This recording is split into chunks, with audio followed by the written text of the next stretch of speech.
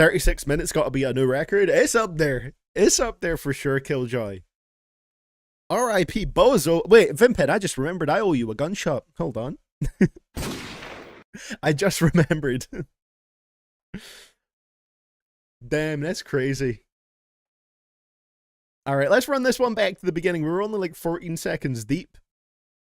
Hey, how's it going, everybody? I feel like, I don't know if I'm kind of baiting YouTube right here now with this title.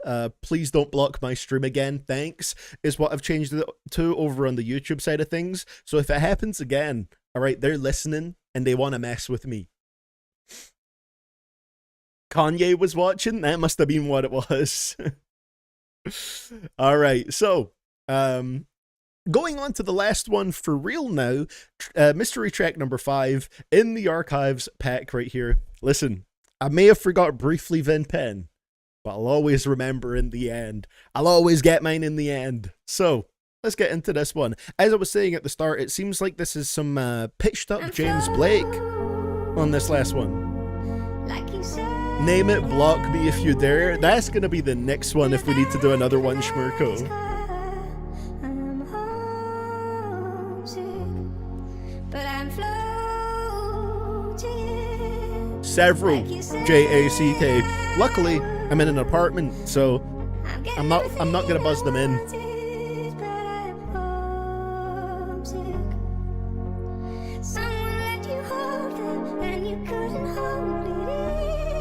That's pretty accurate, Killjoy. Is Vin Pen the stream Kenny from South Park? Feels like he's getting shot every other stream.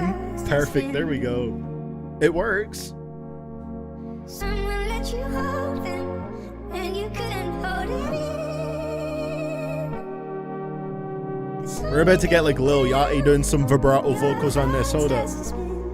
Yeah, it takes a little while for the YouTube chat to start updating again when like a new stream starts up after a block.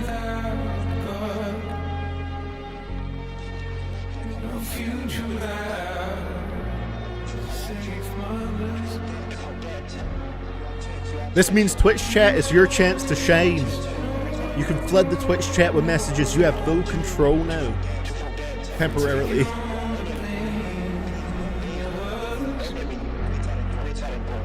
But on the YouTube side of things, it also means you can say stuff incognito. Alright, it's not going to be on the screen here for a minute. It's time to reveal your darkest secrets in the live chat. Ooh. Wait, that's building up.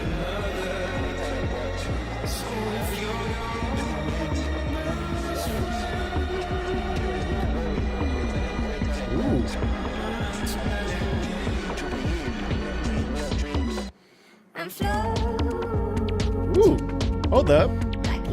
Yeah, I'm not doing that. Ah, I almost got you, Sawdust. I didn't share since 2025. What? Who said that? Oh wait, I'm airing out the secrets. My bad, my bad. Got him good, Scarecrow. There we go. Vin Pen and Killjoy got the Twitch emotes going. Oh no, YouTube is caught up again. They know your secret now, asshole.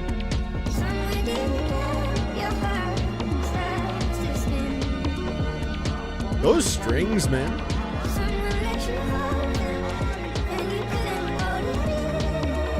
I'm sorry, Schmirko. I've snitched. Now I have to get stitched, alright? I believe that's the correct wording. They breached through. They've left containment. This is very strange, but in a good way. Yeah, like some fun experimentation, I feel like. Really loved when the drums came in there, the way the strings built up. The playing around with the pitch of the vocals has been really effective on this one too. If you're your own best friend, pretty damn good. If you're your own best friend, if you're your yeah, I can't say I'm a warm or hot water guy, personally.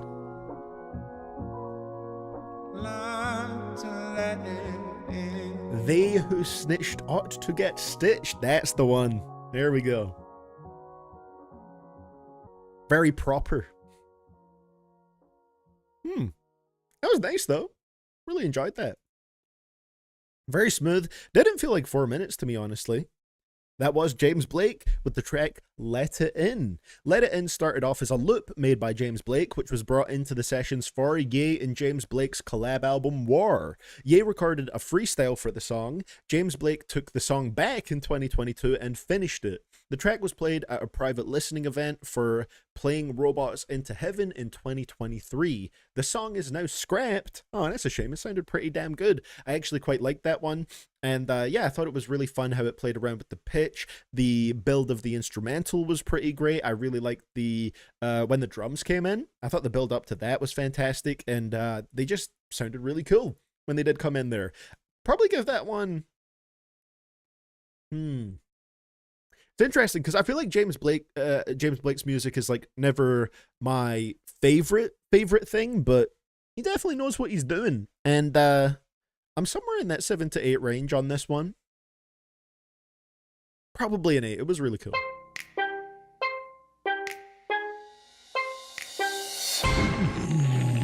That's good. James sounds like he's doing background vocals for someone who isn't there.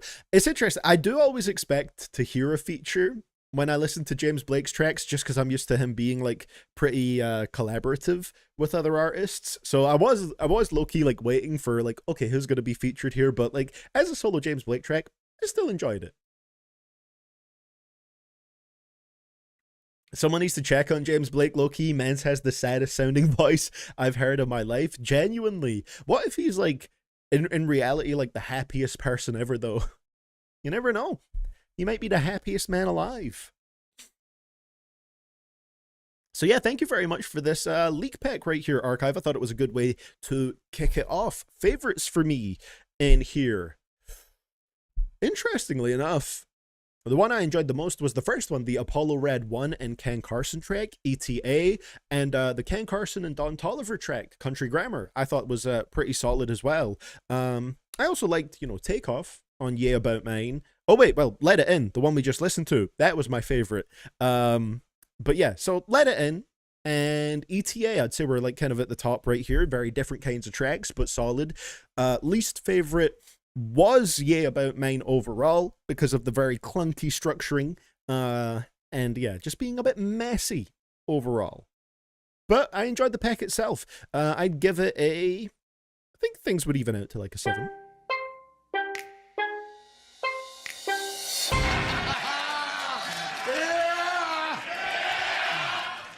He's British, none of us are happy. That's fair. Hasn't it like rained every day in Britain in 2026 so far? Love the UK, man. Can't wait to go back. I've heard that James sounds that sad because of what Skrillex did to the perception of dubstep. It's all clicking together now. It all makes sense. So thank you very much for that. Oh, I realized this wasn't on the screen right here. Probably, will we close the queue soon? We have like 2 albums in the queue currently. Once again, one of those is a Dave Blunt's album, so brace yourselves. But we'll keep rolling with it for now. We'll keep rolling. So the next one we got after that, fun little leak pack, comes in from Alex Green. Alex Green has our first individual song request of the day. It's always really interesting to me to get the bit of context with the leaks or unfinished tracks and to imagine how they might flesh it out more in another universe. Yeah, it's always really fun with those requests, just getting a little bit of backstory and, almost like a little bit of a what-if scenario. Oh, how could this have turned out? Because I imagine plenty of them would be quite different in a way if they did eventually, become fully released and fully realized tracks. Ah, Mr. Blunts. Love a good bit of Dave Blunts, don't we? My favorite rapper named Dave. So, let's see what we're getting on this one right here. Looks like T.I.'s King album is in the YouTube thumbnail here. This is Good Life featuring Pharrell and Common. Alex is saying right here, this B-side from King was originally going to feature Jay-Z. Since he couldn't make it, T.I. opted for Common. Nice little second place pick, I guess. This is just a song to feel good to. I'm not mad about a Common pick, though. Let's go. Let's get the Genius page up for this. Give this a listen. Produced by the Neptunes. I've heard those guys are getting on great recently.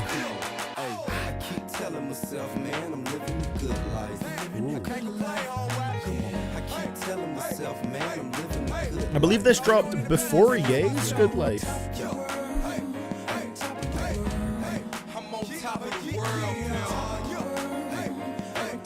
Hey, appreciate that too, IC. Very happy to include those projects. Hold on. Let me pause it for a second. So I see you saying we're already getting industry plant accusations in your comments. I saw like one comment saying that, but I don't know if there's any more because I just haven't been checking my comments recently. It gives me a lot more peace to just put videos out and then not check the comment section generally. I'll maybe check like the first, the first 30 minutes or so. But yeah, I don't know if it's a lot of people saying it or not. But yeah, it was very nice to include some viewer submitted projects for the first time as well. So yeah, appreciate you guys for sending in the music and, putting me on to your stuff. And even when my days when the blues never ran from adversity, instead I ran to it. Fear ain't in the heart. This dropped after B. You get courage from your fears right after you go through it. Now I come through in the coupe on 22. They ain't bad for Little Nicky Erasure. That's my second favorite Dave rapper quote. Graduating for a pair of tennis shoes. I used to use the beats to paint my pain, but nowadays, man, I can't complain. I got several automobiles and they all on them things. Several solitaires and they all in one chain. And you should see me in the mall, I'm the same. And getting brains from a couple bras on the plane. Hey, I keep telling myself, man, I'm living a good life. Oh. There's Pharrell. Telling myself, man, I'm living a good life. Hey, where we at? Yo. I'm on top of the world. Hey, that's fair too, I see. That's fair. Lost and found in the struggle. Where dudes say stay safe and stay out of trouble. Speakers muffled, the law and BMs try to cuff you. Those with duffels move weight and have muscle. I dug through the dirt with a verse for the people. Opening for Daddy Kane and Easy at the Rego. The radio rarely put their needles on my record. They ain't see how the hood and heaven were connected. Sales projected, ain't show how effective lessons learned. Sessions turned to life reflected. And everything I found real in life, yo, I kept it. They say life's a teacher, you're gonna get tested. When a nigga changed, they kept saying that nigga strange. They couldn't. What an interesting production choice at the end of the verses here.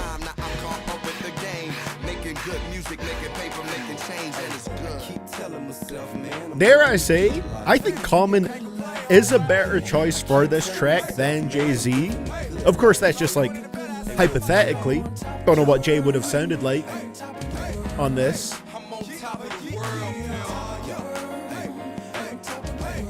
But I think Common is great for this kind of track. With enough heat to set the hood on fire. Man, you niggas think Suge was off the wire. You should have seen the squad before I had Messiah. When we assumed the title as the #1 supplier. Felt like I was selling blows since I was in diapers. And we wish the nigga would come try us. We were cool with the killers, best friends with the lifers. Quick to upper strap if a nigga wanna deny us. So what we considered then a lucrative empire. But like that, pimpin' time flashed by you. Now I wonder what the judge think as he read my priors. Cause prisons ain't full and the reaper ain't biased. Anybody tell you difference a damn liar. I gave the jail hell, shot birds at the hearse. Live through the worst and reverse the curse. Hey, I keep telling myself. Nice little reversey sounds during that part. Not bad. I keep telling myself, man, I'm living the good life.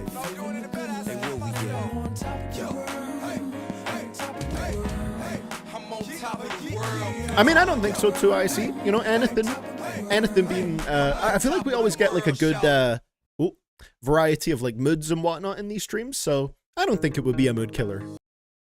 This is not. Yeah, it says for me on Streamlabs that this is still Good Life featuring Pharrell and Common.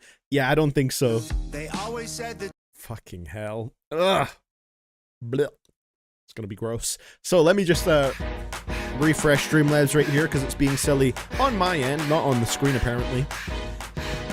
Now it's just not loading. I guess we're stuck with the I keep telling myself, man, I'm living the good life. We're running it right back again. I thought that was a pretty solid track, and you know, dare I say, I think Common was a better feature selection for this track than Jay-Z, despite being the sort of second choice on this one. I think this is just very fitting production for him to go over. He fits over those pianos very nicely. I mean, if you could get both Common and Jay-Z on it, maybe that's blowing the feature budget a bit too much, but you know, that would be pretty cool. Overall, I enjoyed this one, though. It was an interesting production choice at the end of the verses to have, I guess, just some of that Neptune's weirdness to it with, you know, the instrumental getting a bit jabby. But overall, I thought it was a very smooth song. Nice chorus to it. It is just a feel-good track. We got a great verse from Common, who I think laid down some really nice bars, cool rhyme scheme to it, and just sounding smooth as butter. T.I. great as well. Can't complain. I got a solid 7 on that one. Living the good life.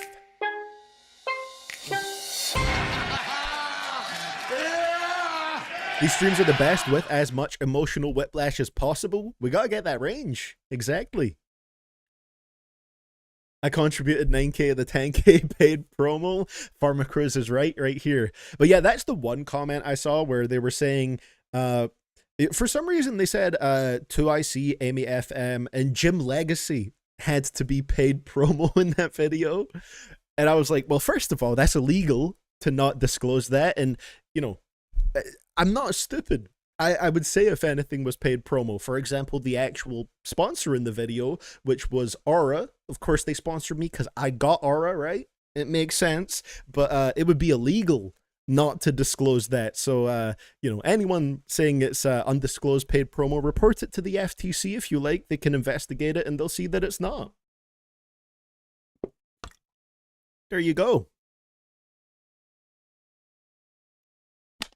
Also, I DM'd Jim Legacy after that and he got back to me, so that was super cool.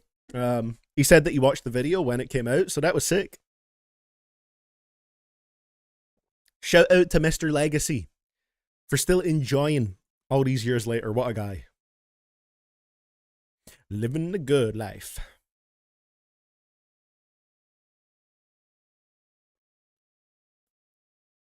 FTC enters the chat. What is CoffeeZilla doing here? It's crazy.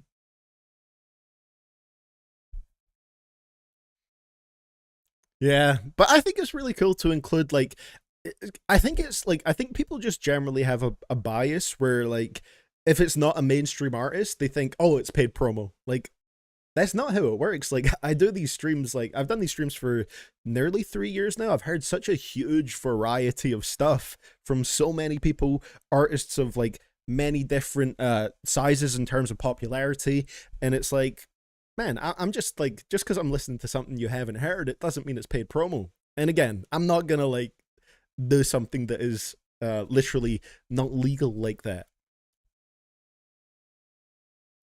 Crazy. I still think Tom McDonald was paid promo for the worst list. Okay, now that would be something. Imagine paying to be on a worst list as some rage bait promo. It's maybe not the worst idea. It's maybe not the worst idea. So, what we got next? Oh, no, wait. I know what we got next in the queue. Oh, no. Adam Calhoun didn't pay you to be included. That, in fact, did not happen, Vinpen. There was a certain someone who submitted that album on stream, though, and that got it included. Oh, no. But you get paid to listen to songs. Checkmate. Yeah, I think maybe that's like part of it as well. Maybe some people have the assumption that because it's a paid request stream, that also doubles as like a paid promo stream for a video. But it's like, nah, you send stuff in for a genuine review, you know? And then if I include it in my video, that's going to have my honest thoughts. And there was no guarantee that I was going to do a tier list, I think, when that music was sent in as well. So I think that's worth noting. I don't know why I'm like like justifying it here. Everybody knows what it is. So let's get the next one loaded up right here. It comes in from Will Anderson Edwards, aka Ocean Spirit Blue. I've heard this song once. It's as terrible as you think it's going to be. Again, I was considering making a video on this one just because I think it would be fun to make, you know, those shorter videos that I make every now and then on current things that are happening. Happens like once or twice a year, even though I plan to do it more frequently. It's bad. It's a bad track. Hey, thank you very much. Second in command. Much appreciated. Do I close the queue there? Maybe taking like one more track. I'm very bad at figuring out how long the queue actually is. So, here we go. But you've heard it, so you're going to add it regardless of how or why you heard it. That's exactly it, Schmirkle. Like, it was a tier list for every rap album I heard in the year. So, like, regardless of how I heard the album or who it's from, yeah, I'm going to include it 100%. It'd be amazing to do a reaction video where you pretend you like this. The thing is, some people would like, some people would take it out of context and be like, oh man, you like this song, but you don't like, I don't know, the new Wabbledy Dabbledy album. He's my favorite artist. So, Ocean Spirit Blue, Will Anderson Edwards is saying for this one, our favorite Canadian patriot is back at it again. Let's go. Now we're going to have a Scottish man living in Canada, listening to a Canadian man talking about American politics and therefore giving his own thoughts on these American politics. Let's do it. They always said that Charlie Kirk was a Nazi, then they celebrated after they killed him. John in Tennessee, go ahead. What you want to say? That shit is fucking trash, dog. Get the fuck off the airwaves. Oh. You know, for anybody that said MGK's pop punk music is as bad as it can get, we've trudged down to the deepest depths. There's a joke to be made about extending MGK's name here, specifically with certain initials at the end, but I'm not going to do it. They always said that Charlie Kirk was a Nazi, then they celebrated after they killed him. They tried to tell us that Black Lives Matter and that white people have always been villains. It's the same talking point he was doing 6 years ago. In 6 years, buddy is still talking about the same thing. This is, at some point, you just have to accept that Tom fans maybe just don't know what's going on. I don't think they have awareness of anything. They burning flags in the streets and they scream at police, taking illegals to prison. They got rainbows on their bedroom walls and they swear to God that men can be women. There it is. Scrolling through their TikToks to get the news. They heard that Trump's a fascist. They swear it's true. They set fire to Minnesota. What a time to be having a lyric defending Trump. Even there's even a ton of original Trump supporters who are like, yeah, we don't support Epstein's best buddy anymore, even though like all the signs were there earlier when you were supporting him. Like, there's plenty of people who have turned back on that now, but Tom McDonald's like, nope, we still have to pander to this crowd, the extreme side of things. We smell the fumes. They say that guns are dangerous. Guess they're the proof. They'll shoot Yeah, the your left are head killing off everyone. your head. Then make a meme of your last breath. 'Cause you're not like them, so they want you dead. But we'll still pray for the left. They'll say that they're hurt by things we said, and say we deserve it when we're dead. When we're shot in the neck with our last breath, we'll still pray for the left. Praying. The Charlie Kirk bars in here, man. When we're shot in the neck with our last breath, we'll still pray for the left. What a righteous man. Even when the violent left are attacking and killing these people, they're still gonna pray for them because they're on the good side of things right here. This is so stupid. It is so dumb. Like, I feel like it's almost redundant arguing against it because I'm sure he knows this is dumb, but it doesn't make it any less, like, harmful and stupid that he's making it at this point, even, like, whether he actually means it or not. It's like... Charlie Kirk got shot by a guy, and now Tom McDonald's whole thing is the left are violent and they're killing us. They're killing all the conservatives. We need to band together because the left are the most violent people known to man. And then, you know, he's talking about people like making memes after he's died and whatever, which like does happen, but you're really talking about like just a like very specific side of social media, and that's about it. Like you're laser focusing on a very like particular crowd of people here, and most of them are not killing people, funnily enough. They keep saying that ICE are the Nazis, so they're buying guns and tracking positions.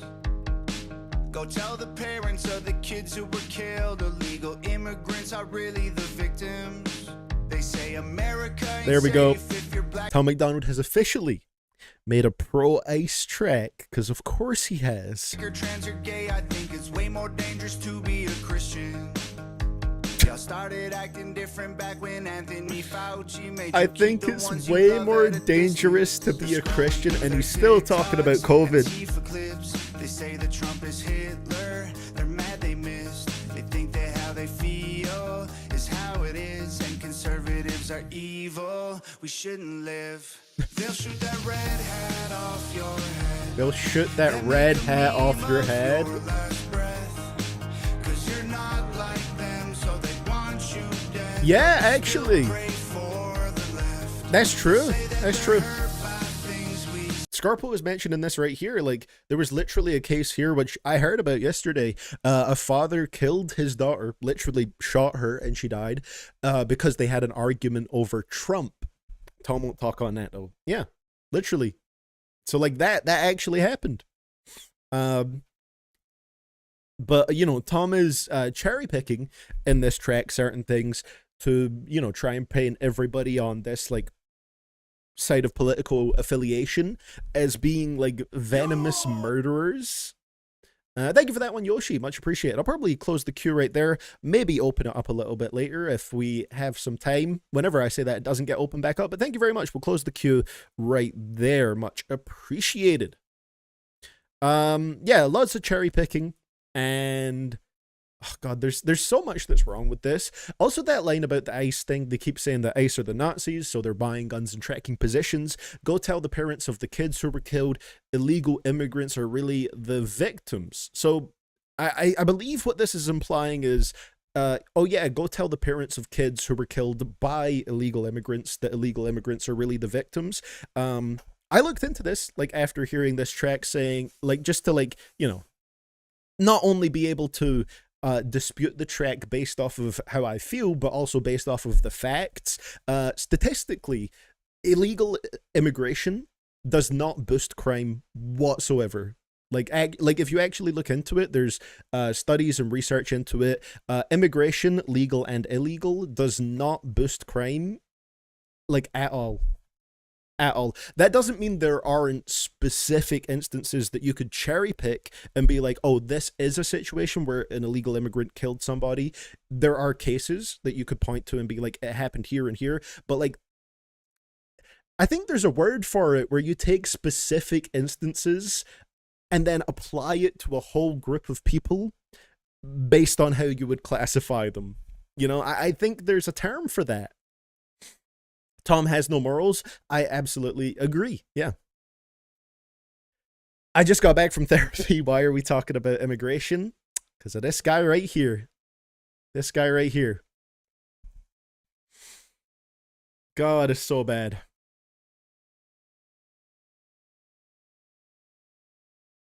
Let me just close the queue on this side of things before we finish this one up. But yeah, it's like, I did this little thing called research, and all I had to do was, like, Google, read some studies, and boom. You can look into anything that tells you, yeah, immigration does not boost crime. So there's something very insidious and evil about a track like this.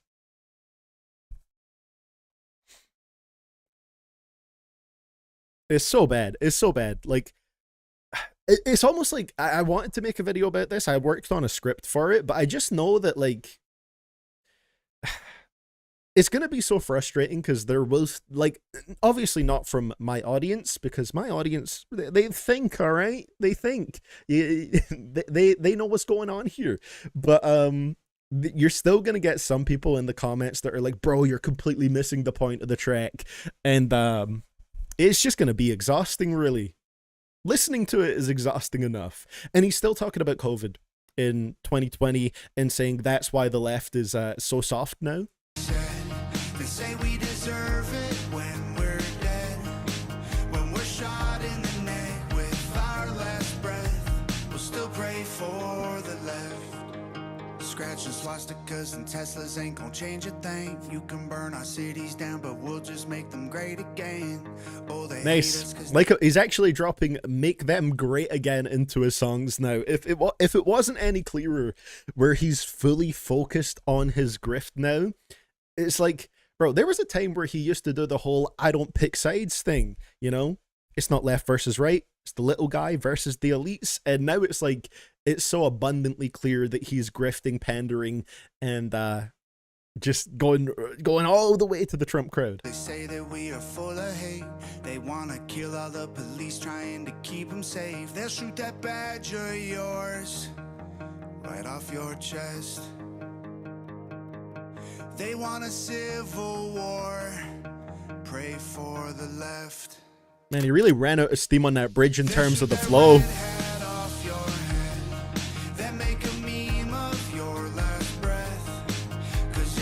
Jesus. My lord, he really added everything from all his songs ever into one song. That's pretty much all he does now, Scarecrow. Especially for his singles, his music videos. It's like,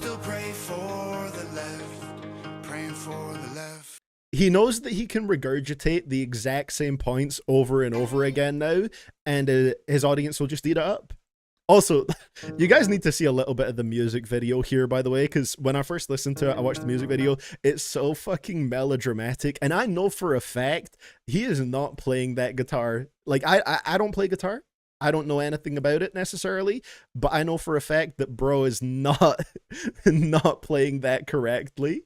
Hold on. Why the fuck is it not fitting the screen correctly? Okay. Yeah, that'll do. Just look at this shit. They always said that Charlie Kirk was a Nazi, then they celebrated after they killed him. Bro isn't even trying to look like he's actually playing it. And that white people have always been villains. They burning flags in the streets and they scream. Look at that. Police taking illegals to prison. What the fuck is he looking at in the distance? On their bedroom walls, and they swear to God that men can be women. They're scrolling through their TikToks to get like, what is this, man? There's one part where he does like a really dramatic look at the camera. Where is it?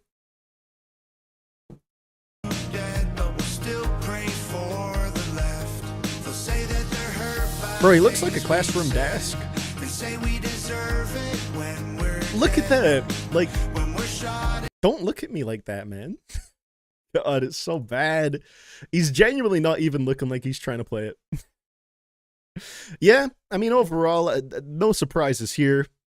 John in Tennessee, go ahead. What you want to say? That shit is fucking trash, dog. Get the fuck off the airwaves. Oh. No surprises whatsoever.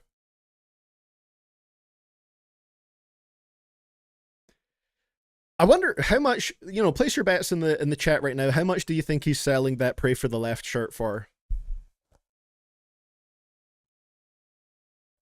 I'm betting $40 at least. That's Canadian.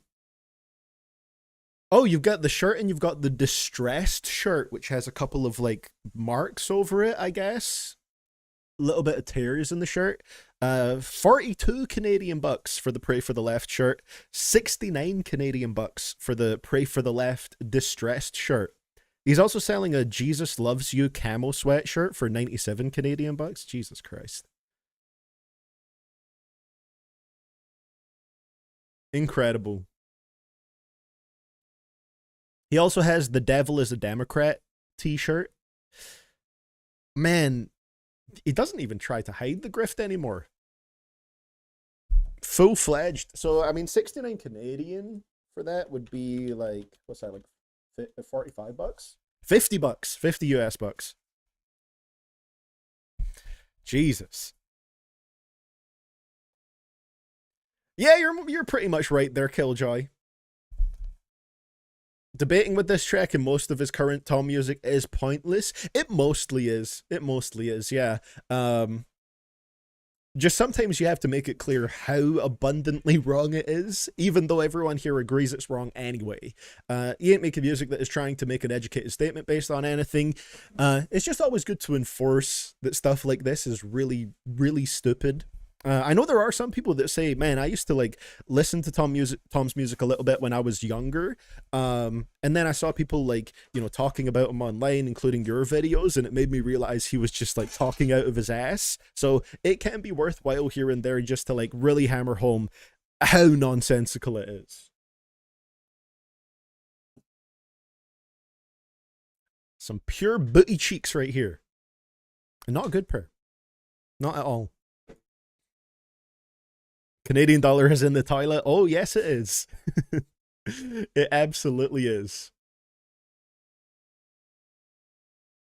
Man, what a crazy track. It's so crazy looking back when he dropped that If I Was Black song as a way to look centrist. That was such a weird track because even a lot of his audience was mad at it as well. It was so weird. Oh my god. Sorry, just scrolling through the chat a little bit right here because there was a lot to say about that one.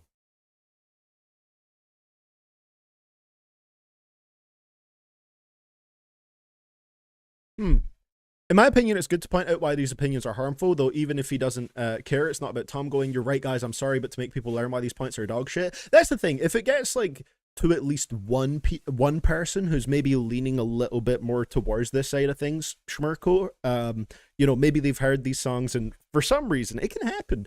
They'll be like, oh, maybe there's, like, a good point in there somewhere. I think it's good, like, to go against that, even if, like, it stops at least one person going a bit further down that rabbit hole, you know what I mean?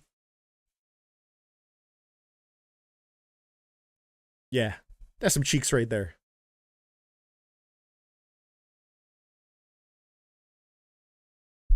Anyone who actually plays guitar can tell you that there's no way in hell he's actually playing that. That makes sense. Yeah. Hey, good to see you here, Music Movie Nerd. I think you asked... Oh, yeah, you sent in a super chat right there. Thank you for the super chat, Music Movie Nerd, saying, I saw SD Kid didn't make the tier list. Where would he have ended up? Yeah, that's one that I actually forgot to include. I was, like, trying my hardest to make sure I remembered to put everything that I'd been sent into the tier list, and I guess that one must have just, like, slipped my mind there. That would have made it to... upper end of the good tier, maybe even the great tier after a few more listens, because I thought it was pretty enjoyable. Good stuff.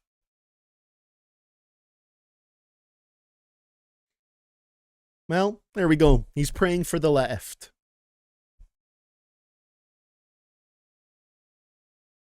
I mean, that is true, no matter how infuriating it could be to debate the same non-points. If you make even one person more aware and realize this is bullshit, it's kind of had to be done. Yeah.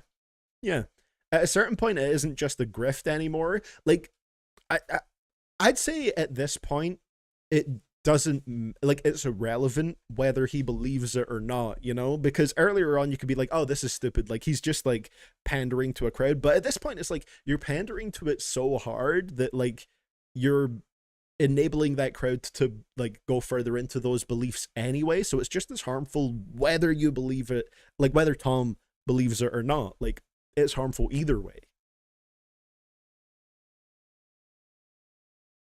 So, with that being said, hopefully we have a good one to follow this up. I am going to take a quick bathroom break before we do get into it. Thank you for sending that one in, Ocean Spirit Blue. Yeah, a lot to say is silly about this song. So, next one comes in from Scarecrow. I believe this is actually our first album request of the day. Can't believe I was cool with that fuck nigga.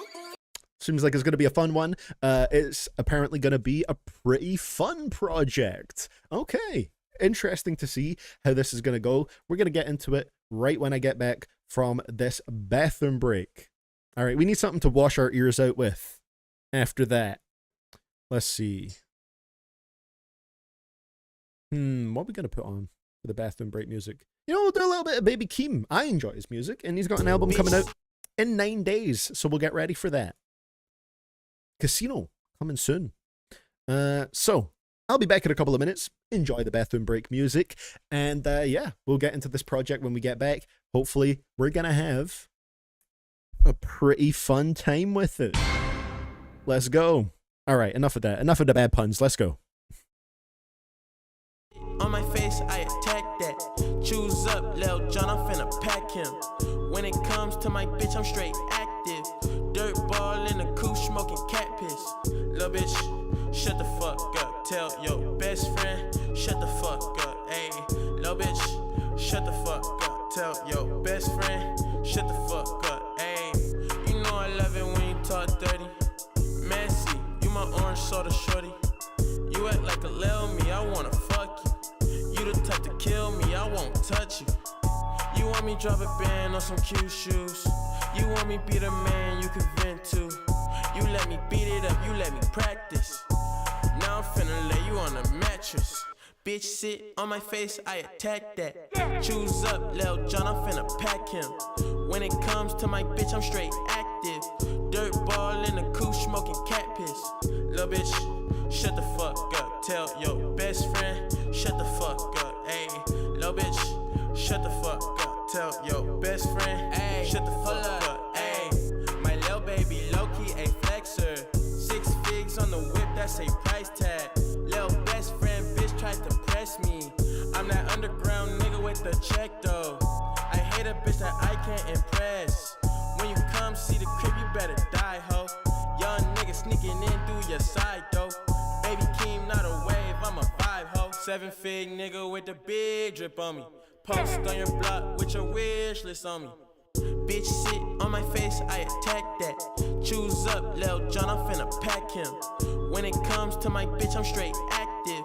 Dirt ball in the coupe, smoking cat piss. Lil bitch, shut the fuck up. Tell your best friend, shut the fuck up. Ayy, lil bitch, shut the fuck up. Tell your best friend, shut the fuck up. Ayy.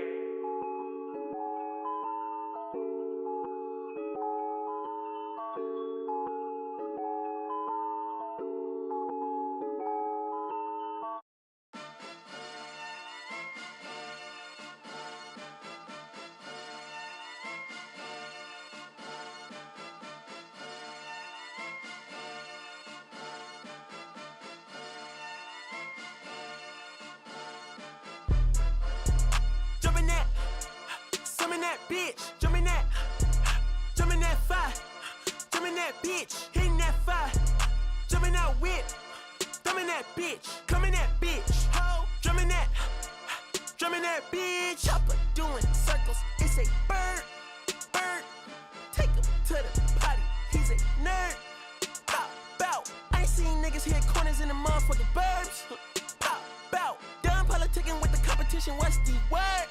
Put that on my mama, nigga, 8 in the process. Nigga tryna tippy-toe through the progress. Tongue-tied when the truth is an object. What's the pros and the cons of this next check? Wasn't nobody round, I was independent. In a 97 bomb with the windows tinted. Heard a bomb got a strap in the party. Who the fuck like this in the party? Beat him up, beat him up, beat him up. Beat him up. I was seeing double in the projects, mad at myself, learn to put it to the side. Mama had to cater for the coupe that we rode after school on the way to pot pies. And niggas wanna play both sides, just a red dot, don't get on the wrong red eye. It's a headshot, they became woo them guys. Fuck around and buried 2 of them guys.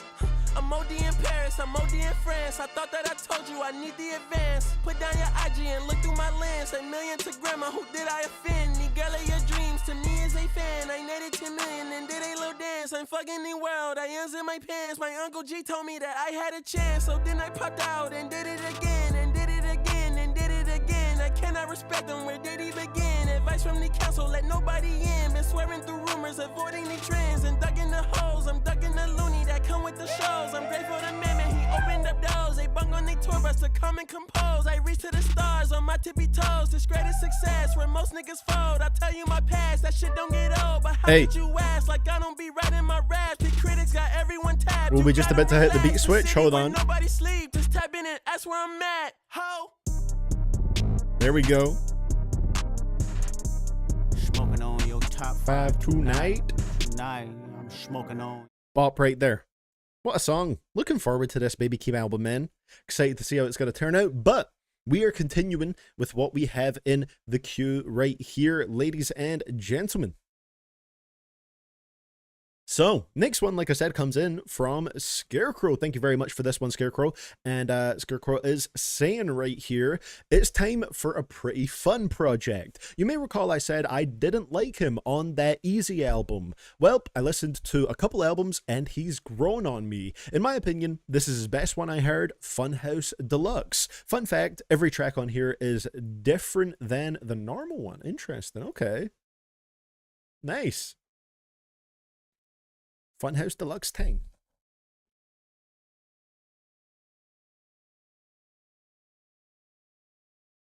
All right, got 15 songs, 37 minutes. It's a pretty quick one. Okay. Hopefully, it will be a good time. Yeah, Baby Keem has some wild bars, Killjoy. Some crazy stuff going on there. Also, how's it going, El Nini? Welcome, welcome. So, excited to hear this and see how it's going to go. We got 15 songs, no features listed on here. Track number 1 is My Name, Funhouse Deluxe by Pretty Fun from 2025. Let's go. Thank you for this one, Scarecrow.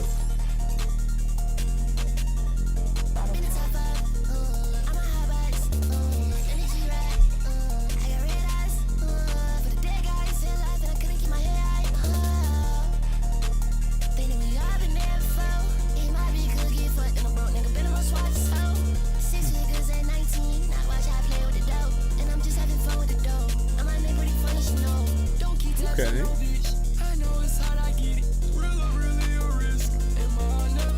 I think this will fall into the underground rage category you like more.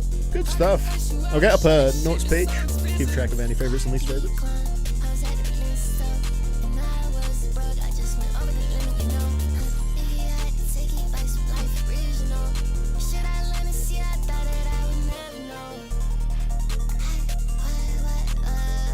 Very colorful sound and production. Always gonna enjoy that. There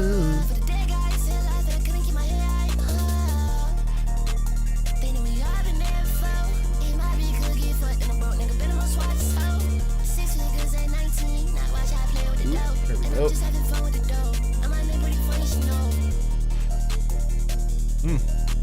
That sour black cherry. Delicious.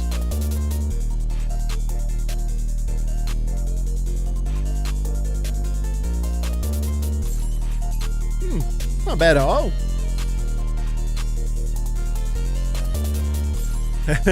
So that'll be a request with a separate link in the tip message, I'm sure, Racer Ghost.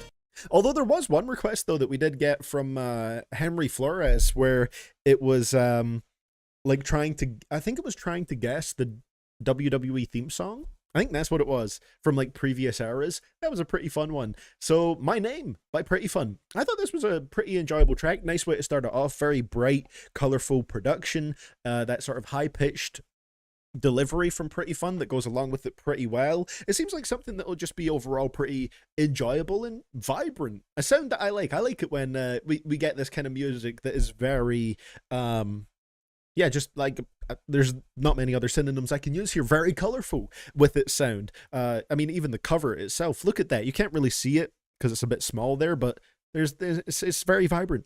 It's bright. So I enjoyed that. I'd give it a 7. Good way to kick off. This can is dented as fuck right now. The album covers Pretty Fun users always match the music perfectly too, just pure fun and energy. And that seems like it will be a good time because, you know, At the risk of repeating myself a little, there's a lot of like the rage sound, the underground, the modern underground scene that I just think isn't very interesting. It's a bit too drowsy in some cases, laid back or boring, or just not all that exciting. So I like stuff like this, where it really is just this fully colorful, stimulating music. So let's get into track number 2 here, Kisses. Oh, bathroom break cue, hold up. I don't got a single thing to prove to you niggas. Grandma said you tall, but when the hell did you get bigger? Lose weight for about what I ain't never hit a switch. All these voices I can switch. Sweet chin music into the pedigree type beat. Hey, that combo almost ended the streak. Crazy moment. Lipstick on my shirt, look like mama jelly kiss. Oh yeah. No, I ain't driving a nigga. I just been watching and blind me out and lazy as fuck, I ain't need it. She go with eating and dig up, been going too crazy, might need to see dishes. Dangerous. In the room when the smokers go sit to the walls in the ceiling. Oh, we got the sound in there. And she a lead, she come back around. Nigga blocking me, just jam me out. Look for the one they could find found her. I don't got a single thing to prove to you niggas. Almost like a ringtone type synth melody on the beat there. Lose weight for about what I ain't never hit a switch. All these voices I can switch up. New York trying to catch a plane, I fell asleep, I missed it. I can tell that you be go through hell to fuck with all these bitches. Yeah, lipstick on my shirt, look like mama jelly kiss. Oh yeah, I sound miss sun and makes it sound fucking up beat, go to miss violence. Crazy bar. And we coolin' it, bitch. Every motherfucking day brought a brand new fit. Got shoes in my closet, spin a man on Zurich. Baby, grab my hand. If you scared, I can leave you in. Talk fuck argument and fuck all the politics. Hot dot bed, now we stack off in the spin. I don't got a single thing to prove to you niggas. Grandma said you tall, but when the hell did you get bigger? Lose weight for about what I ain't never hit a switch. All these voices I can switch up. Hey, how's it going, Ash? Catch a plane, I fell asleep, I missed it. I can tell that you be go through hell. I'm still getting used to that new YouTube like mod symbol in the live chat. Why they always changing random shit? I'm used to everybody being wrenches that are mods. The music isn't similar at all, but Pretty Fun music always gives off the same vibe as early Uzi to me. I could see it, Scarpo, because early Uzi does have the colorful vibe to the music. Different, like, overall in terms of the sound, but I absolutely get the vibes being similar, 100%. Yeah. Kisses was another fun one as well. I like the ringtone synth melody to the beat right there. Drums were solid to go along with that as well, and Pretty Fun was good once again. I think this will just be a smooth, enjoyable project. I think I give that one a 7 as well. Pretty consistent to begin with.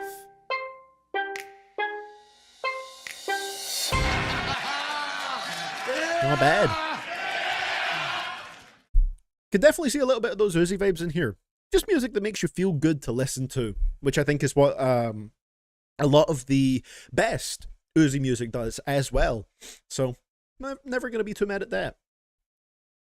I definitely should be able to soon now, Ash, 100%. Now that I've got those end-of-year lists out, the tier list in particular, that was a big boy to put together. But now that that's done, definitely will have more time freed up. So I'll let you know over on Discord, everybody's favorite application right now. So track number 3 is Fuck With Ya.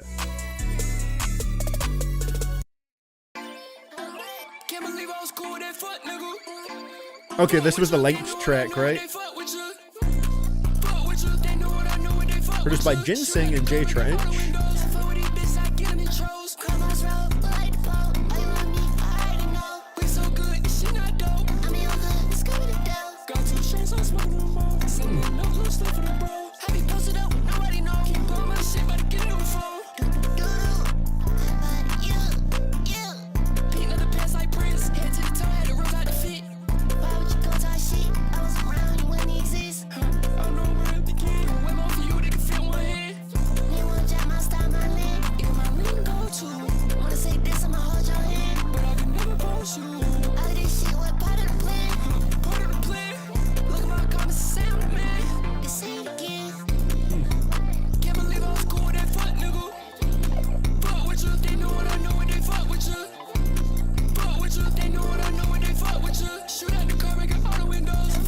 Interesting delivery on this one.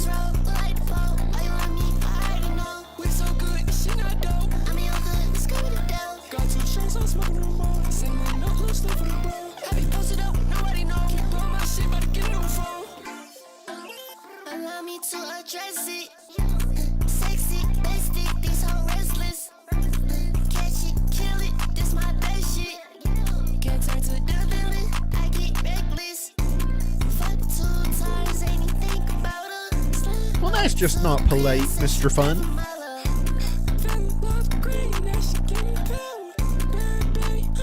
Yeah, the 808s are pretty, like... I just think they have, like, a bit too much of a drawn-out kind of distortion to them, if that makes sense, Scorpo. Kind of drowns out a good chunk of the track a little bit more. Hey, how's it going, Percy? Good to see you here. How's it going?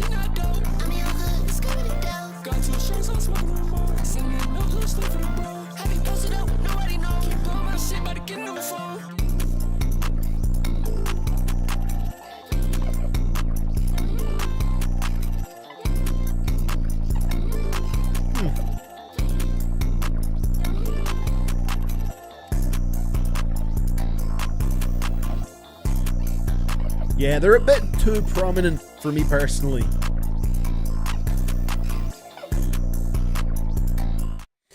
That one I'm a bit cooler on, just with the 808s being more prominent and, you know, similar to the previous tracks, but less good, I feel like, for me personally. It's not a bad track, but I'm more in the middle with that one, more around a 5, I'd say.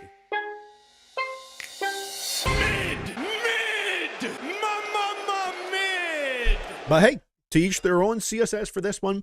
This shit got me twirling my hair and twerking my cheeks, no pause. So I would imagine that would only happen when the track is pretty enjoyable. That one for me, would I write it down? See, the thing is, I don't know what the rest of it is going to sound like, so I don't know if there will be, you know, stuff that's less for me throughout this. I think I'll write it down as a potential least favorite at the moment. Again, I don't necessarily dislike it, but just kind of like a bit of a weaker version of the previous couple of tracks for me. And I'm also interested to see if we get any sort of like particular range of maybe moods or emotions a little bit throughout this, because I've enjoyed the first couple tracks. This one was a little bit cooler for me. I feel like the sound could wear off a little bit fast if it does like stay the same thing for the entire project, but we shall see as we go through it. That's just what I'm thinking right now, kind of looking ahead at the project. So let's find out. Track number 4 seems to be one of the bigger ones on here. It's called Famous.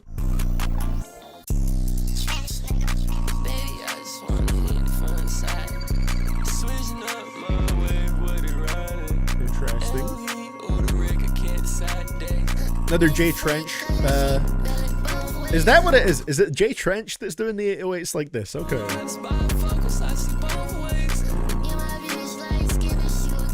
Looks like Jay Trench has also produced for Lance Foe and Osama-san and Shay. And also Low Tech on 24 Hours.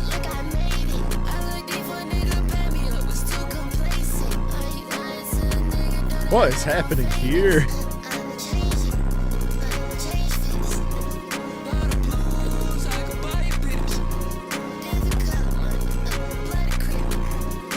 Oh my god, I hate that beat. What the fuck?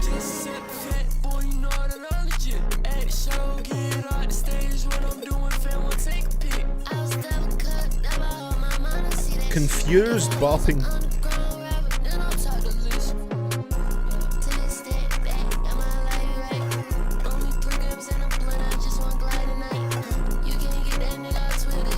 I might take Fuck With You off the least favorites list because we got a new one. Oh no, I do not like this one.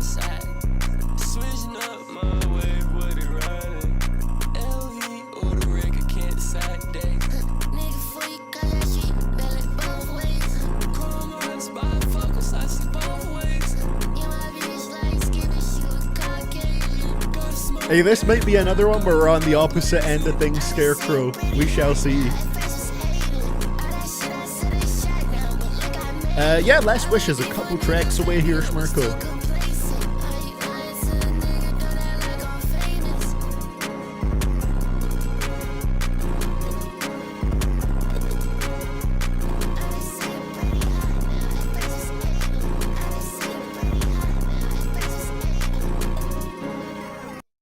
Yeah, Famous is my least favorite on the project by far. I hated that beat. So I'm curious to see how I feel about the other J Trench produced tracks going forward, because J Trench was also on the previous track, and I wasn't a big fan of the 808s in particular on there. So I'm assuming he just likes this sort of distorted, kind of darker sound. Me personally, I think it's a terrible sound for Pretty Fun right here. I don't like that sort of. I don't like the way the higher pitched nasalier delivery meshes with these heavier, distorted, darker 808s, and the beat just sounded all over the place to me. Just didn't even know what to feel about it. But I know that I didn't like it. It's like a 3 for me. That's my least favorite. Don't care. Don't care. Still don't care. I don't care.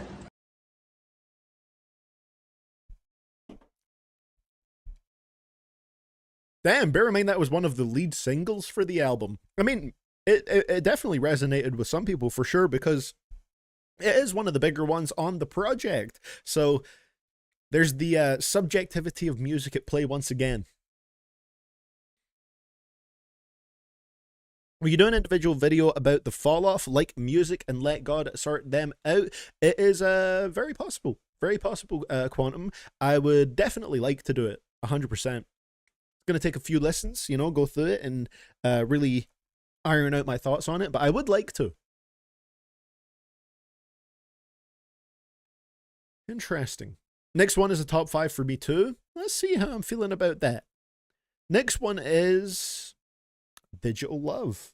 Let's go. I mean, in all fairness, Pretty Fun did give me a slightly different kind of sound on this track. It just happened to be one that I didn't enjoy. So let's see what we get on Digital Love. Oh. Okay. Produced by Ian Conn. From Scotland. Hold on, Scottish producer on this one. Let's go, Hometown Bias.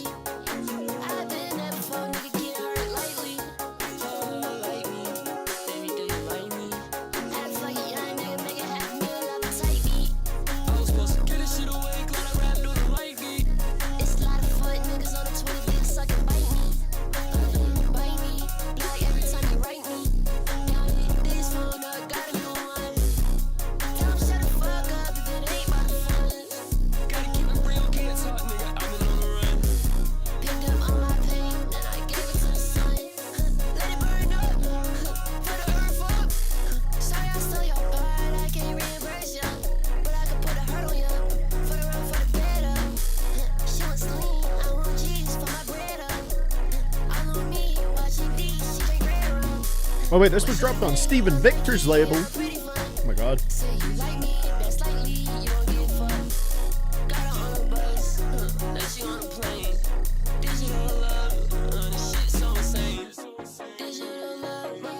I like this little section right here. Ooh. This part's really nice right here.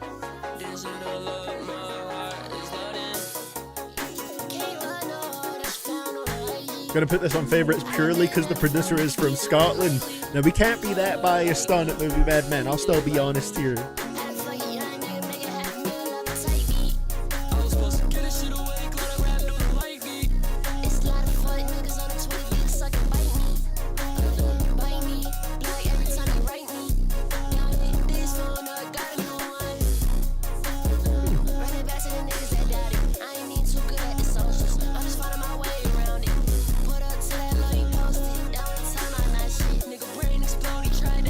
And in that Valentine's Day mood with this one, I guess. IDK ain't celebrating.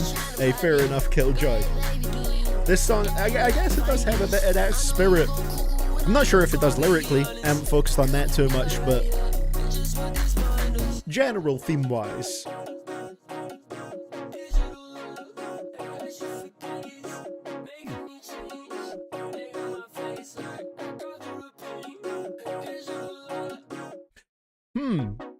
Digital Love I have a bit of mixed thoughts on. I thought there were really cool elements to the production right there. I liked a lot of the synthy sounds. I think my take on this project so far is actually that the 808s in general are detracting from it quite a bit. I don't like the way they're utilized on this project. I feel like it kind of takes away from the fun of the sound a little bit because, yeah, I don't know. I feel like they're there to make the sound harder, to make the tracks, you know, a bit more bangers. But I don't know. I feel like they're just kind of detracting from it a little bit rather than, you know, letting the fun sounds really come through and, you know, just letting that shine. Because my favorite part of this track was this kind of middle section here. Or was it? This part.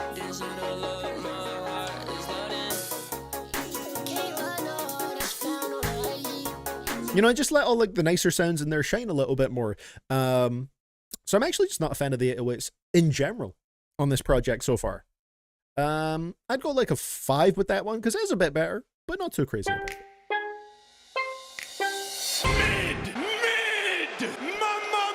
Mid! Yeah, the vocals at the very end of this track did sound a little different. Wasn't that pretty fun right there? Because that sounded like it was a bit more of a natural voice on the outro. That did sound pretty nice. But yeah, overall, bit shaky on the 808s in general here. But I mean, there's stuff here and there that I like. They just make it feel maybe a little bit cluttered, I think is the sound is the word I'm kind of looking for as well. Interesting. I'm going to keep that in mind, Schmirko. The next one is the one Schmirko was talking about there. Track number 6 is Last Wish. Also, I'm going to put my name down as a favorite because it currently is one of my favorites on the project. Let's see how this goes on this one. This is another one produced by Ian Khan. Let's go.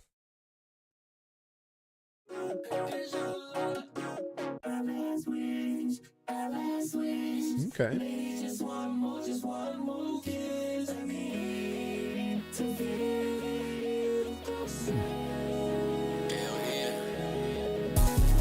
I've been fucked up for a while now. Got my dad and my soul died. I don't even really wanna smile now. When I went to New York, wish I would've came and seen ya. I was too busy putting on my face for the fucking media. Nigga, RP to Angie. Dead fresh, can't get back. All the thoughts flown through my head, made me wanna push my shit back. Sometimes I'm a bad friend. I don't answer my phone. I do not want no pity. Please tell me when I'm wrong. Damn, this one sounds great too, as well as having emotion to the lyrics immediately.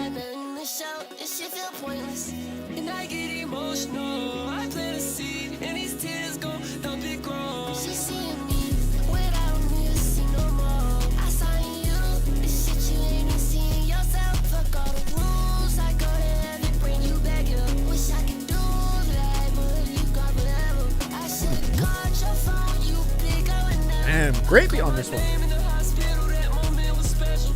Angie living through me. Grandma, I'll be your vessel. I know I'm fucking up. Promise that I'll get better. Don't tell them you changed when you ain't done none. Self-reflect, don't deflect. That's the only way to run it. Nigga, fuck the stunning. I'ma be real. I've been depressed for years. My friends tell me stay here. Okay. Damn, just dropping a highlight out of nowhere. Okay.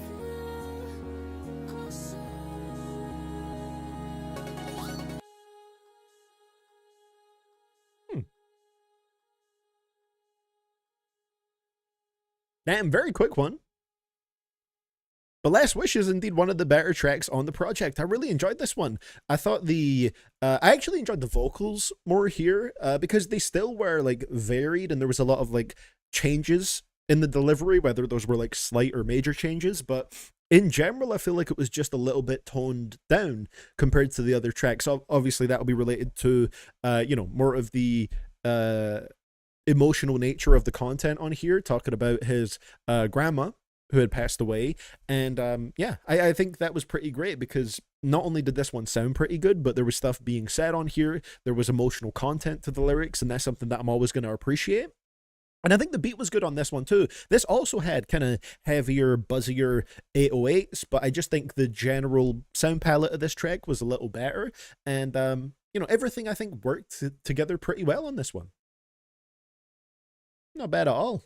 I'd give that one strong 7 to a low 8. That's like the best one probably so far.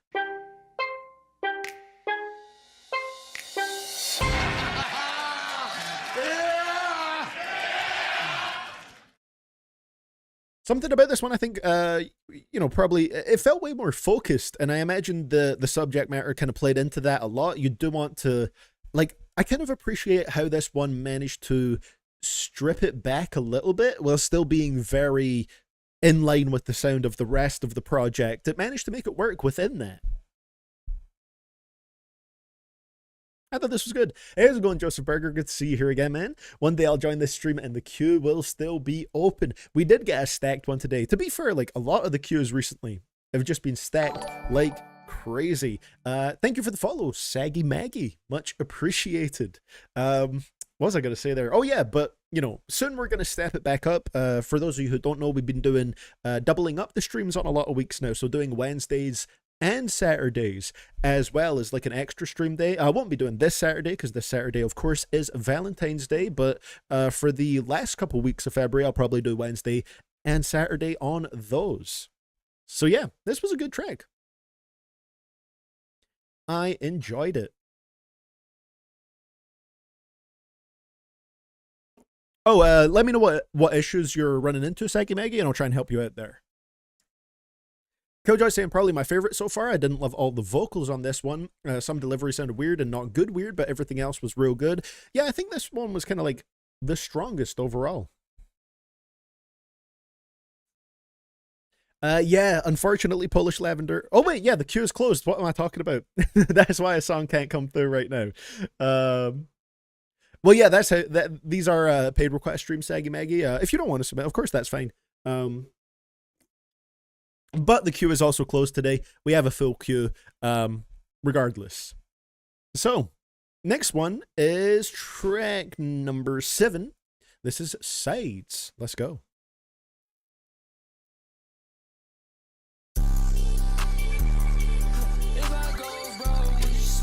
I feel like that was an instant unfollow. Amazing. Listen, it's in the title. What more can I say? Another Jay Trench produced one.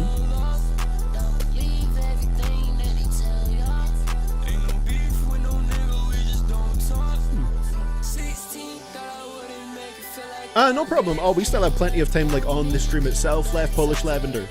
Appreciate you dropping in again.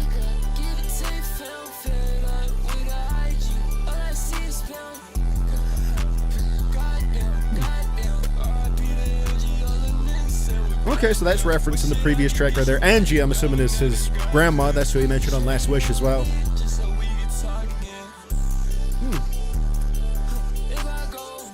I like how this song is kind of continuing lyrical themes a little bit. Hey, how's it going, Doki? Welcome to the stream.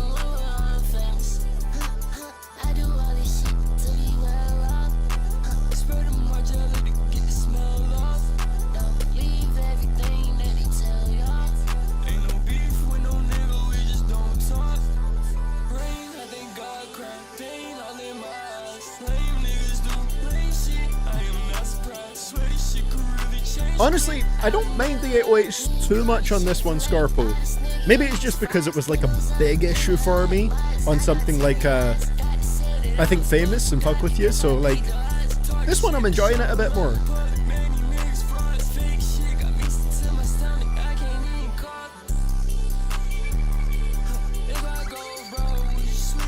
I wonder what it is, like, like what it actually is though, LTK, because it never happens on the YouTube side of things, interestingly enough.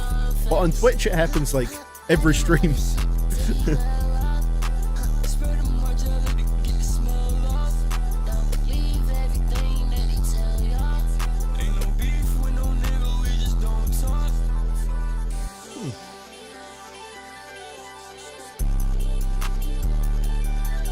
This one's not too bad. It's one of the more, you know, 808 focused bangers. And still a bit of emotion in the lyrics on this one.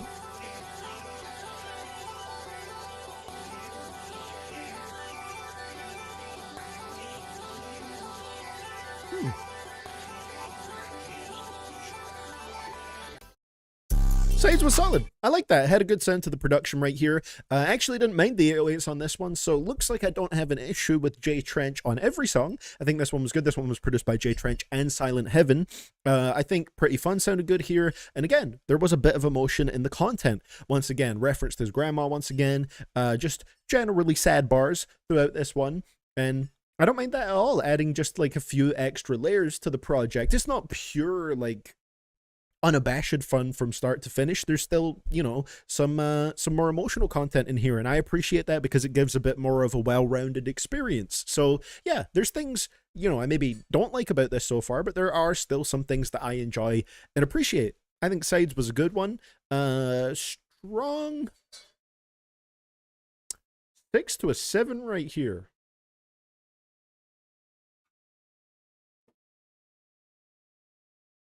I don't know which one. We're going strong 6 at the moment, 6.8, 6.9-ish. Let's go for that. One that I enjoyed more than I didn't enjoy. Nice. Not too mad at that. I mean, overall, it's not been a bad experience for sure. Couple moments where it's kind of dipped for me, but we're pulling it back a bit after the sort of Last Wish and Sides. So let's see if it continues on track number 8, Heartbreaker. Let's go.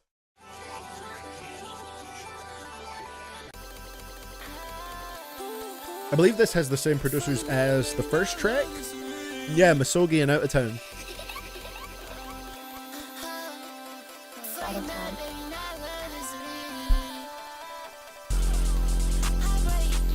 Yeah, that's I would agree with you, Movie Man, especially when it's in the title. Like it's right there.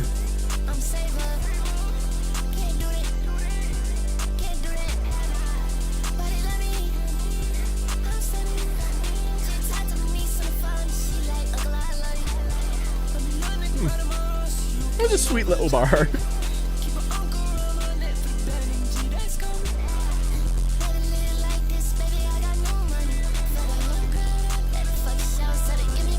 The volume's a little low on the album, but, you know, I can just hit a key and turn it up a little bit.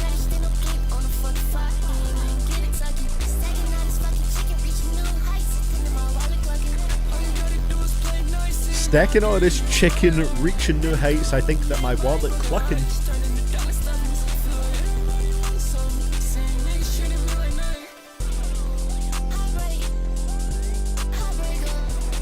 Ah, the February 15th song, of course, Killjoy. Damn, that's a bar there, Movie Man.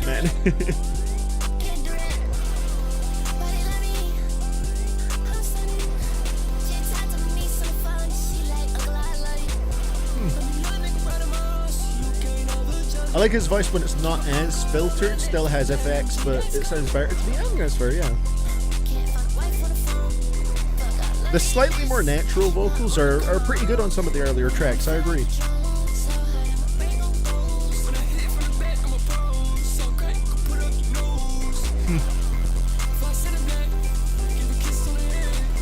This one's working more for me as well. I like this one.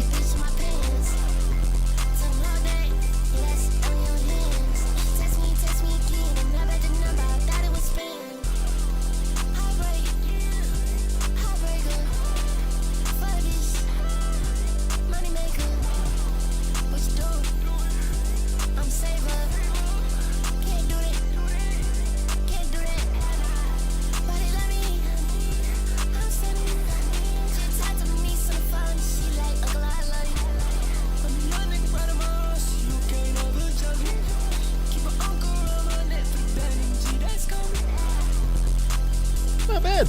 Not bad at all. Ooh, fun little bit of the production at the end there.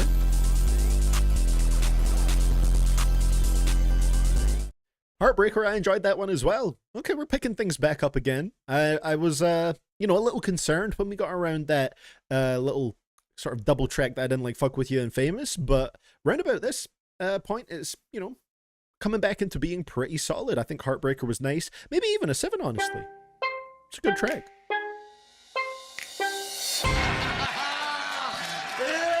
I was critical of the 808s a little bit earlier on, but On this one, like the sort of buzziness of the 808s didn't bother me that much. I think it just meshed with the sound of the production better. I think it has to like fit into the track rather than, you know, fully dominating the sound. And I think this is a good example of where the 808s just really like, you know, they were a puzzle piece that fit into the whole picture very nicely. It just sounded right in there, and you know, created a good atmosphere with the production. I thought the vocals were nice in there too. Some wholesome bars, you know, talking to his niece on the phone, and she was like, "Uncle, I love you." Very nice, very sweet.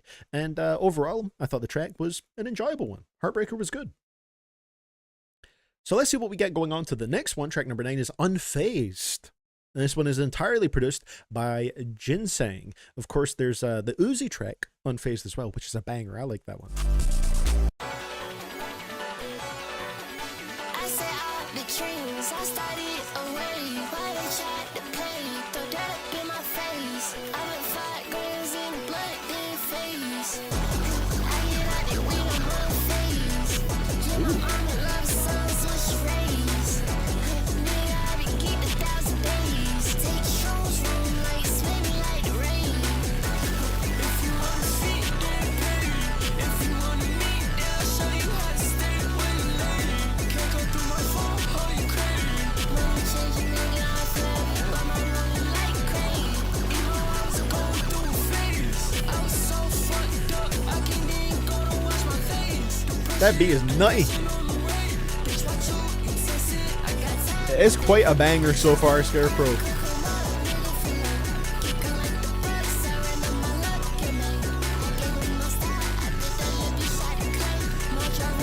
You know, I haven't seen it yet, Killjoy, but I was thinking of checking it out for sure. Definitely will give it a watch. Always down for a great new movie.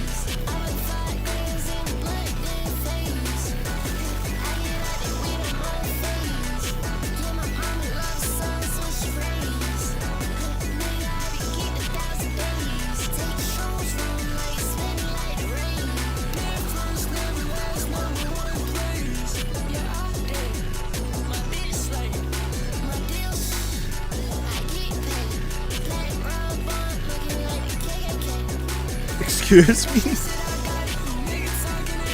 They don't wear black robes.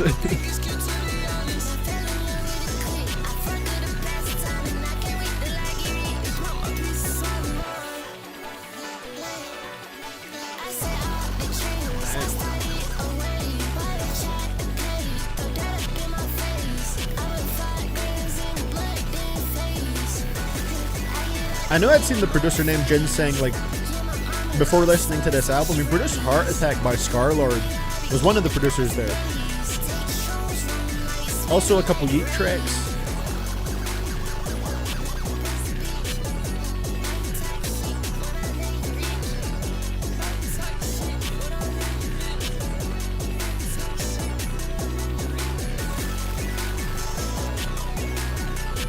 Man, that beat is absolutely insane.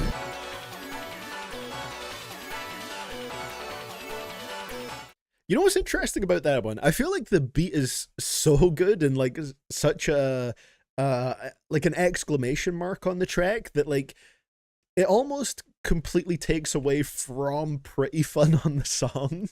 Because I feel like the beat was like so wild and energetic and alive that that's the main thing that I was focusing on.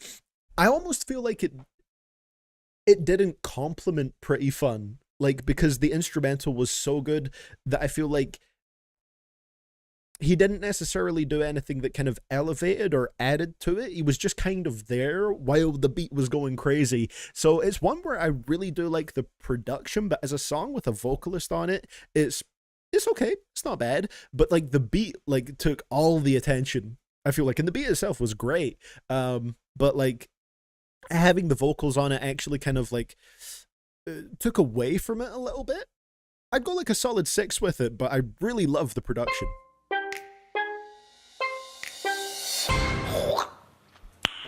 Nice. Fantastic beat though. Very, very lively.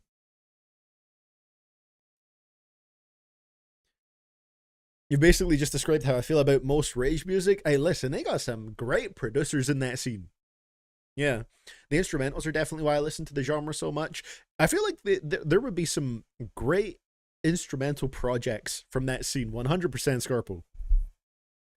It's good. Rachel McAdams is on fire in this one, and the final sequence is pure peak. I'm gonna need to watch you, Killjoy. 100%.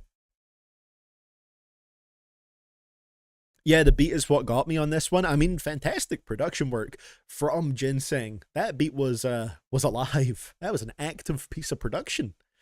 So, might not like the 808s on the next one. Let's see who we got in the production. Track number 10 is different.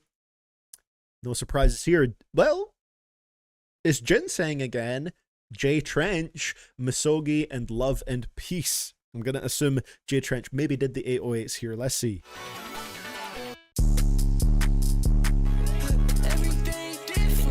My guess would be, yep.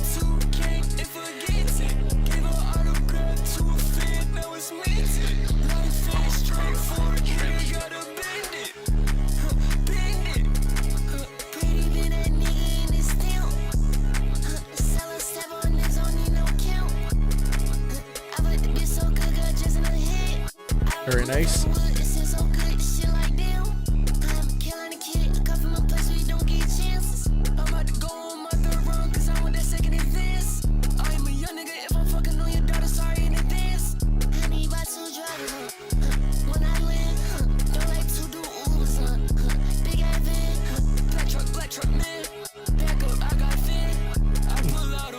Stand Up was the first great movie of 2026. Hell yeah, let's go.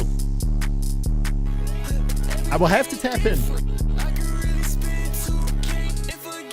Got the Alex and Killjoy cosign on it here.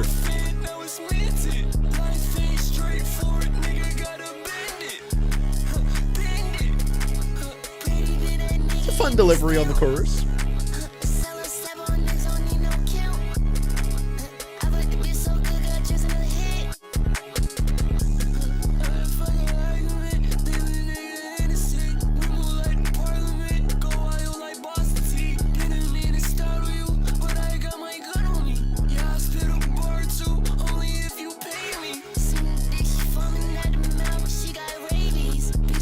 Damn. I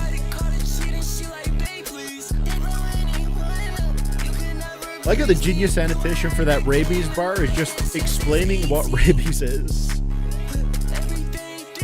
We love a good educational genius annotation.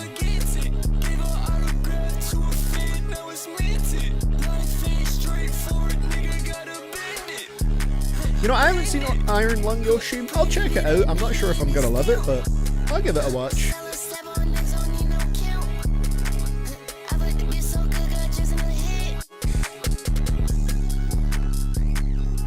You low-key gotta get Jay Trench away from the drum machine and tell him to stick to melodies, because I do not like his 808s at all. Yeah, it's fair.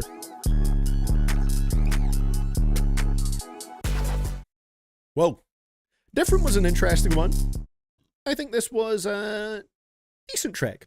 Decent track. I think Pretty Fun worked with the production well enough. I liked some of the deliveries during the chorus. It's one I'd probably give like a strong 5 to a low 6. You know, not my absolute favorite overall. I think there's some solid stuff about this project. I'm definitely not loving it overall up to this point, but I do appreciate in general the kind of like energy that Pretty Fun has. I don't think Pretty Fun phones it in. I think some of it is just not for me, but I think Pretty Fun is definitely putting a lot of like energy into the performance, and that's something that I can always appreciate. Like, I wouldn't describe this as being like dead or lifeless, which is, you know, something that, surprise, surprise, I don't really enjoy. There is energy at least in here. Just not absolutely like loving certain things about it, but you know, there's still some cool stuff going on here.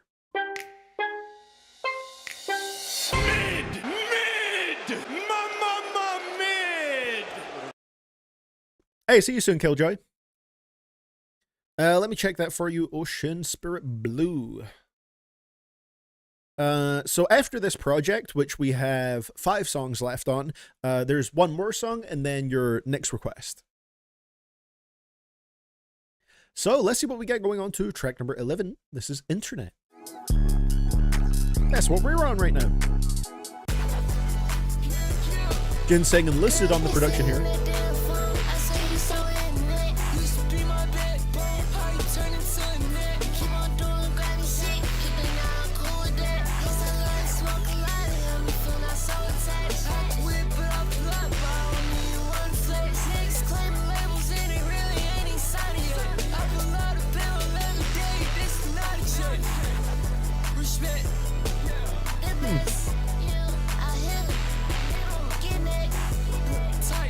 I 100% movie Madman.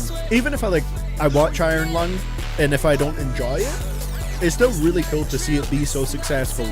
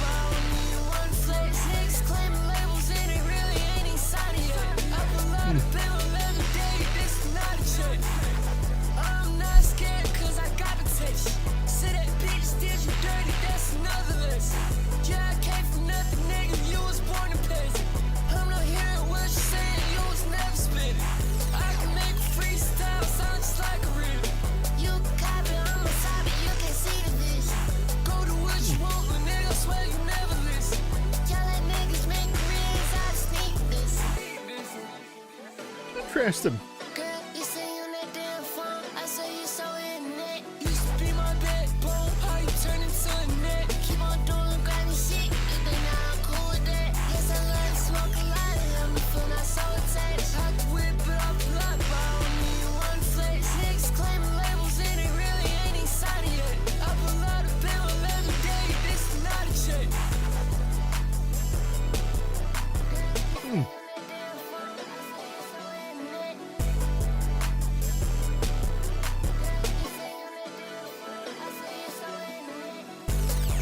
Lyrics are wild. There's been some crazy bars here and there.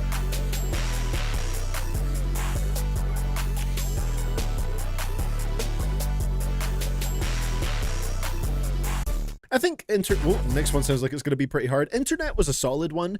There's one minor issue I guess I have with this one. I wish there was a bit more separation between the verses and the chorus in terms of the way that they sounded.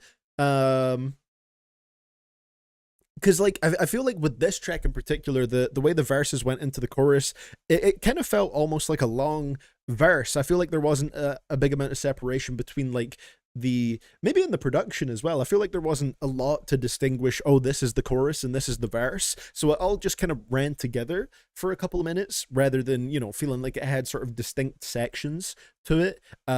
Which I think would have made it a little bit better, but the production was pretty great on it. Again, the energy was solid here. It's like a decent 6.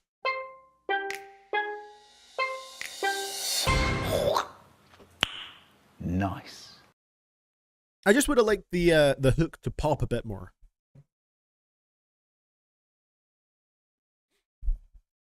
Just in general, it's been really cool seeing a lot of YouTubers venture into filmmaking and have legitimate success with it. It shows that there is a pathway there for people who are passionate about it. Absolutely. I mean, you've got obviously the biggest example is what was her name? Raka Raka with well, at least for me, the biggest example. The ones that I've enjoyed the most are Talk to Me and Bring Her Back. Crazy good movies coming from people that were just originally did some fun YouTube videos. Just made some great, memorable, fresh-feeling horror films. So, let's see what we got on the next one. Track number 12 is called Back.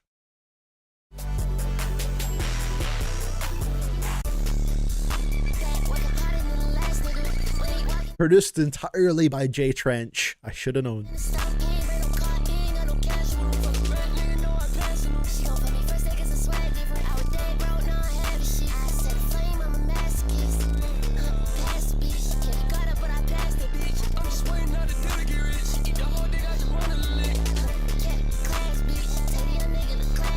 Just wanted a lick, huh?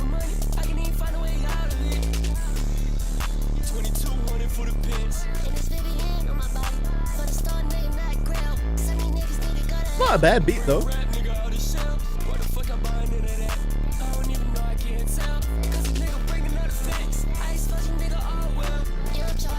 Some cool sounds in the beat there.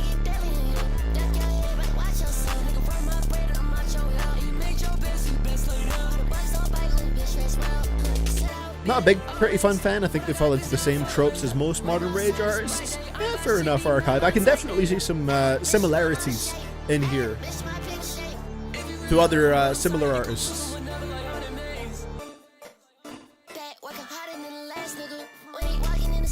Or to other artists in the same sort of subgenre.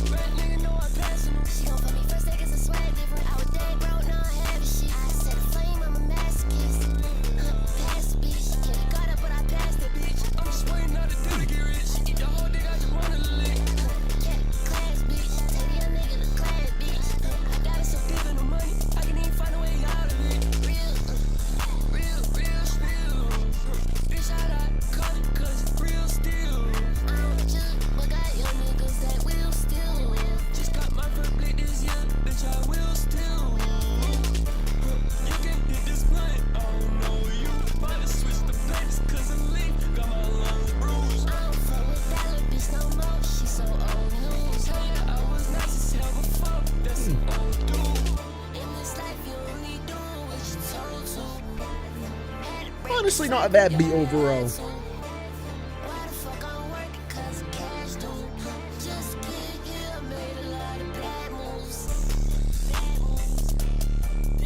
Don't hate the 808s on this one. They still have that distortion to them, but they work with the kind of overall sound of this beat, I think.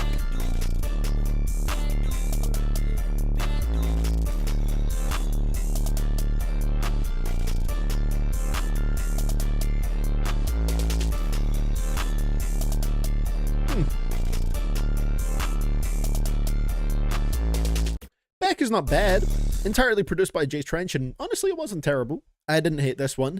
I'm trying to think how I feel about it overall. It's got a bit of a darker sound, or darker, kind of harder sound to it on this one, but I actually didn't mind the way the Pretty Fun worked with it. Probably go like a strong, on the upper end of a 5 with this one. It's not bad.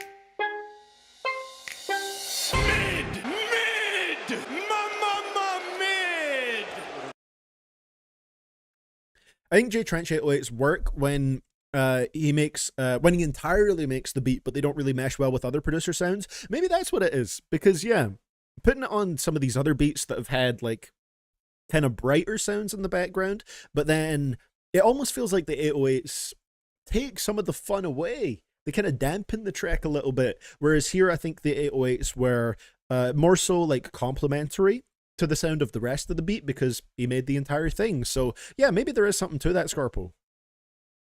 Yeah, Beck wasn't bad at all though. So let's see what we got going on to the next one. Track number 13 is IDK WTF. All the letters going on. This one's produced entirely by Ginseng.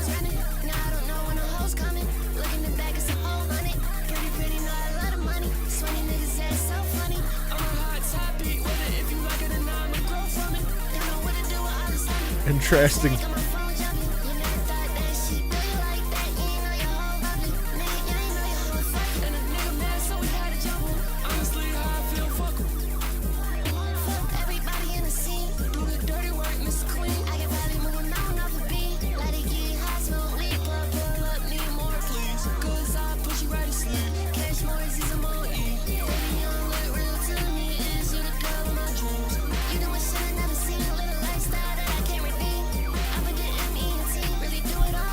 Oh really, Apollo Red 1 is Carti's actual cousin, and the only person currently signed to YVL, Carti's second label. Interesting, okay.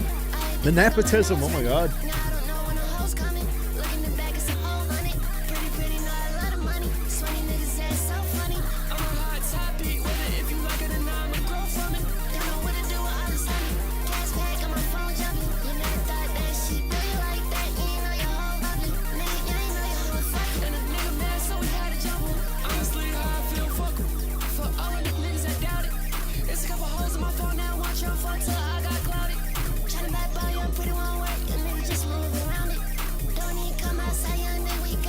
There's a lot going on in this song, bro.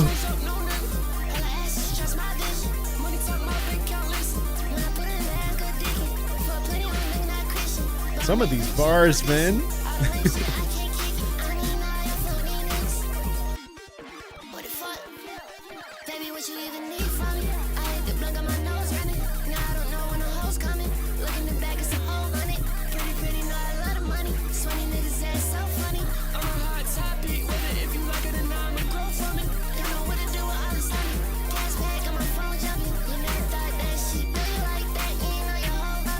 Yeah, there are some bad ways to be a close collaborator with Nine Vicious Archive. Crazy. Man. It's another one I feel similarly to... What was the other track? The other one that was entirely produced by Ginseng.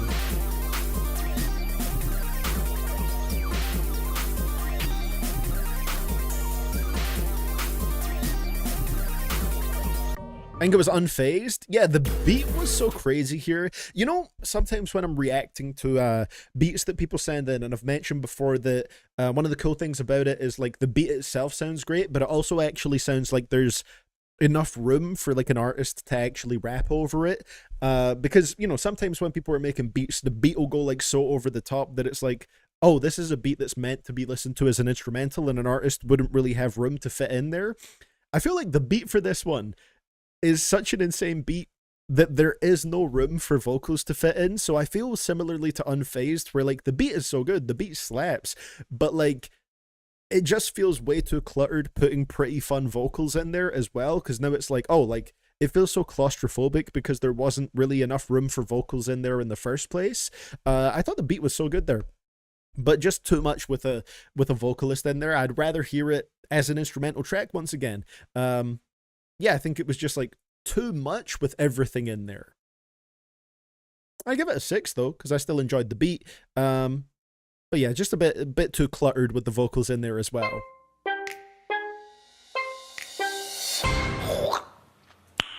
Nice. You know, it was all turned up to the maximum. And you got to give the vocals a little bit of room to breathe. There was no room to breathe for the vocals in there.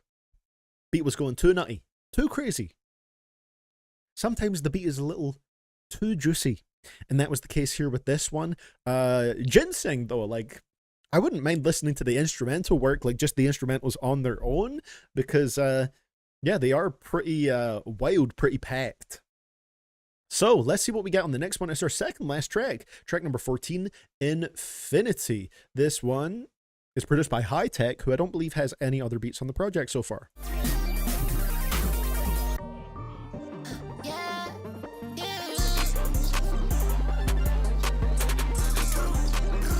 Okay.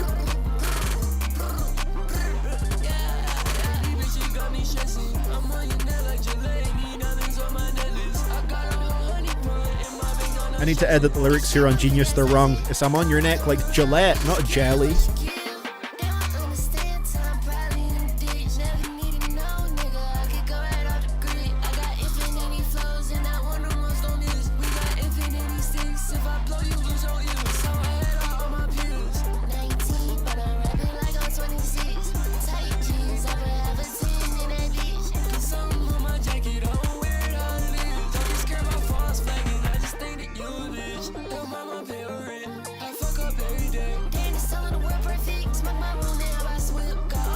Solid beat on this one. I like the flows from Pretty Fun on here too.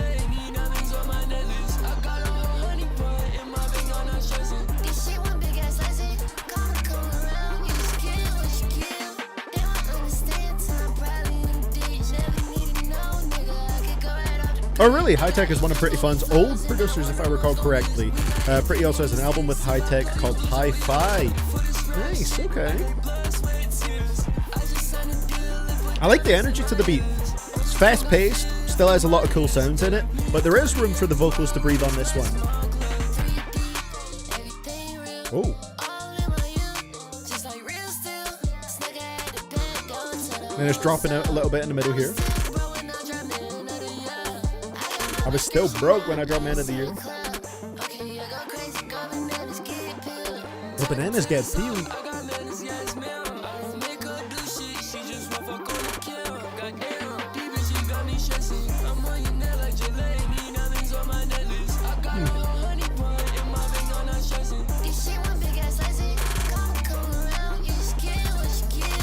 They won't understand till I'm probably in the ditch. Never need to know, nigga. I could go right off the grid. I got infinity flows and I want the most on this. We got infinity sins. If I blow you, lose your ears. Okay, I like this one. This one's good. Damn, a lot of those sounds on the production here are really cool too.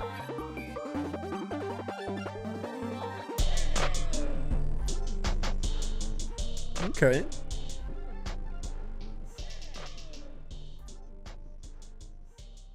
Oh, I wonder with that context that that Scarpo gave to me here as well. I'm assuming the next song, sorry, will also be produced by High Tech because the next track, the final track on the album, is called Hi-Fi 2026. So I would assume that's what's going on there. As for Infinity, I thought this one was pretty good. I'd give Infinity a 7.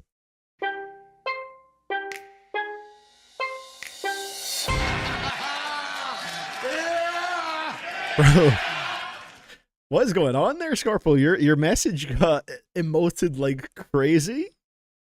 I mean, I know it replaces hi with that, but like within sentences, that makes no sense. Oh my god.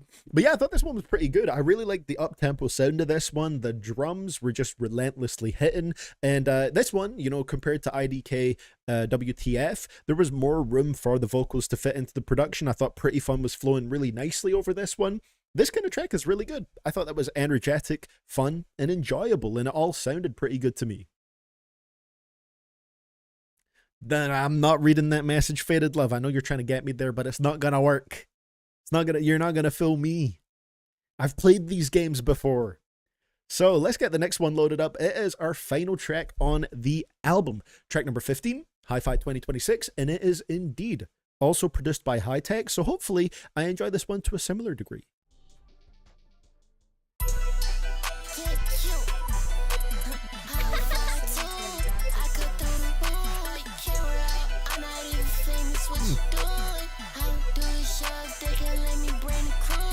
This is the last track on the album here, Rest in Pog.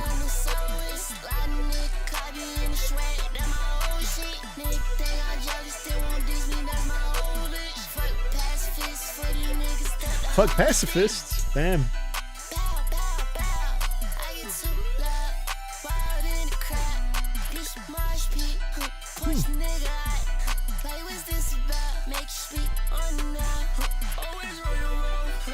Okay, no problem. I'll rest and pug. Just let me know when you're back later, and we'll do it then. Damn, I was looking forward to your request too, but I'll still have it to look forward to. You know, it's still in there.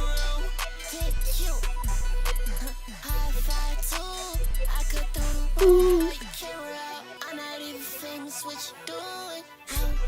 Like how there's a couple bars here about Pretty Fun not being famous.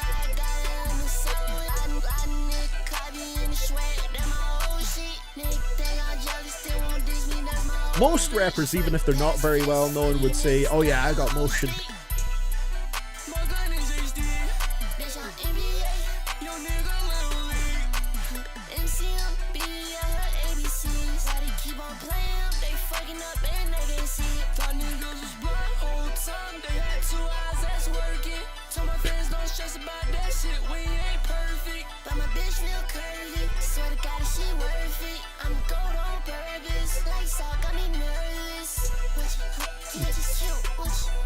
Ain't no problem at all, rest and pog. Woo.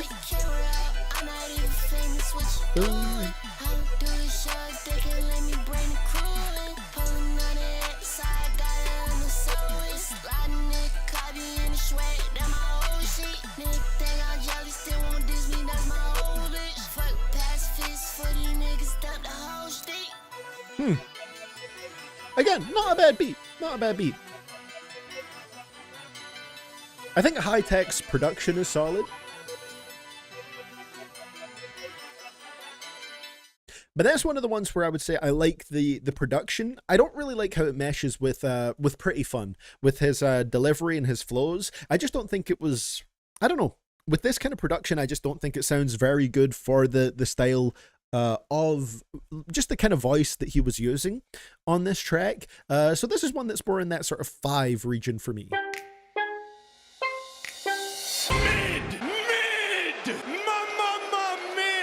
Yeah.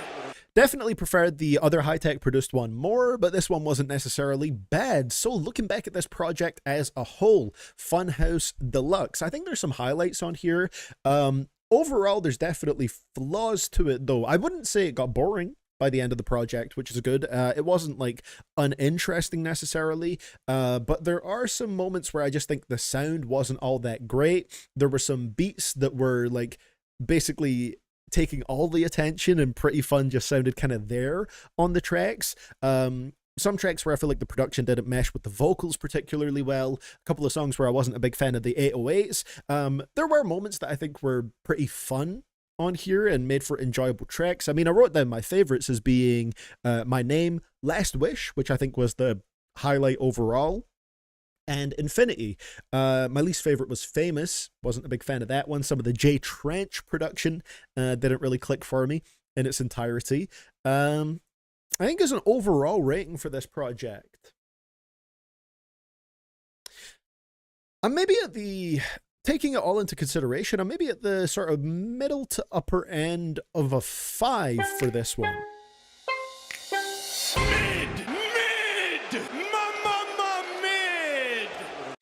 Most of my ratings were, of course, above a 5, but taking everything into consideration, I think that's where it sits for me. You know, I think Pretty Fun mostly stays relatively energetic and lively on the project, but there were a lot of sounds here that didn't necessarily work for me, and yeah, just a couple tracks where I don't think the production was necessarily complementary to the vocals and vice versa, but definitely not too bad. So out of the new wave underground artists, would you rank them something like this? Slayer, Easy, then Pretty Fun? That's pretty much exactly it, Scarecrow. Yep, we'd have Slayer at the top, Easy Cody Lee, and then Pretty Fun. That's kind of where I sit on that at the moment, based on hearing pretty much just one project from each, right? So yeah, that's where I'd be sitting with that ranking currently. I think we should get Atomic Donald, Destroy Lonely, Blueface, Dex, and Miles collab. What would that even sound like? There's no world in which that sounds cohesive at all. Definitely a weaker project than the original Funhouse.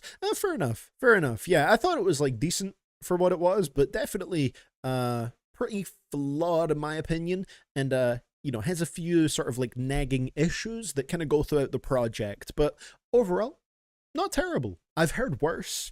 I have heard worse. So let's get the next one loaded up, and then I'm going to take a very quick bathroom break before we do get into it. Thank you for the album request today, by the way, Scarecrow, helping me dive more into the underground rage rap scene and seeing which artists within it I like the most, which ones I'm a little cooler on. Slayer is still at the peak. That would be this generation's One Train. Oh my god. So we pushed Rest in Pog's request back, which would be the next one. So instead, we're going on to the Will Anderson Edwards Ocean Spirit Blue request next. Looks like it's got a West Side Gun feature. Who is it by? Oh, that's a Witch. Okay. So are we getting West Side Gun over some RZA production here? Very nice. So we'll get into that when I get back. Let's play some royalty-free beats while I'm away, just to make sure we don't get copyright clapped again. Hopefully. Oh well, dark Griselda type beat for this next one, so I feel like that's kind of fitting for what we're about to get into here. This was just on the playlist that I have pulled up. So I'll be back in a couple of minutes. We'll get back into the music. See you guys shortly.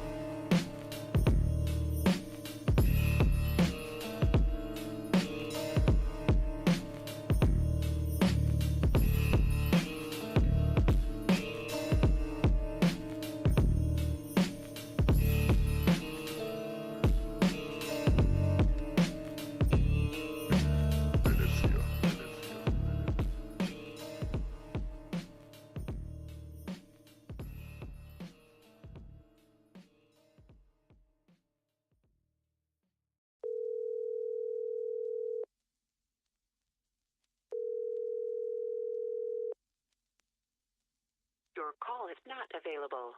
At the tone, please record your message. When you have finished recording, you may hang up or press 1.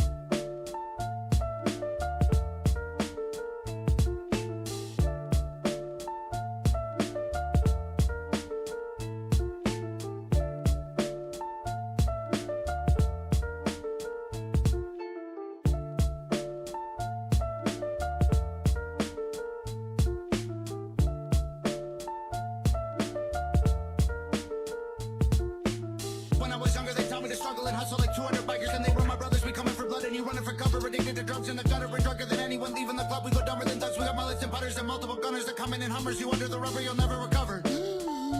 Hey. Going crazy right here. Honestly, the beats don't sound too bad this time around, if I'm not mistaken.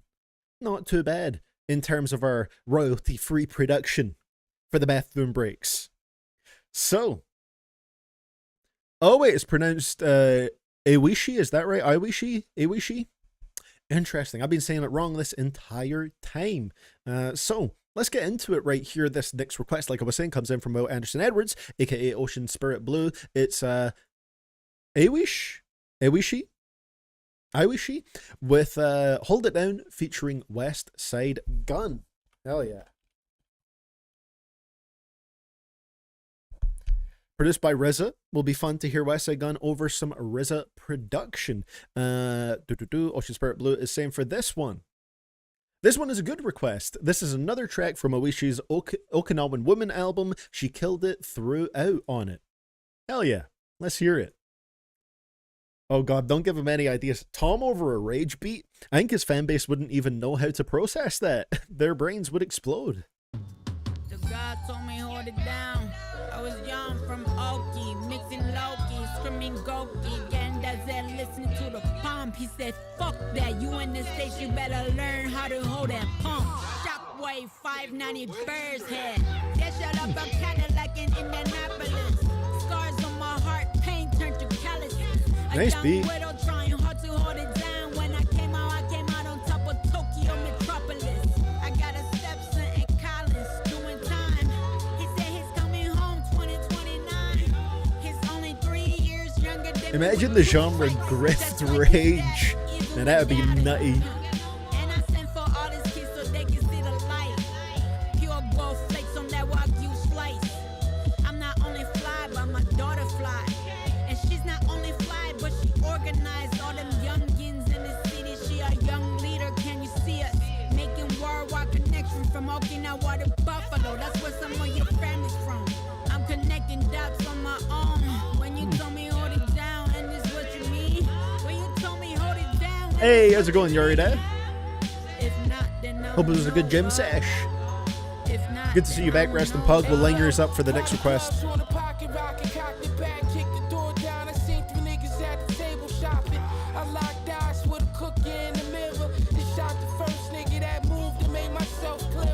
Okay. Enterprise Smith, it's time for you to realize. Start with the heaven gates, snuck the 9 in. Lick a shot for the blazer. COs pop the locker, grab my knife on the wake up. All we know is blocker.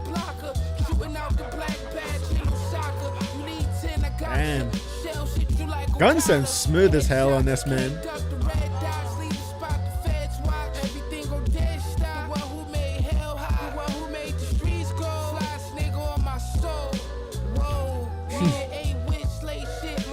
Okay, he said it like A-Witch. Don't know if that was just to fit the rhyme scheme, but...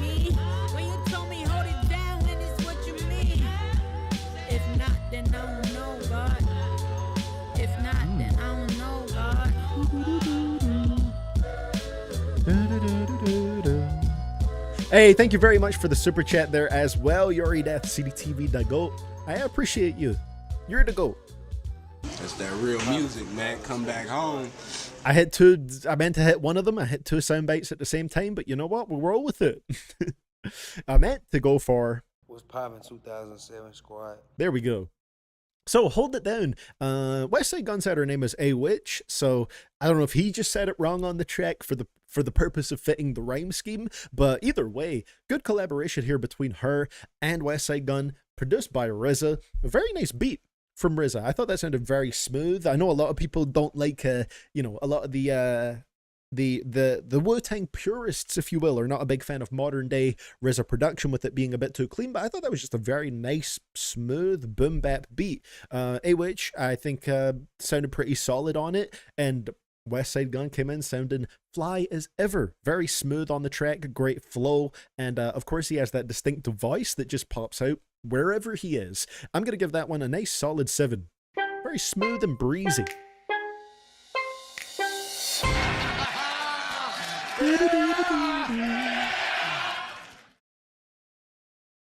Playing a rage beat to a Tom fan will have similar results to playing Yeezus to a Neanderthal is basically the same thing. RZA only sounds good when he's making beats for Guitar Center promos. Okay, now that you brought it up, we have to put it on the screen. I can't remember if I've showed this on stream before, but we gotta do this. Hold on.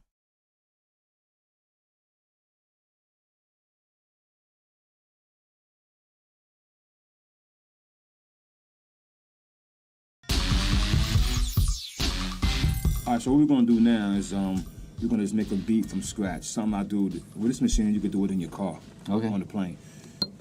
You hear that? So that's the tempo, right? So now what I would do, he's about to cook right here. Sound, boom, sound, okay.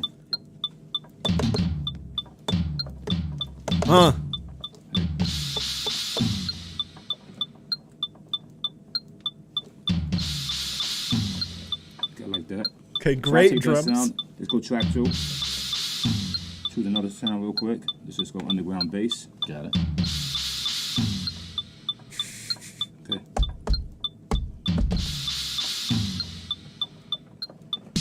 Man, these sounds. Turn this down.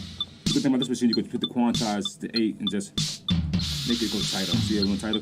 Got it. Oh yeah, we got probably like still a few hours of music left, Yori Death. I just had to show this on the screen because it's incredible. We did. And sounds are like.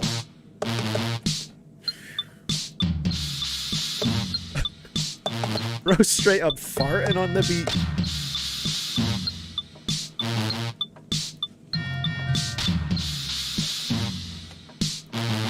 Alright, so then you kind of really make it like have that modern sound. I'm just gonna add a little hi-hat, a normal like hi-hat from modern music, shall we say. So we got something like that. Alright, that's cool. So something like that. I'll just probably roll it on there. Look at this guy next to him bopping to it. Someone needs to make a track over this. And that's just RZA making a quick beat from you right from scratch. Get those horns back in there one more time. No, don't bring them back.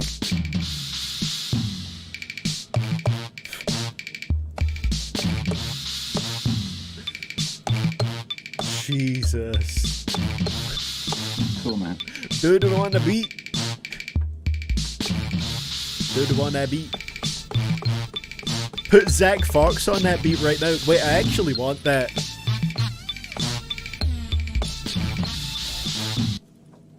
You see how great it sounds in these headphones? One pair of headphones, 2 guys connected. I don't think it sounds great in any You might have to headphones. plug into yours. Yeah. And this could go on. And so, say you ever get into a situation where you hanging with your girl and she's watching something on her iPod or and she's like, honey, check this out. And she got to take the headphones off and put it on your ear. No. Well, mine's, you just plug right into it. I love it. Thanks, Nick. I love it. I don't know about that. He had to be trolling with that. There's no way he thought that sounded good, man. There's absolutely no way. Oh my god. I love it. Those 3 fucking obnoxious ass crash cymbals at the end of every 4 bars. Maybe he just felt under pressure. He knew he was being watched and he just crumbled.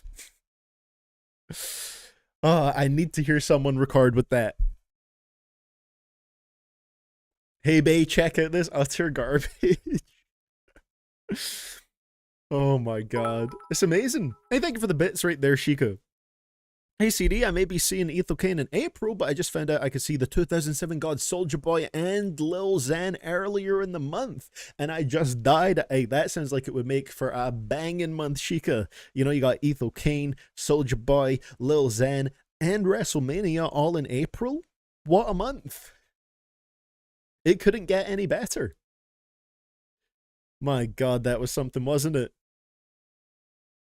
Well, with that being said, let's hop from quality into quality, because our next request comes in from Rest in Pog. This was pushed back a little bit. We're getting some more Etienne Sin, baby. Quality coming in. Rest in Pog is saying for this one. Where's the message at? Watch the video. This is one of his better songs, if that means anything. If that means anything, that means everything, bro. On the better end of Etienne Sin, we're about to get a 10 out of 10. The video shows he was always kind of awkward presentation-wise. Honestly, I wouldn't expect any different. I think this will be incredible. I think it will really add to the experience, too. This should be something else.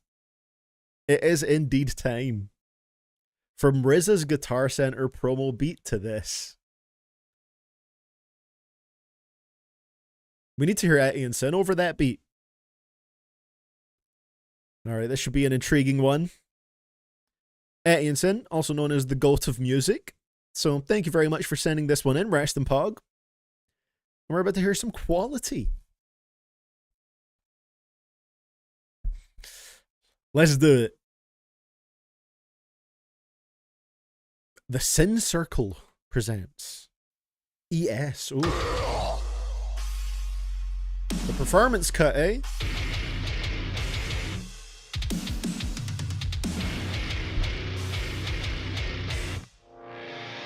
Oh. Oh god.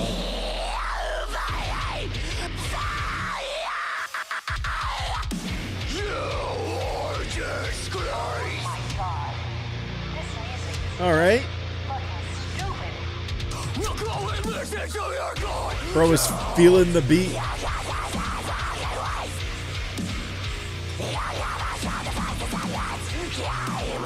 He's channeling a demon on this one.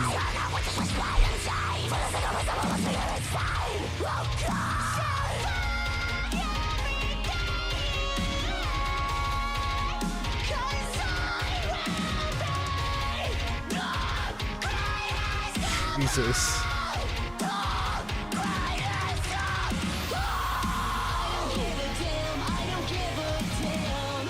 Yes, we have a traditional Etienne Sin hook here. Lovely.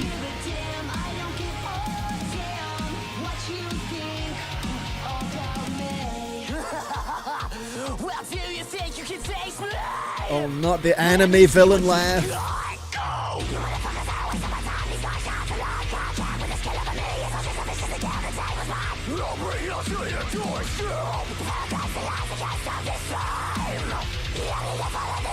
In some way, in his own little way, he's kind of flowing a little bit.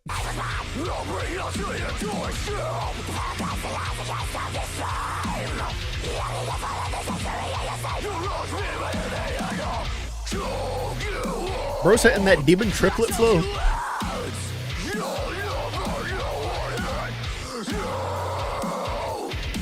This is before he started saying the N-word. Ah, pre-slur at Ian Sin.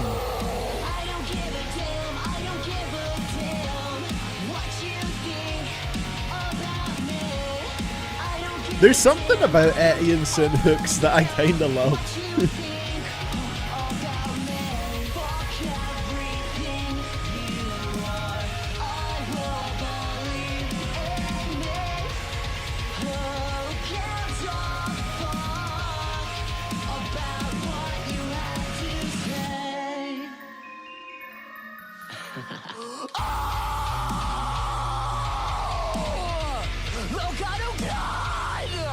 The pre-slur era goes crazy.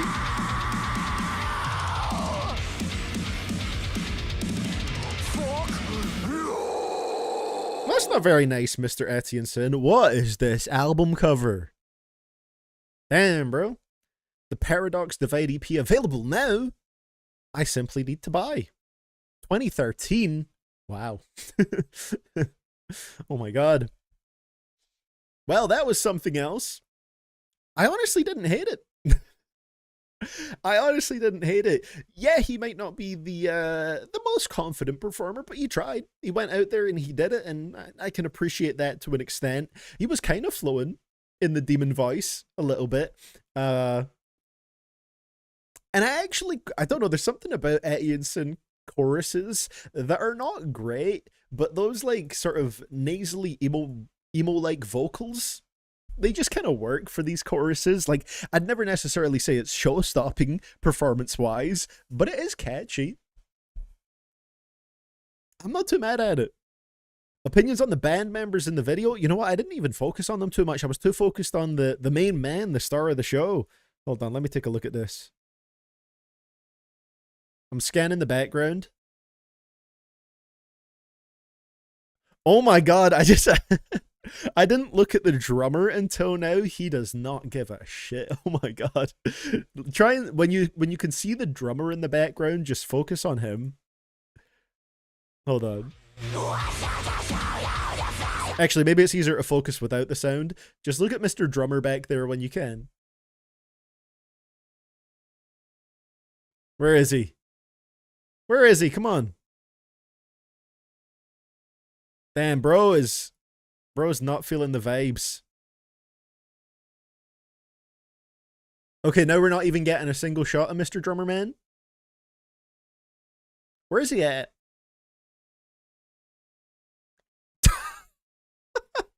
Look at him in the background there. This man does not know what he's doing. That was like the limpest drum hit I've ever seen in my life.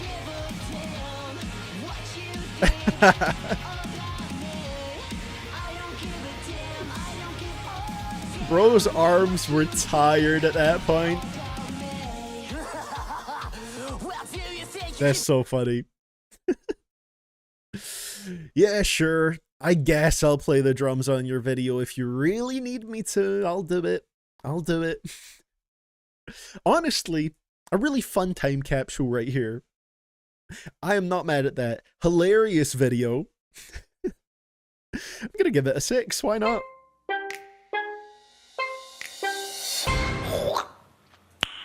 Nice. Thoughts on Fantano giving the fall off a 7? That completely tracks. That's a pretty good rating from him, especially for like J. Cole.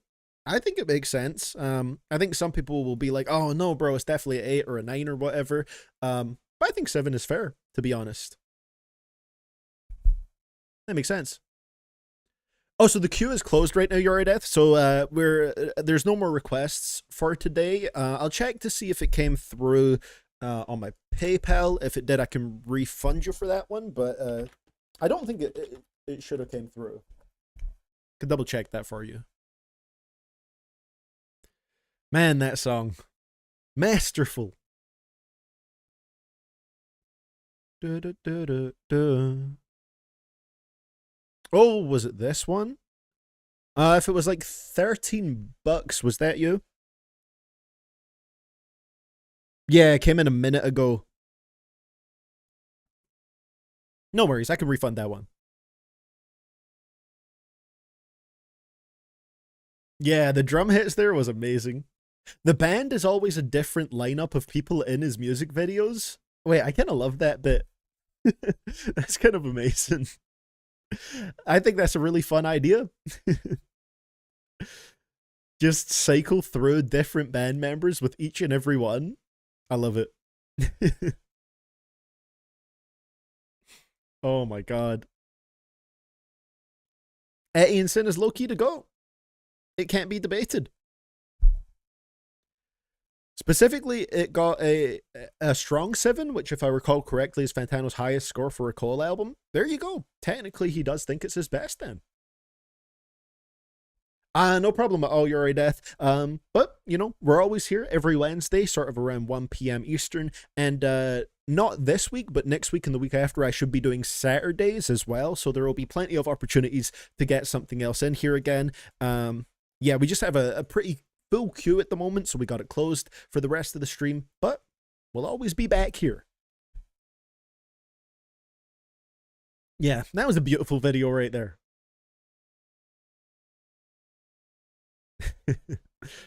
Oh my god. It's like the strangest combination of metalcore emo and sometimes rap music too. It's creative in some way. He is one of a kind. I think that's fair to say. So thank you for sending that one in. You know, I said resting that one in. Thank you for resting that one in, Send and Pog. Much appreciated. Come on, brother, you have any trust in this year's Mania, especially after the reports that Triple Z, I've never heard him called that before, but that's actually kind of incredible, is in full Vince mode these days? Yeah, I don't think it's going to be good, but maybe it'll be one of those ones where it looks like it's going to be underwhelming, but it actually turns out being incredible. Who knows? I guess we shall find out. You know what was hilarious? I watched this week's Raw, and it had like one of the biggest Vince-isms that I've seen in a while, which is that they had Michael Cole on commentary say like 3 times that Roman Reigns versus CM Punk would be maybe one of the greatest WrestleMania main events ever. And I was like, bro, I'm not feeling it. I really don't think it's on that status, but it really felt like a Vince era thing where like they just keep like repeating it over and over. Like they tell you it's one of the greatest main events ever, and they just hammer it into your head repeatedly. And it's like, man, just let it speak for itself if it is that great. I feel like they're already overhyping it. So, it's especially hard to believe it if they have to repeat it 3 times. And like, Michael Cole didn't even sound enthusiastic saying it is like what will maybe be the greatest WrestleMania main event of all time. I hate when they have Michael Cole in shill mode. There was a brief period of time when Vince got ousted from the company where Michael Cole sounded like he was having fun again. And very quickly, he's went back into shitty Michael Cole mode where he's just shilling stuff and basically becoming a tagline machine. So let's get into the next one right here. Next one comes in from Esso. Thank you very much for this one, Esso. This is called Disc 2, I believe.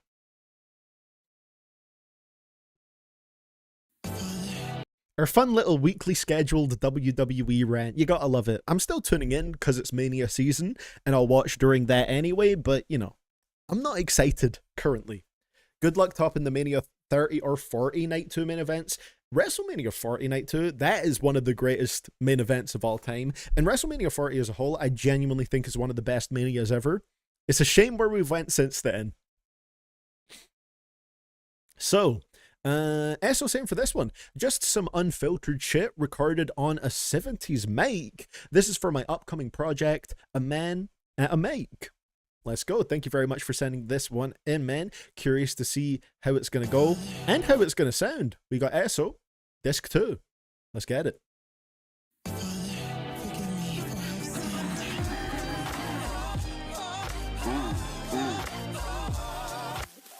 Remake my songs before my shit got out of hand. Out of plans, lamentation lost to expand. Zipper up on my story, call it stand users. Cancel more records, I swear I can't stand users. Can't stand losers, don't be standing losers. Bend the rules to appear a little bit smoother. How Santa home without a law, crooked Luther. Fake life, a pussy's buying sock and groover. Eric better run this fade just for validation. Not about my looks, leaving him for allocating. Broke bitch right upset just for confrontation. Betty boy drive a big I was thinking that too, I see. I was like, hang on, are those messages like delayed in the stream? pussy gastrin'. Unpaid checks, my taxes celebrate. Water under bridges full of that condensation. Hey, fuck you, Eric, you piece of fucking garbage. You bald Mr. Clean bitch. I hope you run and put fuck bitches back about the pussy that they fucking swallow. Very reverby, mate. Butt chucking. Pull up to the crib just to be a sign of function. Being by yourself in your shit, need a punching. Spit game the bitches like red rose, white ceiling. Hated or love, I already know how you feeling. Spit like you born around, tell me about the label dealer. How it's born out of love, you need some self-healing. Well, you need some self-healing. I'm right here, you need some self-healing. I honestly don't hate it though. Bitch, run. Disc 1, Disc 2, Disc 3, Disc 4. No one can stop me, watch me. It's a lot of discs, bro. It's a lot of discs. I kind of enjoyed it though. I thought the rapping was solid on here. I actually liked the delivery, the confidence behind it, and I think I could make out most of the bars, but obviously with like the microphone, it gave it quite a drowned out sound, kind of like it was drowned out in reverb a little bit, but quite interesting. I thought the beat was hard hitting. I thought the rapping itself sounded solid over it. But yeah, a little bit of a rougher mix or a rougher sound with the microphone, but I don't dislike it. I would give it a 6 at the moment, because I do think the performance itself is good, the production is good, and it does give it a bit of a unique sound with the kind of microphone quality, but whether or not you like that, that's a different story. I thought it was solid.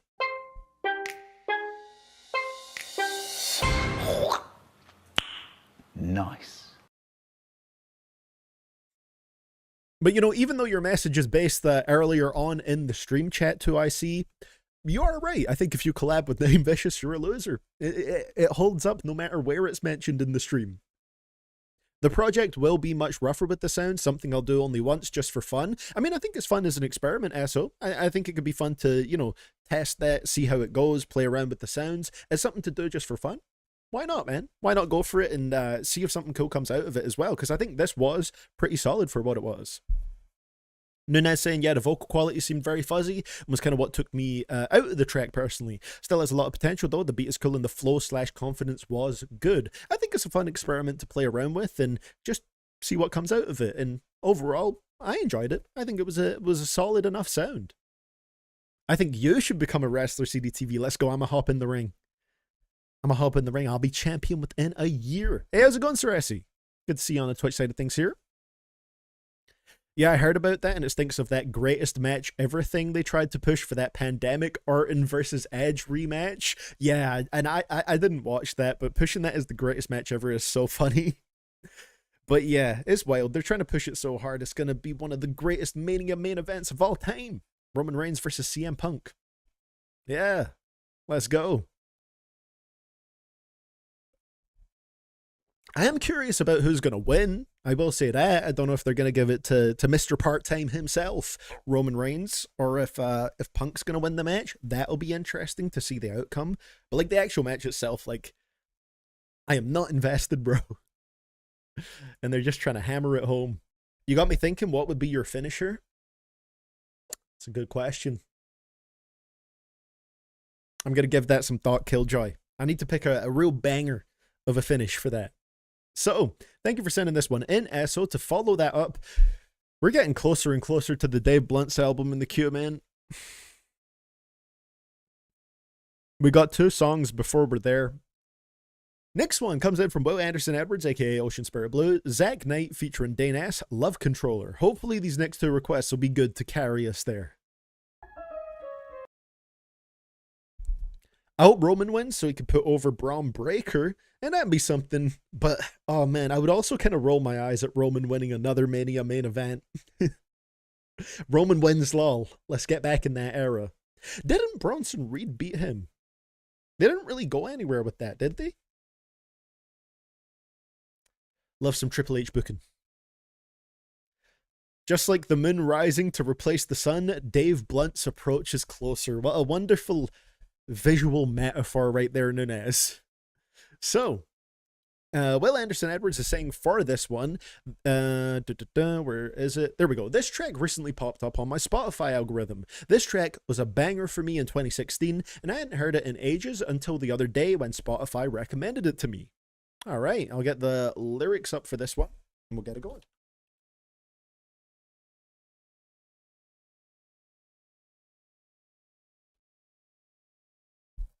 But yeah, as it pertains to the Mania conversation, like I said, the real main event for me is going to be the Drew McIntyre match. Of course, because Scotland bias. And also, he's just the champion, the current like world champion that I enjoy more at the moment. You know, Modern Punk, just not invested in him whatsoever.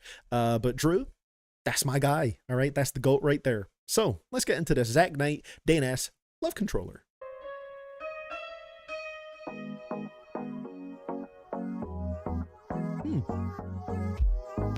Oh.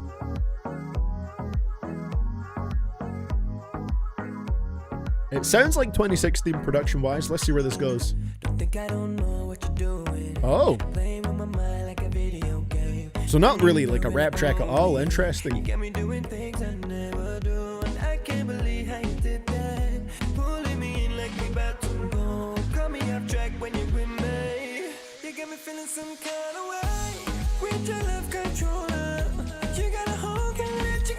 Damn, that's a flashback.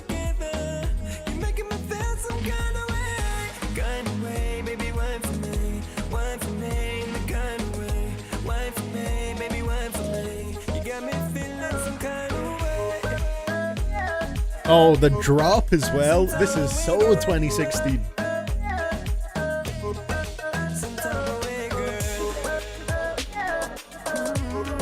The drum switch up, that's something.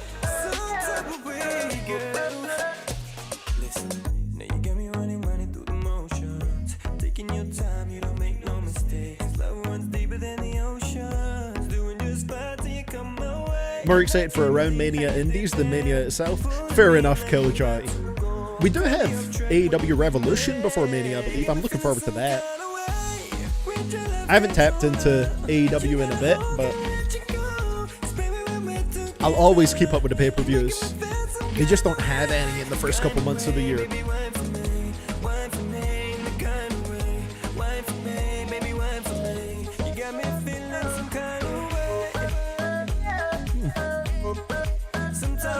Doesn't Brody King have a title match tonight? Might have to tap into that. Brody King, the GOAT. Ooh, not gonna lie, my first thought was this reminded me of that Arms Around Me song with X and Lil Pump. Oh my god, I forgot about that. Hey yo, we got some bars on here coming in. Or not.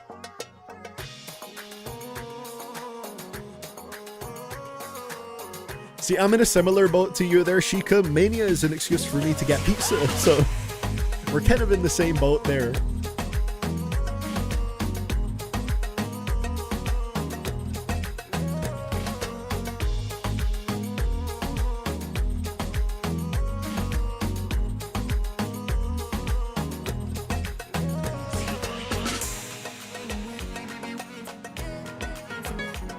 Yeah, I got transported right back into 2016.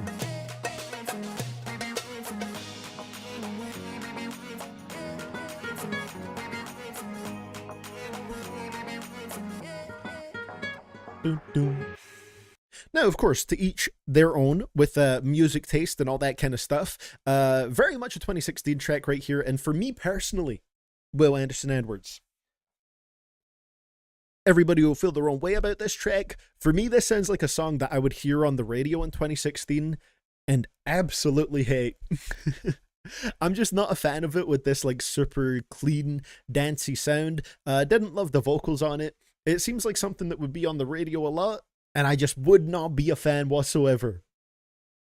What in the Closer, the Chainsmokers featuring Halsey is this? I heard that song on the radio again. I think it was yesterday, Movie Bad Men. And wow, that was a trip down memory lane I did not want to take.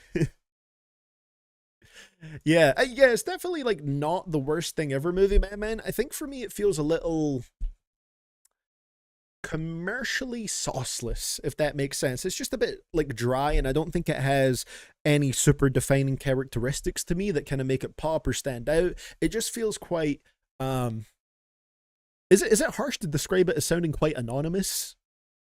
Like, it really could come from anybody. I feel like there's nothing particularly defining about the track for me, and it's a type of song that I'm just not a fan of personally. So, you know, it being a track that is not very distinctive within a sort of subgenre that I don't really enjoy anyway, definitely not my kind of thing.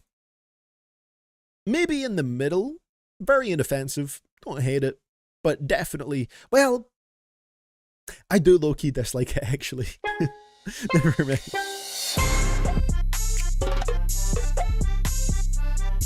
But, like, not all the way down there on the rating scale, just like a casual 4, you know? A casual 4. Definitely sounds like there was a time and a place for this song, and it wasn't that interesting even back then. Fair enough, Nunez, yeah. It has a very homogenized sound to me, just very of the era and lacking in any qualities that make it unique or interesting. That's similar to how I feel pretty much, Movie Madman, yeah. The Alchemist, Larry June, and Currency are dropping a collab album on the 20th. Sounds like it could be great. I'd check that out. That sounds interesting. Looks like Revolution will have Gabe Kidd versus Darby in some hardcore match, and you know I'll be all over that one. Yes, I am ready to see Darby Allin ragdolling once again. Every single match, that man is just trying to hurt himself, which, you know, is a very, like, it's almost like a Jackass-style entertainment. Sometimes it can be fun to watch someone throw themselves around like that. But yeah, that does sound like it'll be a good one, Killjoy. I'll be tapping in. So, one more before we reach the Dave Blunt's-sized boulder that is rolling towards us. Next request comes in from Ball GNG, our last one before we get to Mr. Blunt's. Hopefully Ball GNG has a good one for us. We'll see. Ball GNG is saying, of course, banger. So, who is this by? Will it be one that I might like? It's Autumn, ! With Get Out My Way. No relation to the mod. Let's go. See how this one goes. Will it indeed be a banger? It is from July 2025. Let's go. Produced by Autumn, self-produced track. One new album, that's two new patties. Like got a Rolls Royce cars, made the world disappear. I'm trying to do magic. I like my fine shit. Love your baby, can't do no plastic. I gotta hit you and your friend together if y'all both average. Had to ask my bitch, you wanna cry and bust of the Barabbas. Some my nigga be jacking. It's rolling towards us, Movie Madman. Posted up like my daddy, just come find me in a bag of caddies. I'm with crying in the ages, made another hit, now I'm finna hit magic. Long time I can't always, but you a dharma with no ways. How you get so fine without no ways? And solo life can take my place. And solo life can take my place. That's my bed. Ain't got no time for that back. Cool sounds in the beat there. Oh, you broke, that's fine, get out my way. Oh, you broke, that's fine, get out my way. Oh, you broke, that's fine, get out my way. Yeah, 2IC. I think people should definitely Google that.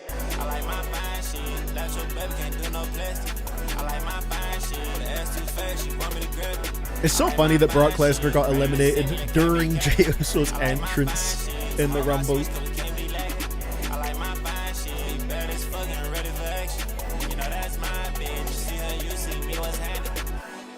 My bitch, you wanna cry and bust of the Barabbas. Some my nigga be jacking and they ain't rapping no fucking caddies.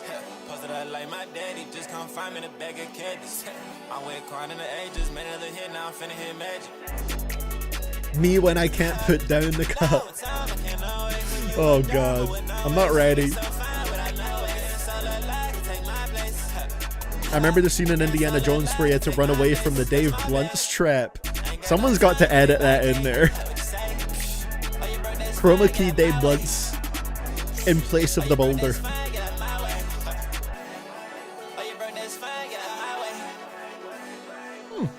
You know, it's not bad. I think I agree with what Scorpo was saying right here in terms of like Autumn. Pretty basic music, but sounds great most of the time. It was like pretty simple. You know, nothing too crazy or like, you know, I don't think you'd hear this and think that it's nothing you've ever heard before, but the sounds on it were relatively nice. Like, I actually didn't mind it. I thought the beat was solid and it was self-produced, so that's always pretty nice to see. Deliveries over it worked pretty well with this kind of production. Again, it's nothing super standout or mind-blowing, but it makes for a pretty smooth listen, and one that I'm not too mad at. Probably give it like a strong 6, I think. Solid stuff. It's a good little vibe. Nice. Ba-ba-ba-ba-da-ba-da.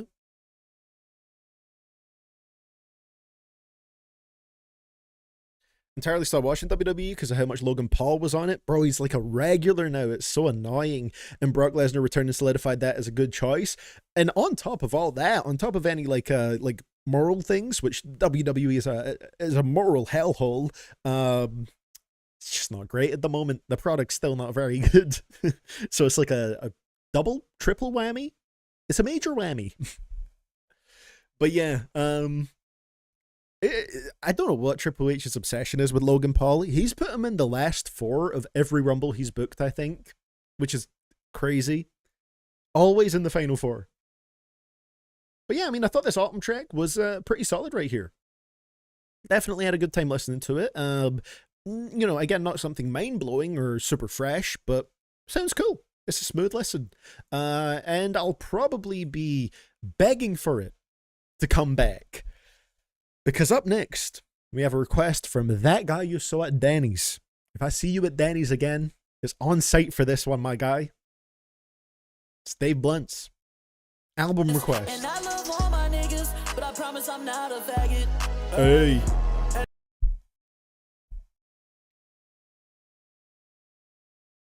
John in Tennessee, go ahead. What you want to say? That shit is fucking trash, dog. Get the fuck off the airwaves. Oh.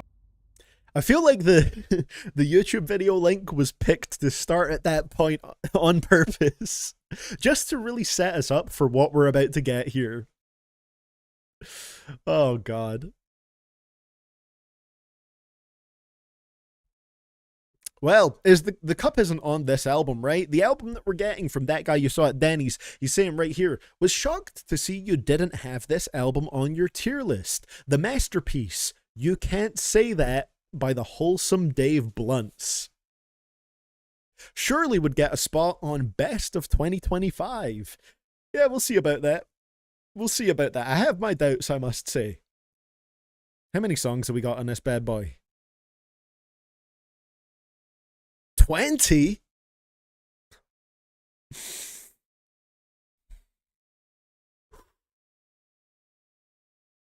Lord have mercy.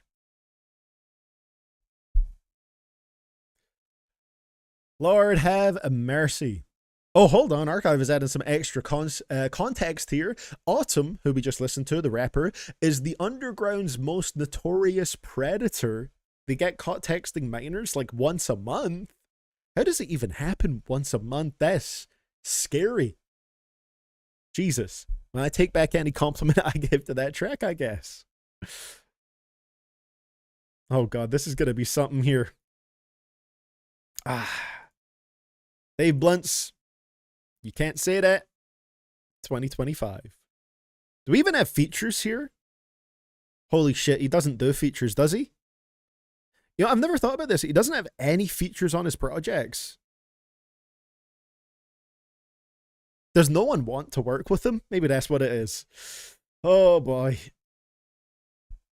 Deep breath, everybody. Let me get a Genius page up for this one.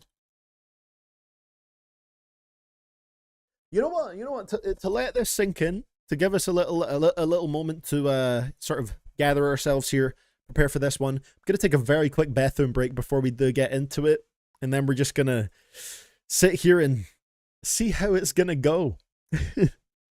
So I'll play you guys some royalty-free beats when I'm away. What's gonna fit for this? Oh, there's like nothing that would like match this kind of vibe in my royalty-free beats playlist here, but we'll go for the hard, bouncy trap beat. Wait, that sounds like it's going to be kind of smooth. All right, guys, enjoy the production. I'll be back in a couple of minutes, and We'll see what we're going to get on this Dave Blunt's album. Thank you for this one. That guy you saw at Danny's.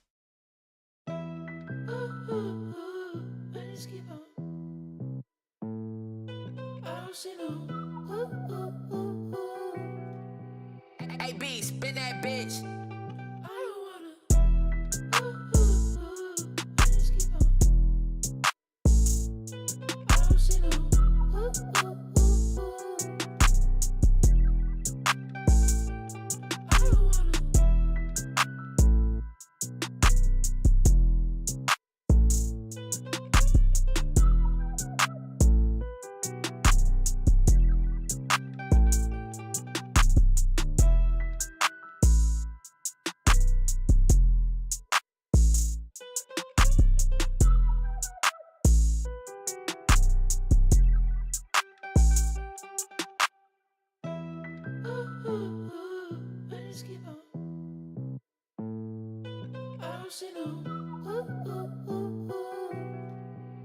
Hey, B, spin that bitch.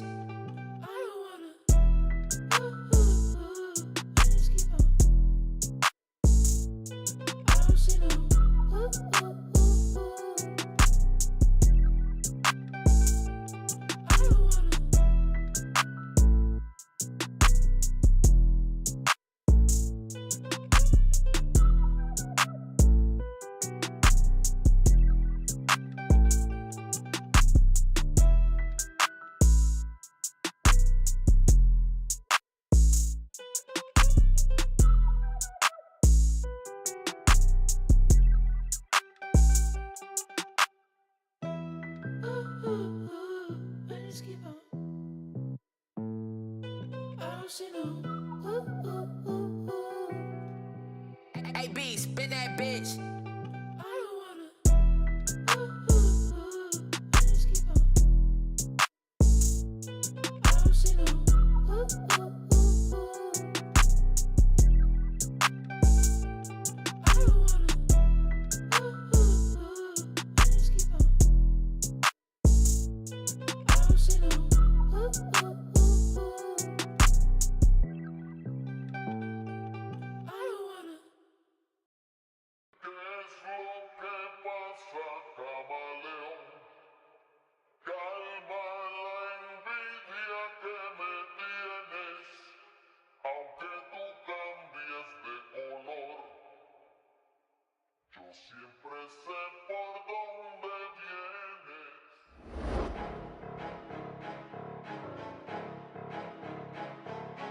Some guy in this beat going crazy.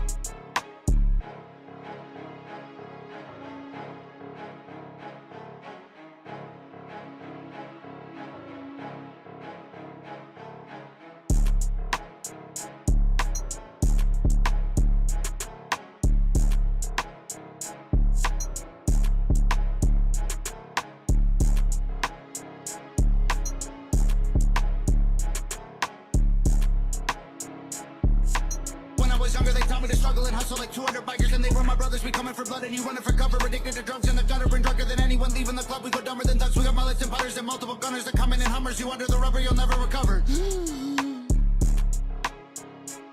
Damn, these beats are hitting, man. Well, I'm back, ladies and gentlemen. I just took a little second there to refresh. Had a little salted caramel grenade protein bar, and it was actually delicious. So I'm ready now. I think I've got myself ready. I'm ready. Honestly, a lot of people hey, so we usually do this for like 7 to 8 hours each week. Sometimes 2 times a week. You ready to hear some peak? We'll see about that. We'll see about that. Whew, let's do it. Ladies and gentlemen, if you're just joining, we are getting in to Dave Blunt's You Can't Say That, the entire album, submitted by that guy you saw at Danny's. Track number 1, Solar's Departure. I have actually heard this one. This was one that was sent in previously, so I guess we're not starting off with something that's bad and new. It's bad and I've heard it before. So let's get into this one. Fun fact, originally called Chris Benoit. Let's go.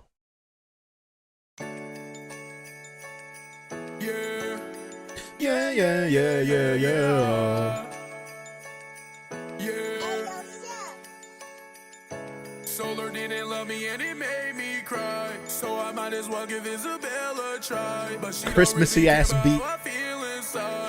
She don't care how I feel, she don't care how I feel. Oh yeah, that's right, Nunez. I have to get a notes page up for favorites and least favorites. She be peeing on me. Fuck so good I make her have an early period. She be saying that she love me, I ain't hearing it. She told me that she got a nigga, I ain't fearing him. Cause I'm like Chris Benoit, I'ma crash out. And all my niggas really down to bring this trap. It was a bit more than a crash out. Really down to fuck your main bitch. Jacob in her mouth, she ain't even get a chance to say shit. Thinking about Solar even though the bitch was basic. Isabel don't care that I'm obese. I don't think she'll try to fuck my homies. I know I said the same shit about Solar, but that's because I didn't really know her. I guess I really don't know Isabel. Will she do me? Sheikah is suffering straight away. Christmas is finally here. Time for joy and time for cheer. Why is it opening with a Christmas track? When did this drop? April. It's April 2025 when this project released, and he's talking about Christmas has finally arrived. I'm on it. Bang. What do I want for Christmas this year? I just want a bitch that'll never leave and a bitch that'll never cheat. As men, that's all we really ask for, even when it's not Christmas time. But I figured, in the season of giving, in the season of joy, and in the season of cheer, that maybe just this one time, I would get what I want. Just this one time. Dave Blunt should never get what he wants after making this. She's my gift under the tree. Solar didn't love me and it made me cry, so I might as well give Isabel. Isn't that the album Archive gave a 5 out of 100? I wouldn't be surprised. I'm pretty sure it'll be in that range.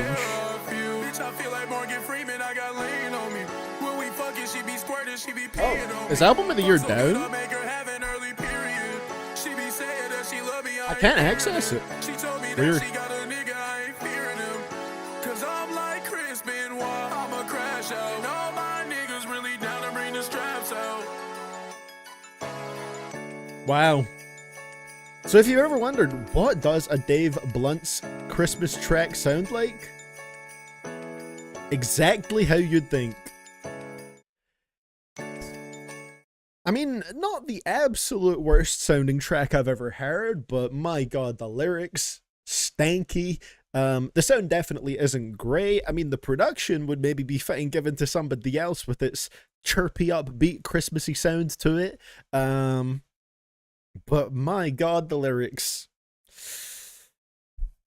And I mean, it just sounds very much like a Dave Blunt's track. I feel like he pretty much flows the same on everything.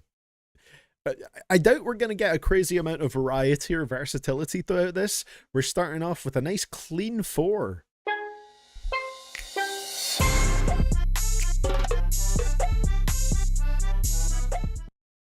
sad we haven't got a Dave Blunt's Christmas album yet. Maybe that's what this whole project is. Maybe he was just a little, you know, he was running on CDTV timing with getting his Christmas album out. Surely he'll change up with one of these 20 tracks. I think you're setting your sights way too high on this one, Nunez. Well, let's see what 4chan Just World has for us on the next track, track number 2, Air Mattress. Let's see what he talks about here.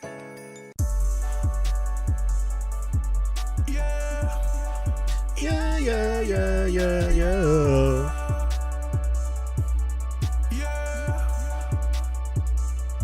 Uh-huh. I gotta protect, I flooded the face, my rollie got perfect timing. And I didn't know that when it snows, my diamonds, they change the climate. These niggas, they hate, pull up in a Wraith, your bitch wanna hop inside it. Yeah, she understood the assignment, she told me she ready to ride it. Took a perk and it feel like I'm dying. Papa X and I feel like I'm flying. Cut off my bitch cause she steady be lying. Cut off my bitch cause she steady be fucking. Niggas, they know I turned out to the something. Double my cup, I got Tris in a function. Fucking a cougar, she cheat on her husband. Oh my God. She love it, she holding my hand in public. She throwing it back when I'm coming. She saying I'm all in her stomach. She saying I'm all in her cervix. Solar told me she don't got service. She told me her pockets is hurting. Got a white bitch and she creaming and squirting. Got a white bitch and she creaming and farting. I pop a perk and it turned me retarded. I bought a beat and I'm just getting started. Bitch niggas let her talk down, but it's The genius annotation for those bars is just genuinely what is up with him, bruh. Which is fair. the truth. I ain't hearing it. Yo, bitch pussy feels so good that she got me stimming like Darius. She got me stimming like Special Ed. Solar told me she don't got a bed, so I bought the bitch an air mattress. And she told me that her life was tragic, made her disappear like magic. I'm in the UK smoking faggots, but I'm not talking about gay niggas. Run down, put you in your grave, nigga. I looked out, really tried to save niggas, but niggas, they really bit my head. I gotta protect, I flooded the face, my rollie got perfect timing, and I didn't know. It's not wasting any time being a Dave Blunt's album. Yeah, she understood the assignment. She told me she ready to ride it. Took a perk and it feel like I'm dying. Papa X and I feel like I'm flying. Cut off my bitch cause she steady be lying. Cut off my bitch cause she steady be fucking. Niggas, they know I turned out to the something. Double my cup, I got Tris in a function. Fucking a cougar, she cheat on her husband. And I know that she love it. I feel like the more I hear his songs, yeah, the more I don't like his voice. Home of the Glory Gang. Like, the first time I heard a Dave Blunt's track, I was like, okay, yeah, this is kind of, like, somewhat entertaining. It wasn't, like, a super crazy one. You know, it was, like, I found it semi-entertaining, and I thought the vocals were kind of catchy, at least. But the more you hear him doing this, it just wears off you really fast, and the delivery on the chorus on this one, disgusting. That was certainly something else. We got plenty of interesting bars on this one, I guess we could say. Honestly, I'd agree with you, Jeremy, that the best part of Dave Blunt songs is that little signature at the beginning, the yeah, yeah, yeah, yeah, yeah. That's literally it, because it's pretty catchy, and it's, you know, it's a good little signature, I feel like. And then the actual song starts, and well, you just heard it, right? Worst rappers in the game on Dave Blunt's. I wonder, is he still, like, relevant enough to cover? Has his time passed already? I don't know. I guess we'll see. But he'd be very low on the list, I could tell you that for sure. This one was like a 3. I feel like we're just gonna steadily be dipping as this goes on. Don't care. Still don't care. I don't care.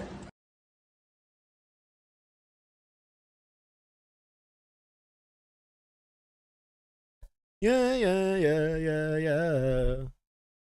What do you think what do we think this album will max out as far as the ratings? That's a good question. I think we probably will maybe peak at a 5 here, but honestly, 4 might be the peak. Damn. That guy you saw, Danny's really putting me on here. The next track number 3, First Day Out the Hospital. Here we go. Is it often that we get a First Day Out the Hospital track? Interesting.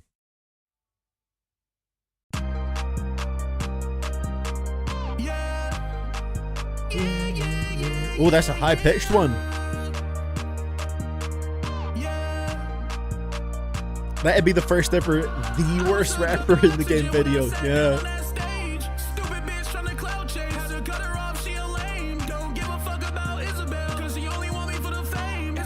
So he's clearly got characters within his music here, I guess.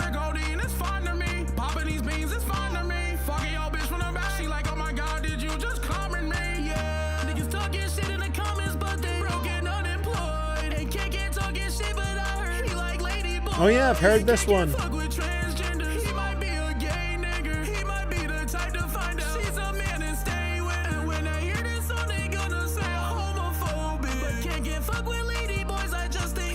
Are we really dedicating 4 bars at the start of the verse to this?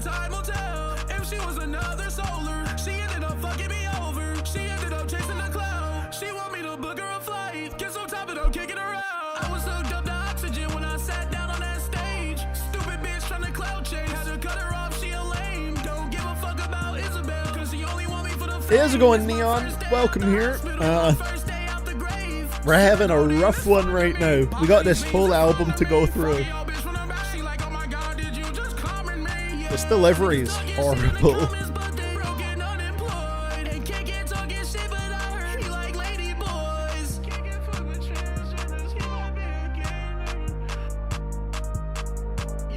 There's probably other issues you could have with Can, right? Is he... I can't remember, actually.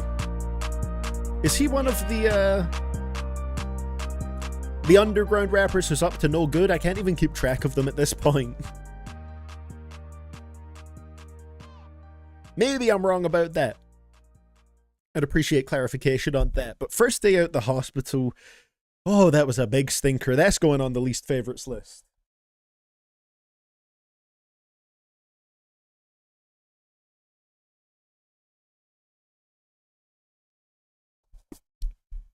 Lyrically, horrific. Sound-wise, bad. The delivery on here was stinky. The beat wasn't even particularly great. I mean, I'm sure on its own it would sound fine, but it is on a Dave Blunt song, which just gives it a whole air of yuckiness. And, yeah, lyrically terrible, this one. Wow. It's hard to find many things to say about it past awful. Oh my god, like, we dedicated so much of that track to the whole Can thing, and it's like, it's not even entertaining, man. How old is Dave Blunt's? Because this is like peak edgy high school humor. 24? I thought he was quite a bit older than that, actually. Still though, 24? This is like 14-year-old humor? Is that generous? It's gotta be 14. It's like a 1.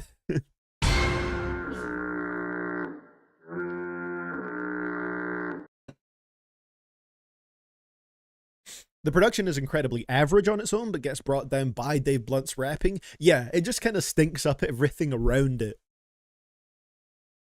Really does. That guy you saw at Denny's, why would you do this to me on this fine Wednesday evening? Or afternoon still, I guess. The specifics don't matter. On this fine Wednesday. Track number 4, Game Changer. I'm sure he's not talking about himself in this track. He changed the game by altering the, or by bringing in a new definition of what it means to be the worst.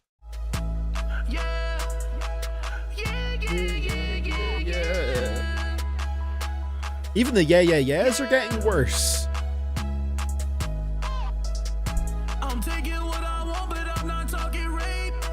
My niggas do anything to get the babe. My niggas do anything but gay favors.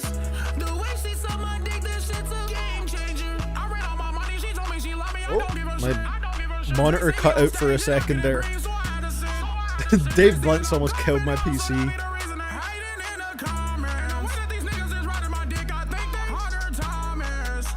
What is like, why does he keep doing that voice on his choruses? That sounds so bad.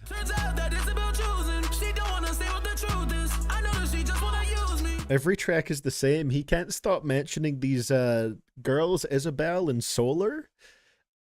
I guess he's trying to do something like having people that basically, you know, function as characters within his music. I don't know if they're based off of real people or not, but it's not particularly interesting what he has to say about them. I know my bitch is a groupie. She know my life is a movie. And she is deleting scenes. I steady be sipping codeine. I steady be sipping on drink. Told Shuey to go to the bank. Rhyming gay favors with Game Changer is pretty impressive, not gonna lie. Who did it first, Eminem or Dave Blunts? They just wanna see inside of my cup. If she wanna leave, I don't give a fuck. She don't wanna leave, I kick the bitch out and now she is homeless. I tried to save you, now it's time to leave me alone, bitch. I was in Molly with Jesse Jones. Cause Matthew wouldn't take us home. If I hit a bad girl, I know damn well she'll get me down. I'm taking what I want, but I'm not talking rape. Why is that the first line of the chorus, my guy? Dave Blunts almost killed my PC. It's a great clickbait title, yeah.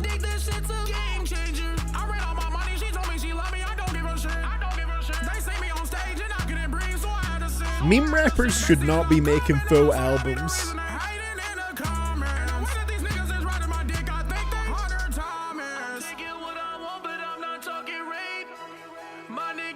You know, we can never forgive Kanye for a lot of things, but one thing that relates to this is giving Dave Blunts a bigger platform. Like, this is a meme rapper. This is 4chan Juice WRLD. And there's nothing good about it, man. Like, it doesn't even sound good. The deliveries here are so bad. Bad, bad, bad, bad.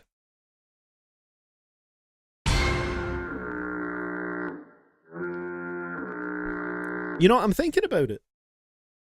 I'm trying to think about everything I've been sent in.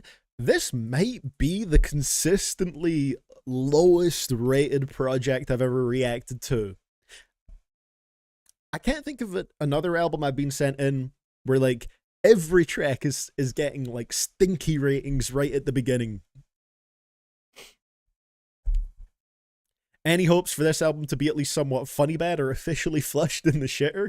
Pretty much. And like, is it like the deliveries? He keeps doing this weird voice on a hook, so a lot of the deliveries are the same between the tracks. The beats have a similar tone to them. They're all produced by the same people, I'm pretty sure. The lyrics are all talking about the same things. I think that's why it has the edgy lyrics, because really that's the only way that music this dull can grab attention. Gorilla Zoe, maybe? Even with Gorilla Zoe, I remember rating some of the tracks a little highly. Like, there were some enjoyable bangers here and there, you know? They've got to be the most repetitive underground rapper I've ever heard. Like, this is crazy. Sheikah saying, not gonna lie, I popped when you called him 4chan Juice WRLD, because I was like, yeah, you said something I said. Like, it's such an apt description. Like, I'll never forget that now. That will be tied to Dave Blunts for eternity for me. There's no more accurate description.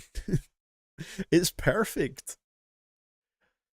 Kanye should have made a one-page apology for promoting Dave Blunts. Yeah, absolutely. It's almost on par with everything else. Let's see what we get on the next one right here. Track number 5, 1 Year Max. You're tuned in to 4M Radio. Don't bring 4M Radio into this.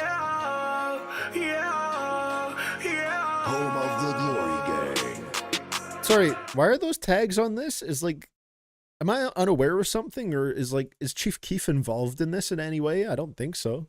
Got codeine in my cup. Got codeine in my cup. Why is this so loud compared to everything else? Got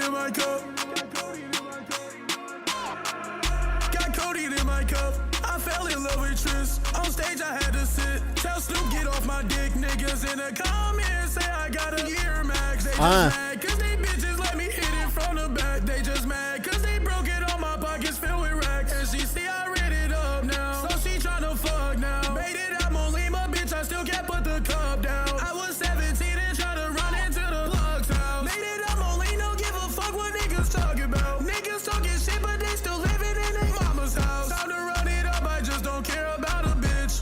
Double up my cup, you know it's Cody what I sip. Snoop is old as fuck, but he still choose to ride my dick.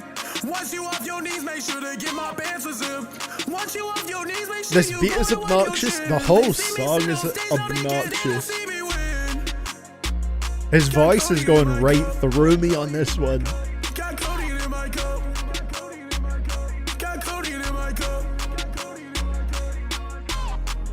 Got codeine in my cup. I fell in love with Tris. On stage I had to sit. Tell Snoop get off my dick. Niggas in the comments say I got a year max. They just mad cause they bitches let me hit it from the back. They just mad cause they broke it on my pockets filled with racks. And she see I rid it up now. So she tryna fuck now. Made it out Molima, bitch, I still can't put the cup down. I was 17 and tried to run into the plug's house. Oh, perfect. Album of the year is working again. All right, what is the average rating for this album? It's got to be low as hell. Oh, it's not for me, huh? Oh, there we go. Just had to reload it.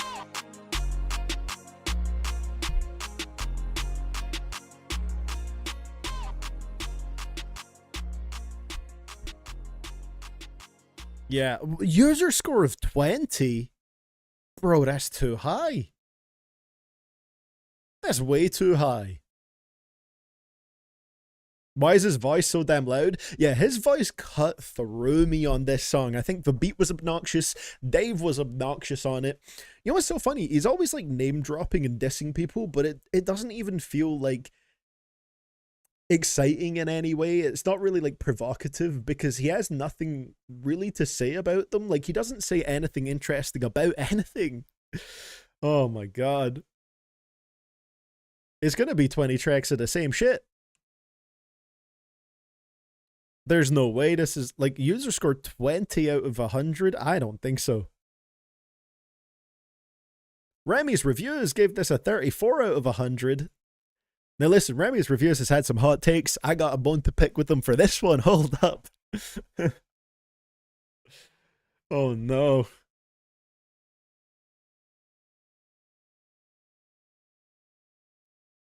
Let's see. There we go. Buzz rated it. What's the buzz? About 8 years too late to the whole pink guy edgy meme era. That's kind of true. Yeah, this is like so 2016 humor coded. And like it dropped in 2025. Tim Strong gave it a 0. Yeah, that's fair.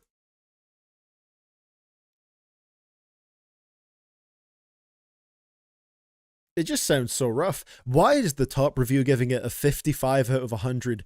TLDR, Dave Blunt's has some incredibly funny bars.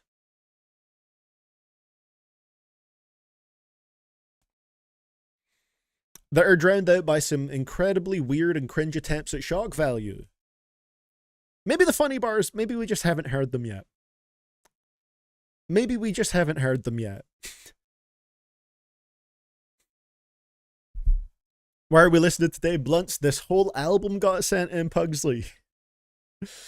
This whole album. Next track, track number 6. Knee surgery tomorrow.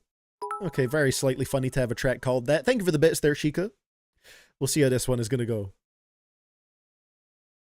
So I just learned this isn't the only album he released in 2025. He released a second album in 2025. Basically, he's just been pumping out the slop. Firing it out.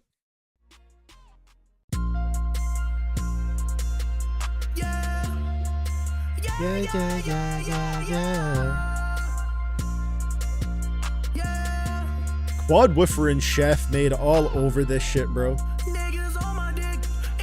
Oh, also fun fact, Chef made one of the main producers on this, has a photo that's clearly one of those like AI yellow images as like his profile picture on Genius. I don't know if that's officially what he uses.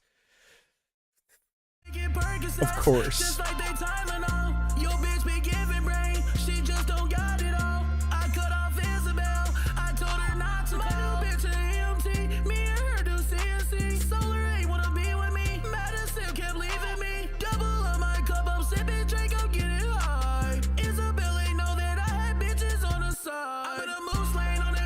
Is he gonna mention Isabel and Solar on every song?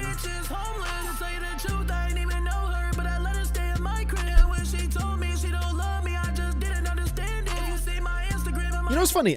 Someone gave me a fun video idea a while back when I was making my rap albums with no skips video. They said, would you be able to do rap albums with all skips?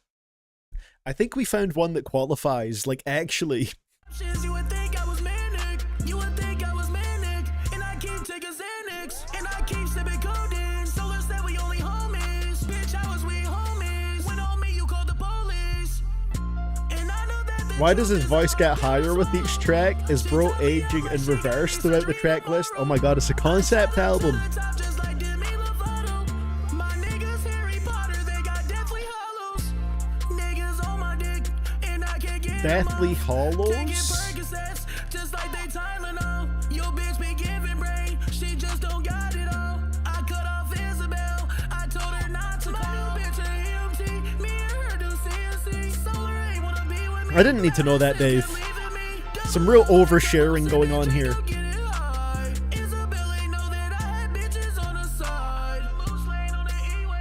I will say, as far as this goes, it's a bar Scarecrow, yeah.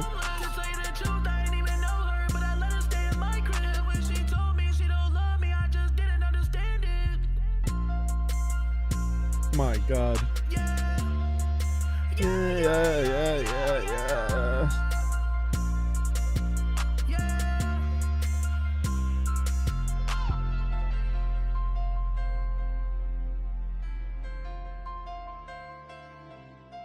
Can't believe it's mainly the same two guys producing this entire thing, man. How are we only 6 tracks deep? This is like suffering in album form.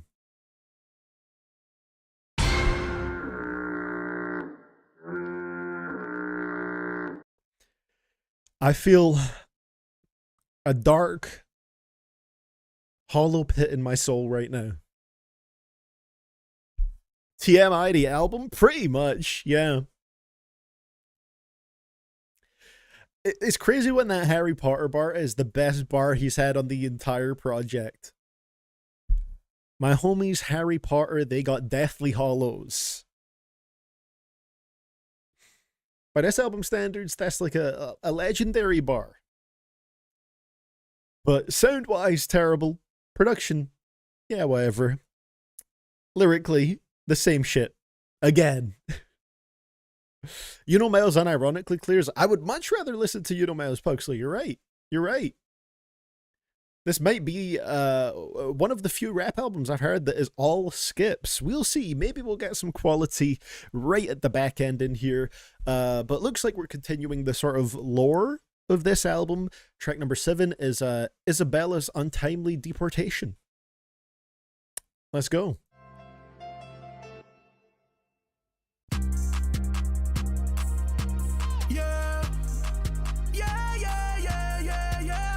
I'm sick of the signature now, bro. Cut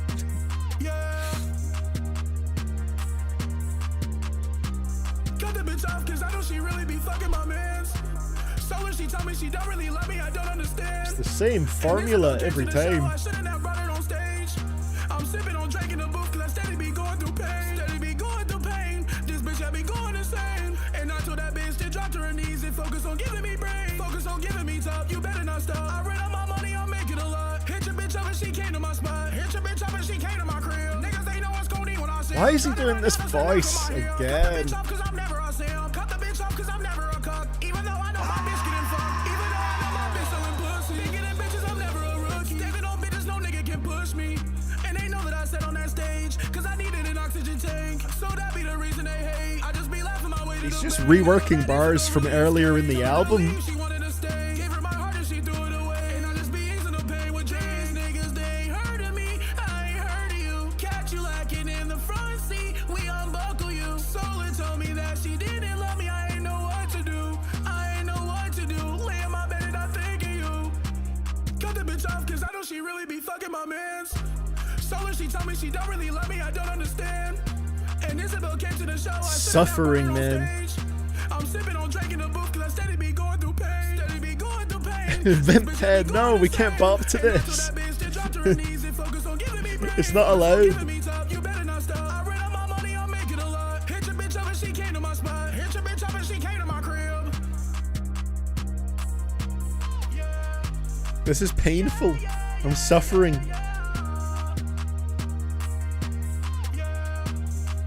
I think this is the least joy I've ever had listening to something that's supposed to be funny.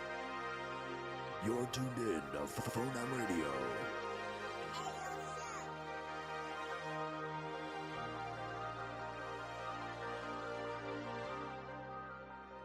Yeah, this is the album with a song called Diddy Games. That's correct. Faded Love. Wait, it's the same beat from First Day Out the Hospital?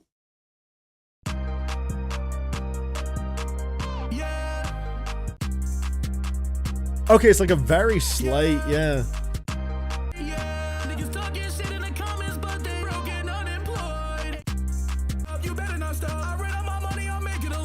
Yeah, even the beats are just being reused. Oh my god. Man.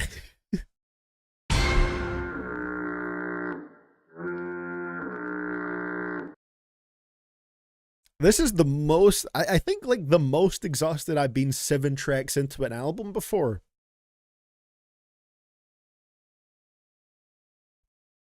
He's making the same thing over and over again, and I think it sounds horrible. It's kind of amazing that this has a 2 out of 10 rating on Album of the Year, and I think that's absurdly high for what this is. Like, absurdly high. You need to get a book out for this album with with Total's Anarchy. I mean, I got a whole ass stacked bookshelf over there. I might need it. I might need it. I might have to shoot Vimpen for this one again. This is not allowed to bop to. Our second Vimpen shot of the stream. How long is the project? It's 20 tracks, man. It is 20 tracks. And we're going on to track number 8. Tired of being a simp.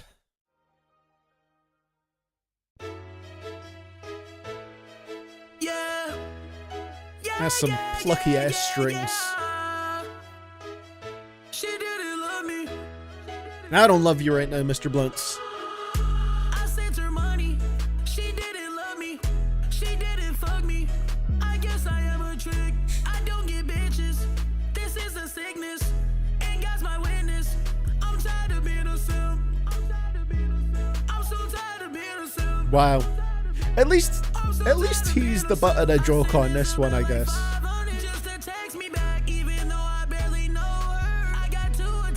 Bro, I don't know who Isabel and Solar are. Am I supposed to be invested in this story here?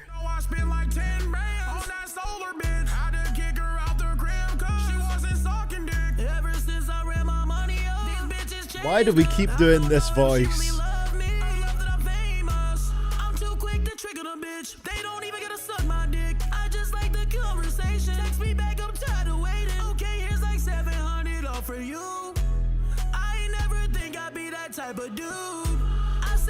Honestly, Faded Love, I'd take Rich the Kid over this in a heartbeat.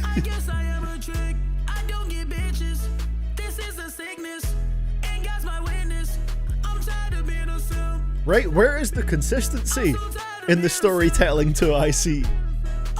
I'm quite disappointed that Dave Blunts isn't being as narratively consistent as I would expect.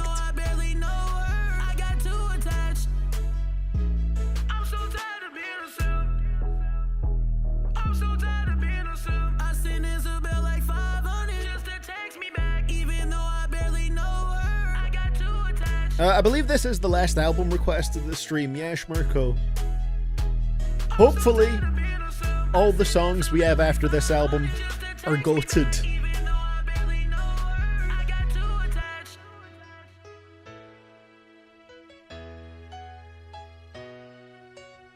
Oh my god.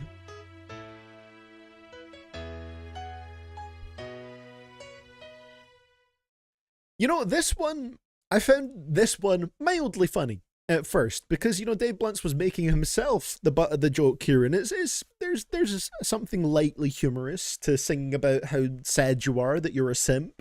There could be something to that. And then in the verses, it was just another typical Dave Blunts verse. As to be expected.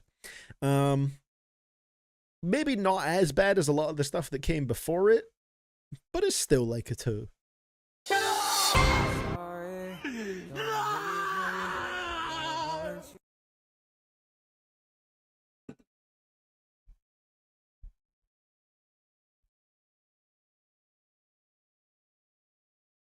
And literally every single track, he keeps mentioning these Isabel and Solar.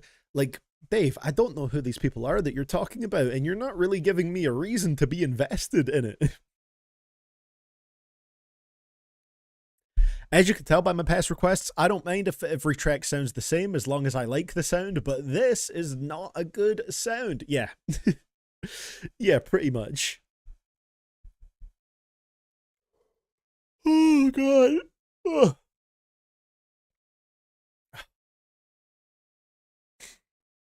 This is painful, man. That guy you saw at Danny's, this is one of the most difficult, one of the most painful album requests I've got so far. Oh my God, we're gonna have to keep shooting Vinpen throughout this one, man. Oh God. What we got to follow that up with? Worse than the Adam Calhoun album. Ooh. Ooh. It's tough competition. It really is tough competition. They both have a penchant for a certain word. You really were right about his voice getting progressively more annoying. Like, the more songs we hear, yeah, it's cutting through more and more and more. I thought his voice was fine at first, but the more time we spend with him, the more irritating it gets. 100%.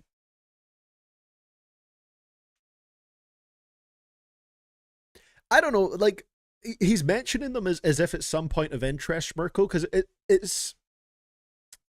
it's not like, you know, he's just like name dropping them on a couple songs here and there, and it's like, oh, okay, it's people that he knows. Like, he's making them characters within his music by mentioning them on every single song, and I just don't understand why I'm supposed to care when he's not saying anything interesting about them, you know?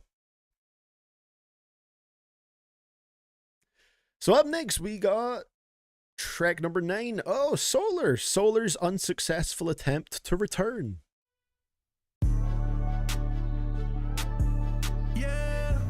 What is this beat, bro?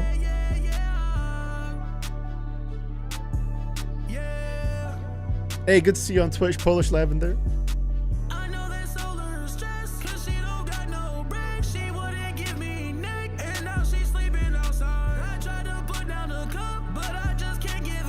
Ooh, you can't put down the cup.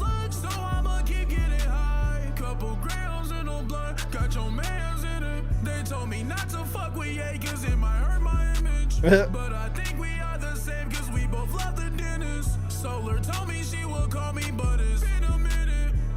I done really ran my bands up. Bitch niggas wanna hate on me. They telling me I should give it up. Cause Solar's not in love with me. No, she's not in love with me at all. She linked with Why does he keep doing this voice every song, bro? 3 times and then you started crying. When you would leave at night, it felt like I was dying. Codeine in my Sprite, cause I'm trying to drink my feelings. Solar, this the real me. Why won't you just hear me out? And I should've never kicked you out. Cause I really want for you to come back. But I know that I'd be dumb if I did that. And I don't know how I got so attached. I think you might be right, Scarpo, when you said, I wonder if the producers just grab royalty-free loops for these beats, because these sound ass, man. Like, it actually sounds like he's rapping over royalty-free beats. Royalty-free loops.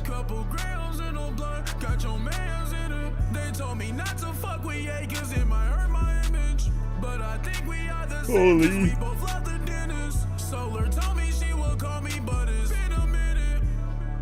This is the first time where I might actually be yawning because of the music. God, that yeah sounded awful.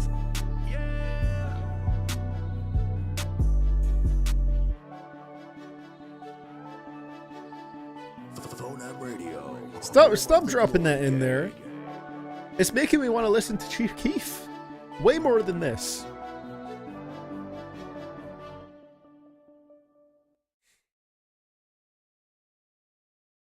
It's the same thing, man.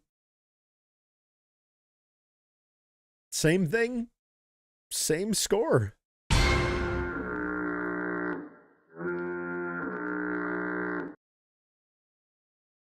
Please put Subway Surfers on the side of the screen. It would give us something, you know? I genuinely don't find this to be that bad. To each their own. I will always appreciate the depths of subjectivity within music. I hate this so much. I hate it.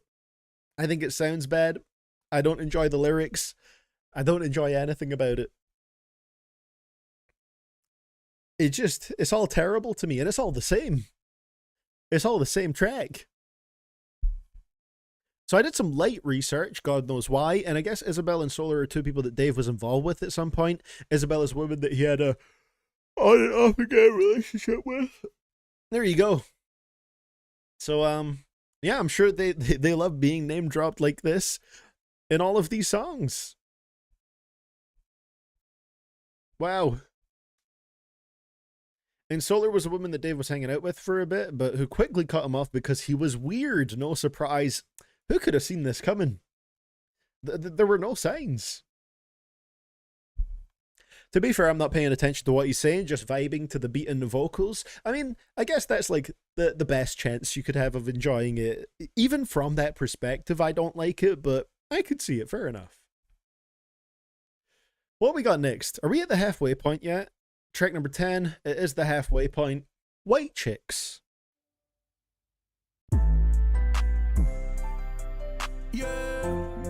Quad Woofer and Chef Bid need to face justice for their crimes against music with this album, bro. Just being a part of this and producing the entire thing, basically.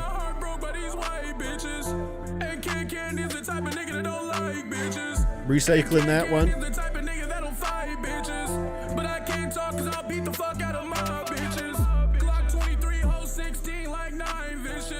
There we go. Got an illegal immigrant cleaning my house. And when the job's done, I'ma call ICE, I'ma slime them out. And my double cup real dirty like David Brown. And your main bitch wanna fuck me cause I'm famous now. Know some young niggas that starving in Section 8. And my black bitch went to trade school to be a CNA. And my white bitch go to Starbucks like every day. And she told me back in high school she would slit her wrist. So it don't matter how I treat her, just don't let me hit. And she told me that her pronouns was they/them. Bitch, it was confusing me. I really don't know what that means. I really don't know.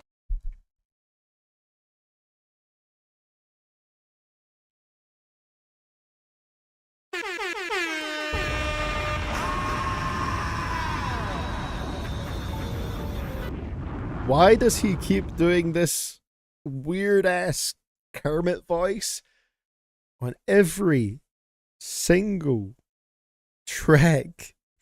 It didn't sound good in the first place, and it sounds even worse when you're hearing it 10 songs in a row. So it don't matter how I treat her, just don't let me hit. And she told me that her pronouns was they/them. Bitch, it was confusing me. I really don't know what that means. I really don't know what you talking about. She keeps trying to talk with my dick in her mouth. She keeps trying to talk when her mouth is full. My mama, she cried when I dropped her to school. But look at me now, my crib got a pool. But look at me now, my crib is enormous. I told that bitch sold it, leave by the morning. She keeps trying to call it, isn't important. Cut the bitch off, cause I know she is. Let's go. Film, movie, stream, movie, bad man. I came in her pussy cause I couldn't help it. I'm killing the pussy like Melly and Melvin. My shooters be young, not talking about Sheldon. A young Sheldon reference? Fuck it, let's just watch all of Young Sheldon. Let's go.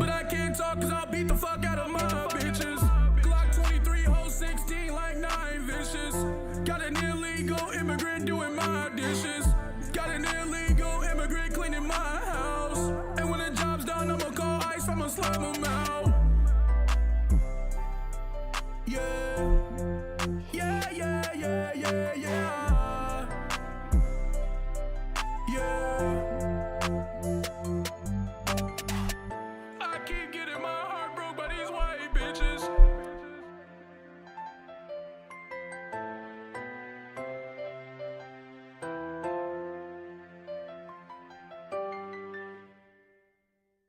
Music really is a gift and a curse. There's plenty of times where I've listened to songs or albums on stream that make me so deeply grateful just for the fact that music exists and that we live in a time where there's so much of it that is instantly accessible. You could just search something up and listen to it immediately, even if it came out back in the 70s, 80s, hell, even way before that. You could listen to absolutely anything. But then you get stuff like this that makes me question if it should have ever been invented in the first place. John in Tennessee, go ahead. What you want to say? That shit is fucking trash, dog. Get the fuck off the airwaves. Oh. What's worse, this or Cuck? Ooh. Oh my god. Maybe it's just because I'm listening to this right now and it's really, really rough. Maybe this?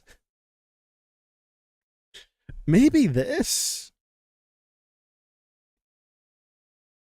I don't even feel like there's a semblance of a beat I really enjoy here, but then again, maybe that's just because it's on a Dave Blunt's track, and you know, like Gravity, he pulls everything right down to the ground. I'm gonna go back to not understanding English. Fair event pen. He doesn't even have material for one song. He just keeps repeating the same jokes on every track. Why in the blooming house of fuck is this 20 tracks? It's a mystery. It's a real mystery. The beat sounds like if Zaytoven got CTE. That's the funniest thing I've heard during this album, Schmirko. And it didn't come from Dave. And the kick sounds like shit. I genuinely think 2 out of 10 on Album of the Year is way too high of a rating for this. It is too high. What? Notably, the actor of young Sheldon Cooper showed support for the song in an Instagram post. The more you know.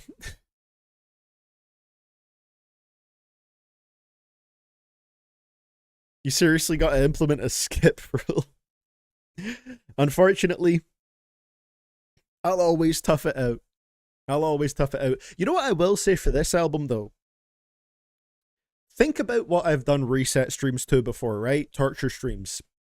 This album is so bad that I'm excluding it from ever being in a torture stream. I would not do a reset stream to this album because the level of misery that I would feel would just be too much, to the point that I just think it would be a horrible experience for everyone. Track number 11, 10 Bands on Solar.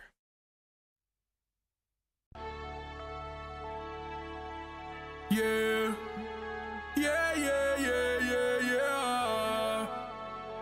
Were these all knocked out in one day? Before I tell you a lie, little nigga, I tell the truth. Yes, I pay for pussy, yes, I pay for news. Cause I don't really get bitches like I say I do. Send Abigail like 300 just to see her boobs. Spent 10 bands on Solar, she ain't even let me hit. Every time I look in the mirror, nigga, I see a trick. So, assuming this is based on reality, did he actually spend all this money on these women hoping to have sex with them? And here he's saying he spent 10 bands on Solar and she still didn't want to do anything with them? You know, not everything has to go into the booth, Dave. No one made you say this. You didn't need to put this out there, man. I look in the mirror, nigga, I see a bitch. Every time I look at the comments, niggas on my dick. Niggas be slurping and sucking my dick. They put out my pants and start doing tricks. I double my cup and I'm sipping on tricks. He's doing it again. Don't even take care of they seeds. I sat on that stage cause I couldn't breathe. So that be the reason they hate on me.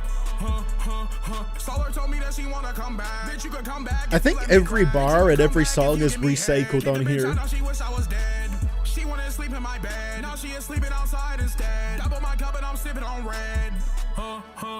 Solar, she seen I was coming up. That be the reason she hit me up. Solar was broken, I changed her life. That be the reason I booked a flight. That be the reason I saved the bitch. I really tried to date the bitch. To tell you the truth, I hate the bitch. I forget what good music sounds like, bro. How are you ranking it just overall? First time here? I mean, this is stanky right here, Neon.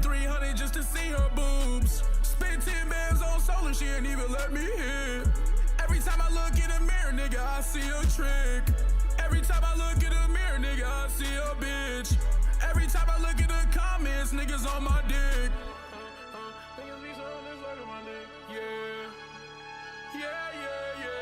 I'm not even enjoying the yeahs anymore.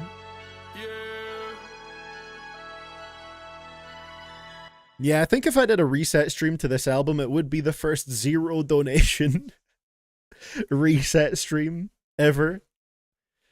Oh my god. Yeah, Solar's a cool name. It works, you know? It works. It's unfortunate that it's being mentioned under this context. You know, if there's one thing you could say that... If there's one thing that you could say for Dave Blunts, it's that at least he's good for the planet. Because this motherfucker loves recycling.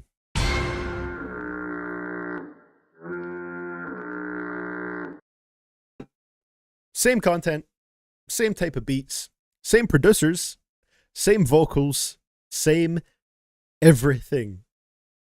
I don't even know why am I giving it a 1? Where did it earn the 1?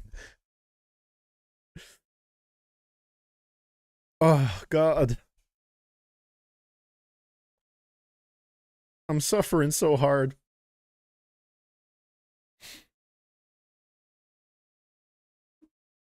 Wow, I wish I heard this before I made my tier list, because this would have filled out the worst of 2025 spot even more. Even more. This is so horrendous. Track number 12 is called Diddy Games, by the way. Schmerkel was saying, it combines two ways an album can be insufferable, deathly uninspired, and a rage bait gimmick, saying completely deplorable shit for a reaction. It really is just like the culmination of garbage. Unironically, his real name, Davion Blessing, is better than his stage name, Dave Blunt. That goes hard. Like, that's a hard government name. He could have just went by that. Well, let's see what we're going to get hopping on to the next one. Ladies and gentlemen, hop on the trash train with me. It's Diddy Games.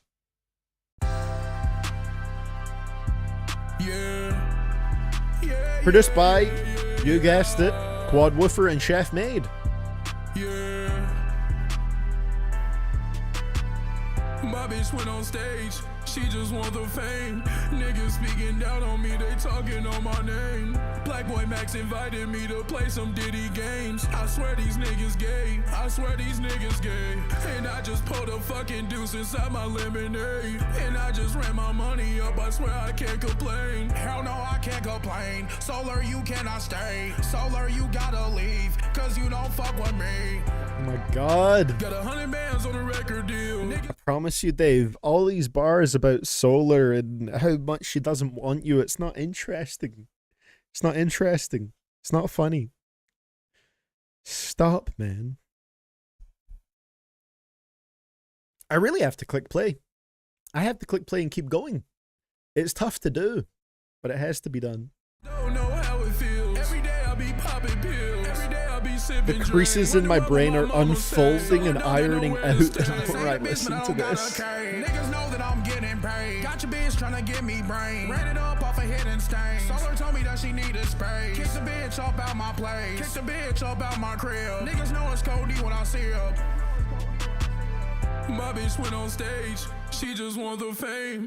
Niggas speaking down on me, they talking on my name. Black Boy Max invited me to play some Diddy games. I swear Is that right? Niggas gay. I swear these niggas gay. And I just pulled a fucking deuce. I mean, at least they're not Dave Blunts. And I just ran my money up, I swear I can't complain. Hell no, I can't complain. Solar, you cannot stay. Solar, you gotta leave, cause you don't fuck with me.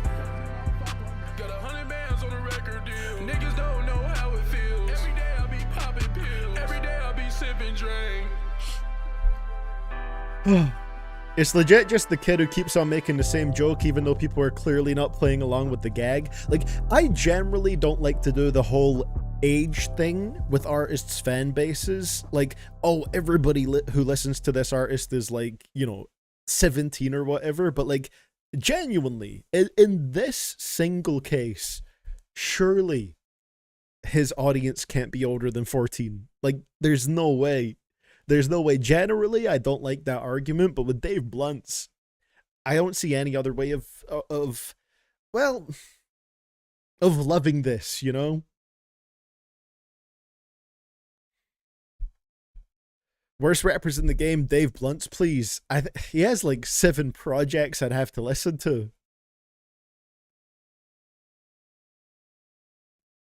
It's a lot. It's a lot. I remember the first time that I heard Crying in the Kitchen, I was like, oh, okay, that's like a kind of like goofy, silly track. I'm not too mad at that. And it just, every single time I hear more music from him, it gets worse and worse and worse.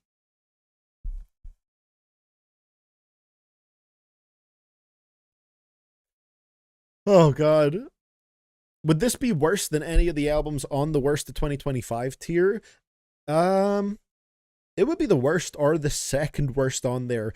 It's a toss-up between this and the Adam Calhoun album for the worst of the year, and this might be even worse because it's longer. It's got 7 more songs on it. And interestingly, they're both similar in the sense that it's both artists making the same shitty song for the entire project. Weirdly, you could draw comparisons between them. Track number 13 is called Sex Crimes. Here we go. Also produced by Quad Woofer and Chef Made. They actually, like, they gotta go. They need to stop producing. I don't care if they've made any other good beats. They just need to retire after this one.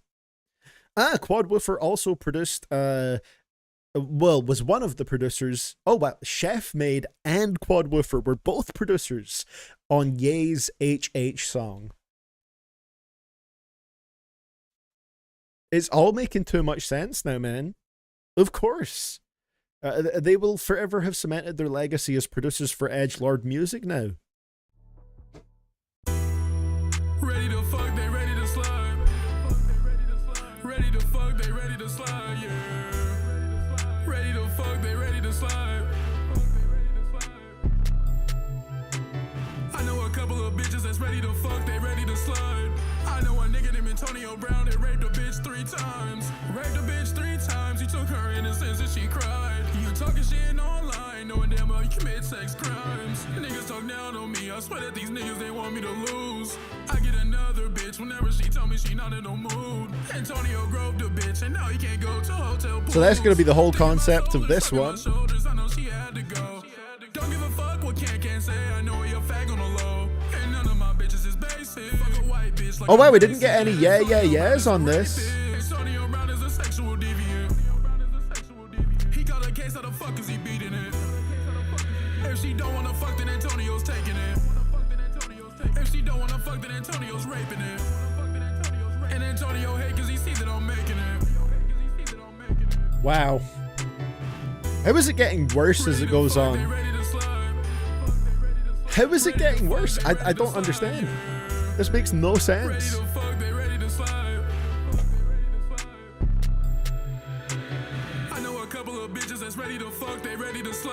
I really don't want to hear the bars cut from the Dave Blunt's HH ref track. Oh god, yeah.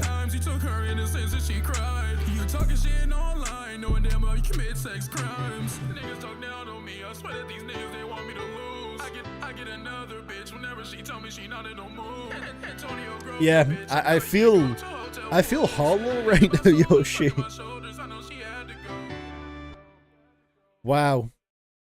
That was stinky. That was very stinky.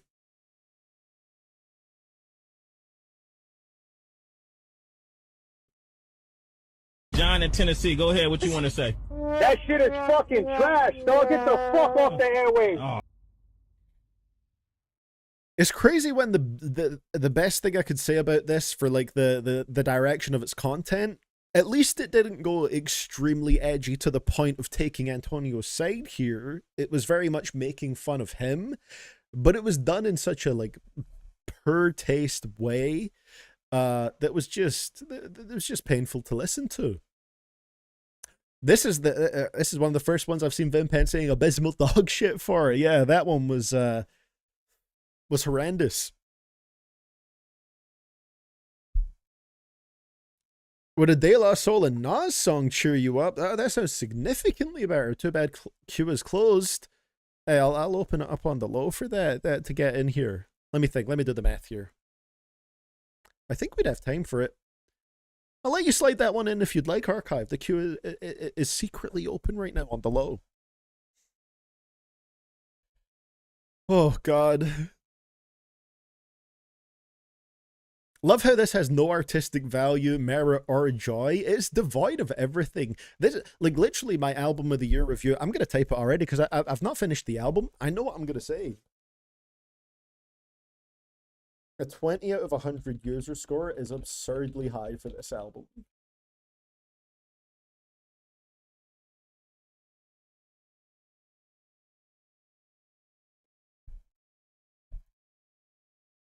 It really is that bad. Yeah, that's exactly it, Shmirko. It's such a poor taste way of doing it. It's just horrific. Thank you very much, Archive. I'm honestly glad we snuck that one in here. And the queue is officially closed once again. We could squeeze a little extra song there. I need it after this suffering.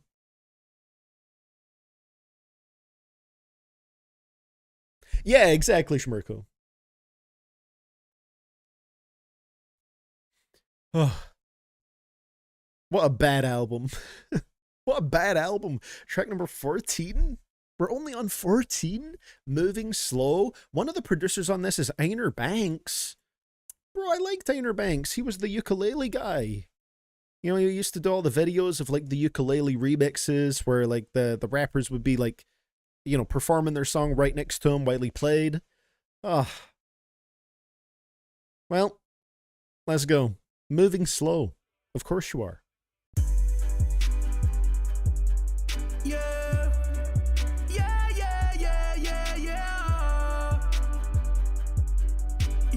This is the last album in the Kyoyoshi. You know my cup's really getting low. Calling up the plug cause I need some more. This 20 ounce of tris got me moving slow. This 20 ounce of tris got me moving slow. This shit got me moving slow. I steady be pouring up foes. And I got a whole lot of A Belgian YouTuber has production credits on Cousins? What? Oh my god. He's doing that voice again. I don't even know if she buy or lets me in, but I know she done eat pussy. And niggas they hate, I ran out my money, I don't give a fuck cause they stuck in my city. Abigail call me and show me her titties. I'm sitting Sierra 150, but I'm sending Tessa a couple of hundreds. Get to the crib and I know that she fucking. Fuck from the back and she steady be running. She told me to tell her whenever I'm coming, but I didn't listen, I came inside. And now she He said this before on the album. Cannot be a father figure. Now we at the point where her stomach's bigger. Now we at the point where she's going in later. She saying she want me to sign the papers. And that's what I told her, I'll see you later. And that's when she turned to a single mom. And I think the DNA test is wrong. Bitch, shut the fuck up when the game is on. I wanna give her the time or day. I don't think the DNA test is wrong. You just told us. You busted inside. Calling up the plug cause I need some more. This 20 ounce of tris got me moving slow. This 20 ounce of tris got me moving slow. The most I can give this one is that it's not a bad hook.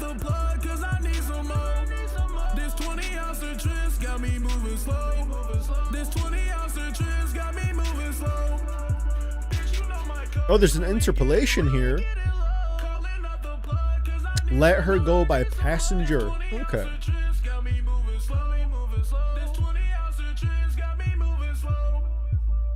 Wait, is that why the hook is actually like okay on that one? Because it's just an interpolation of something else? That would be funny if that hook is interpolated, because it's like, it's one of the only ones I think is semi-decent sounding on here. Damn, that must be what it is. The hook interpolates the hook of an actually good song. Oh my god. So the one where I think the hook is decent, I hadn't heard that song before, I don't think. Yeah, it turns out it just comes from somewhere else. Wow. Amazing. And I hope things go well with getting another job offer as well, Archive. I hope things are going all right over there. Damn. Hey, I'll take a job offer at this point. This reacting to music thing ain't cutting it, man. At least the hook was better there. And I think the beat was okay. It had a little bit more in the way of redeeming qualities than the other tracks, so I'll give it like a 2.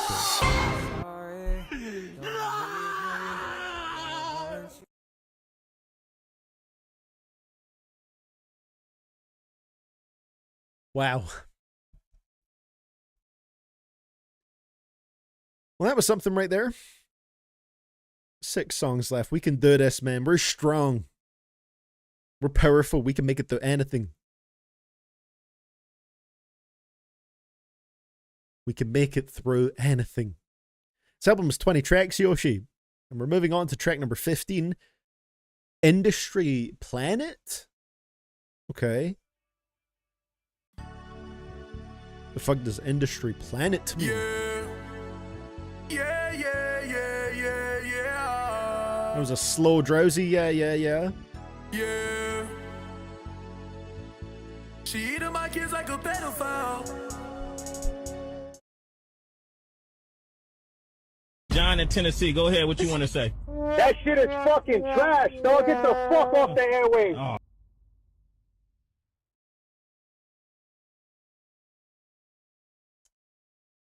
Let's continue.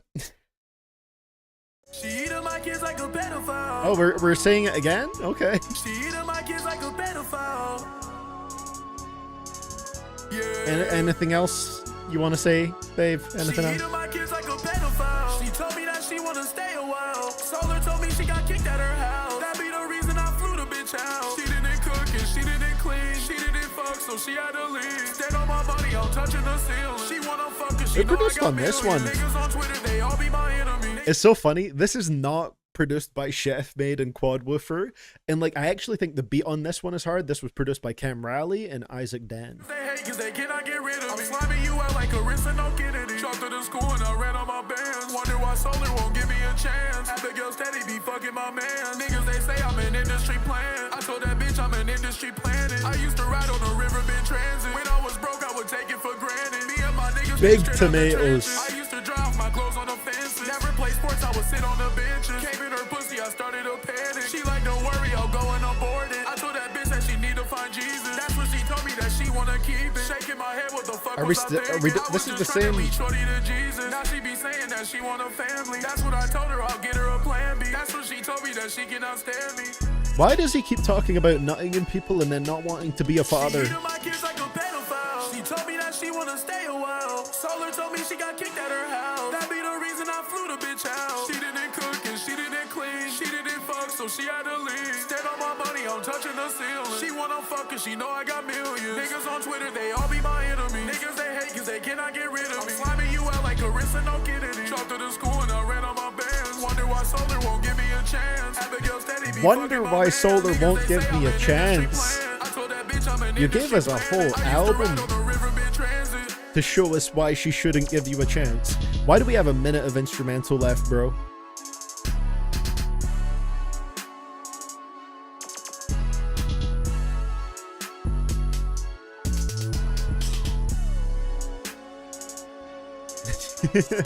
Been pen dancing to the beat on this one. Listen, I like the production on this track. It's a hard beat. I actually like the beat here. But the lyrics on this one, bro, I can't do it. I tried to listen to this album the day it came out, got to track 6 and couldn't do it anymore, and then didn't try again for months. I cannot blame you, Archive. This is so devoid of any... basically what Second in Command said earlier on, merit or joy. There is no artistry to this. There's nothing good about this. I like the beat here, but my god, was that stinky lyrically.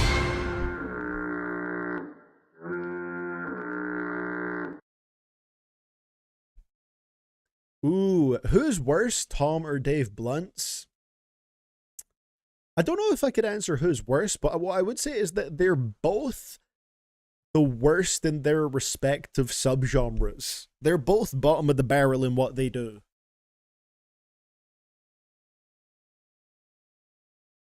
She and My Kids Like a Cannibal, that would be better than what Dave said here, yeah. You should ghostwrite Cloak. Listen to Lil Uzi. You know, now that you said that, Schmirko, Uzi over this beat? Hold on. Come on. Picture it in your head right now.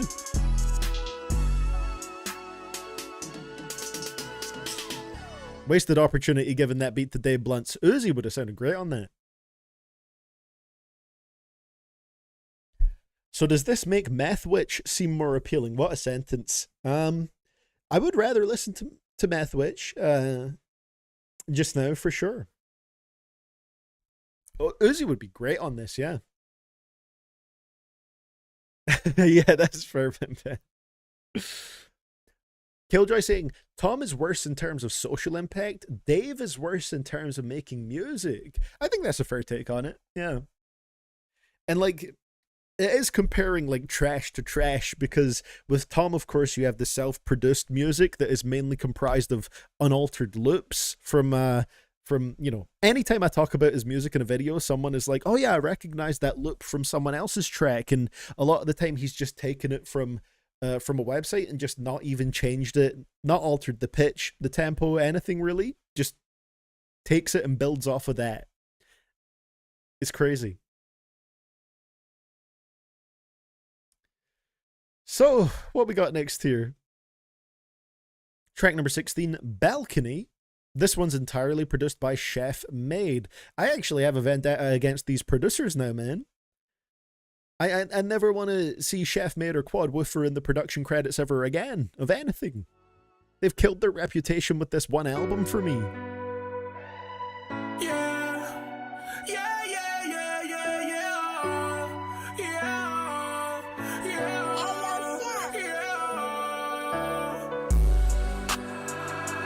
Told her be a minute, put my feelings to the side. Told her she can stay and then I kicked her out that night. Sick of your manipulation, sick of all your lies. What request do we have after this? Another Rotten track? I'll enjoy it more than this, I'm sure.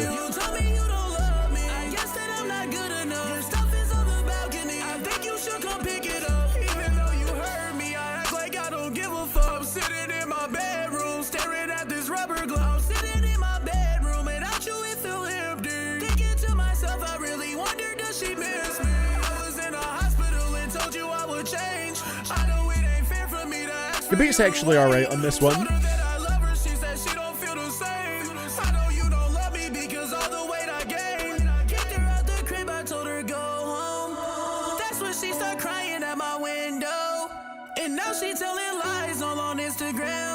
I gave her everything, I just don't understand it all. That's when her nigga called, he got police involved. Could he just not do this voice for one song?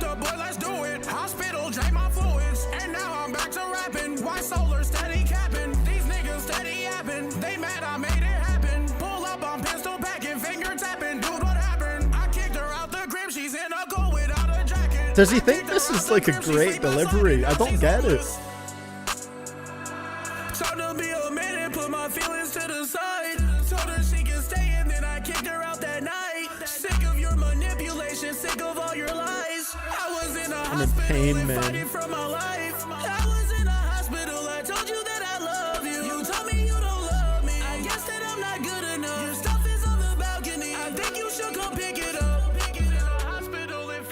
Very minimal, awful lyrics. Yeah, there's definitely way worse tracks lyrically, yeah.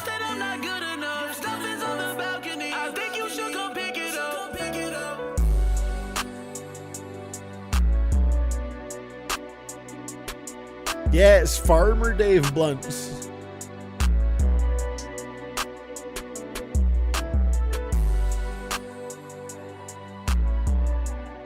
Now listen.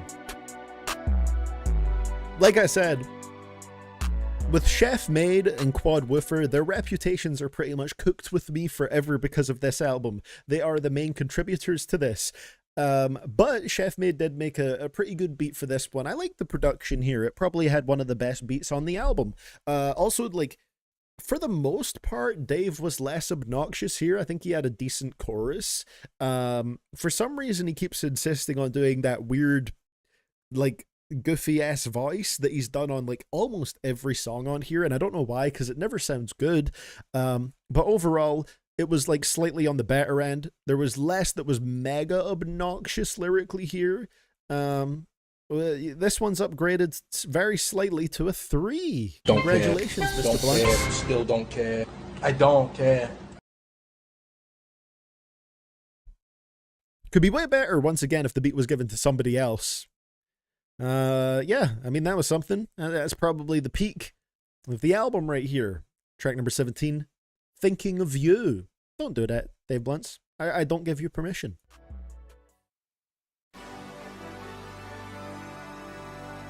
You're tuned in to Phonam Radio. This one's produced entirely by Quad Woofer. They're doing solo beats now.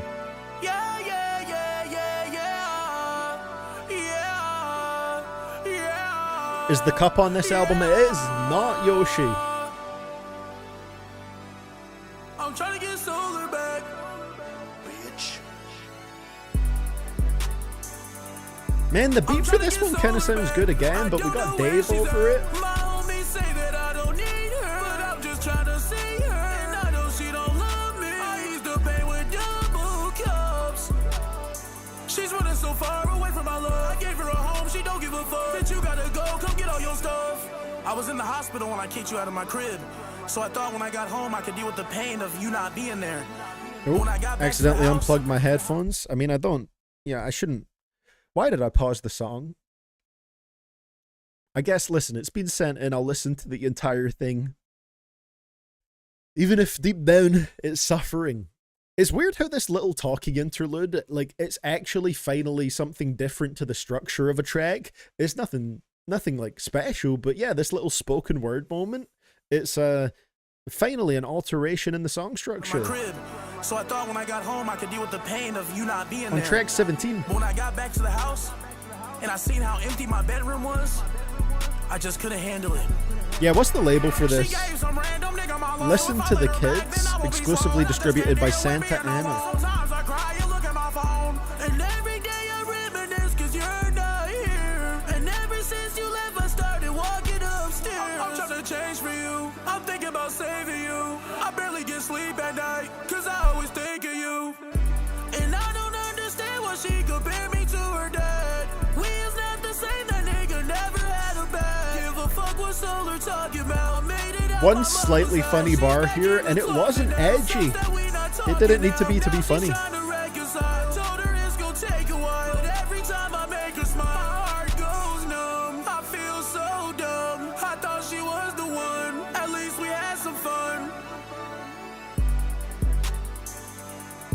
Man, the horns and the beat are nice there.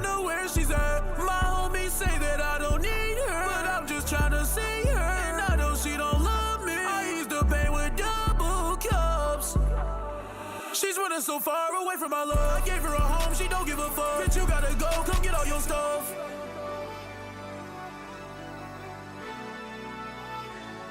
Good beat. A pretty great beat is like the best we're gonna get right here.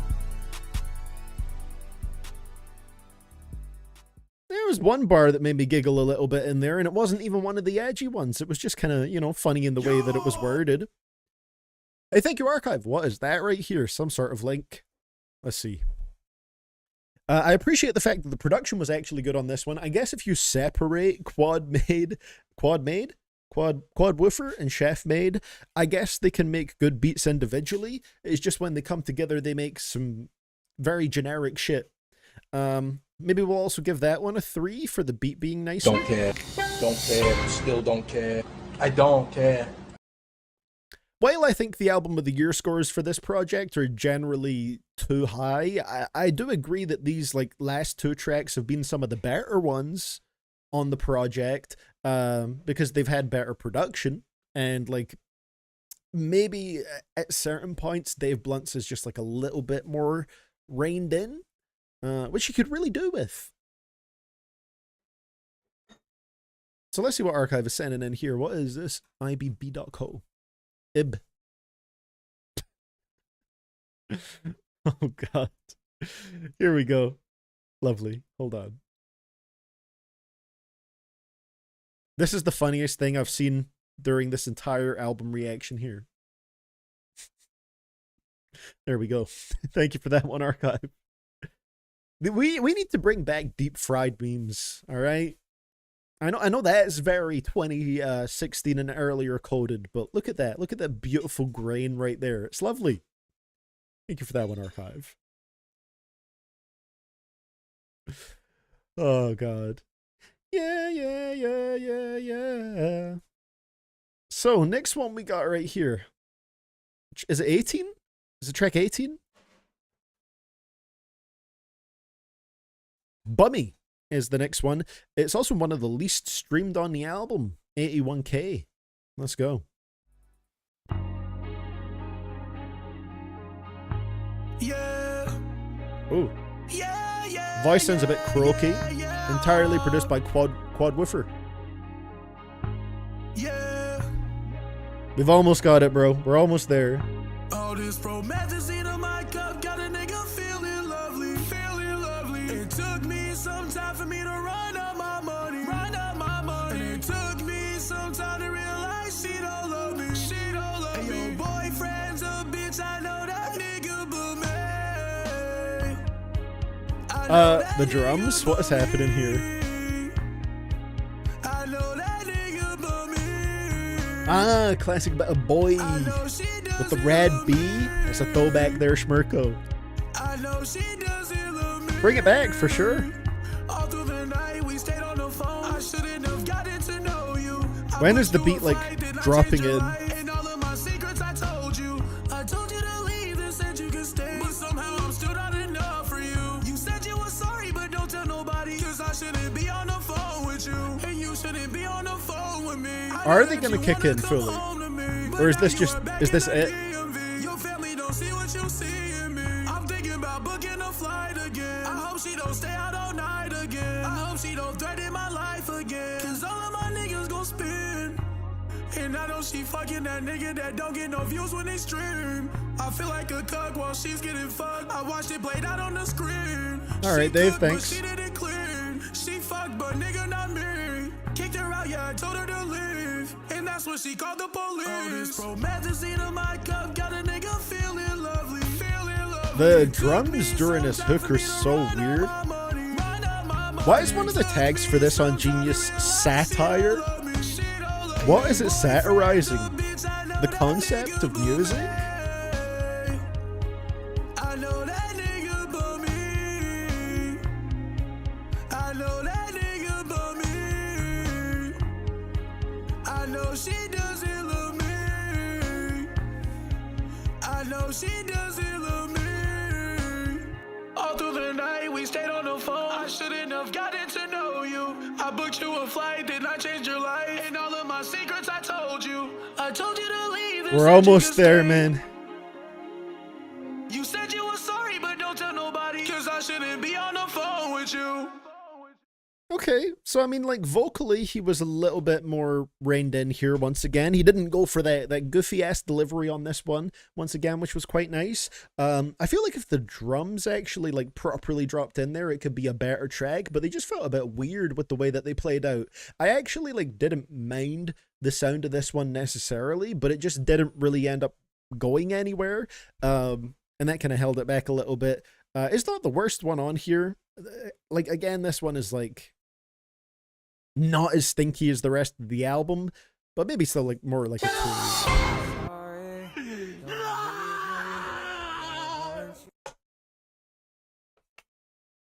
Dave Blunts has exactly 2 good songs, 10 perks and anything for $1 released on his Discord.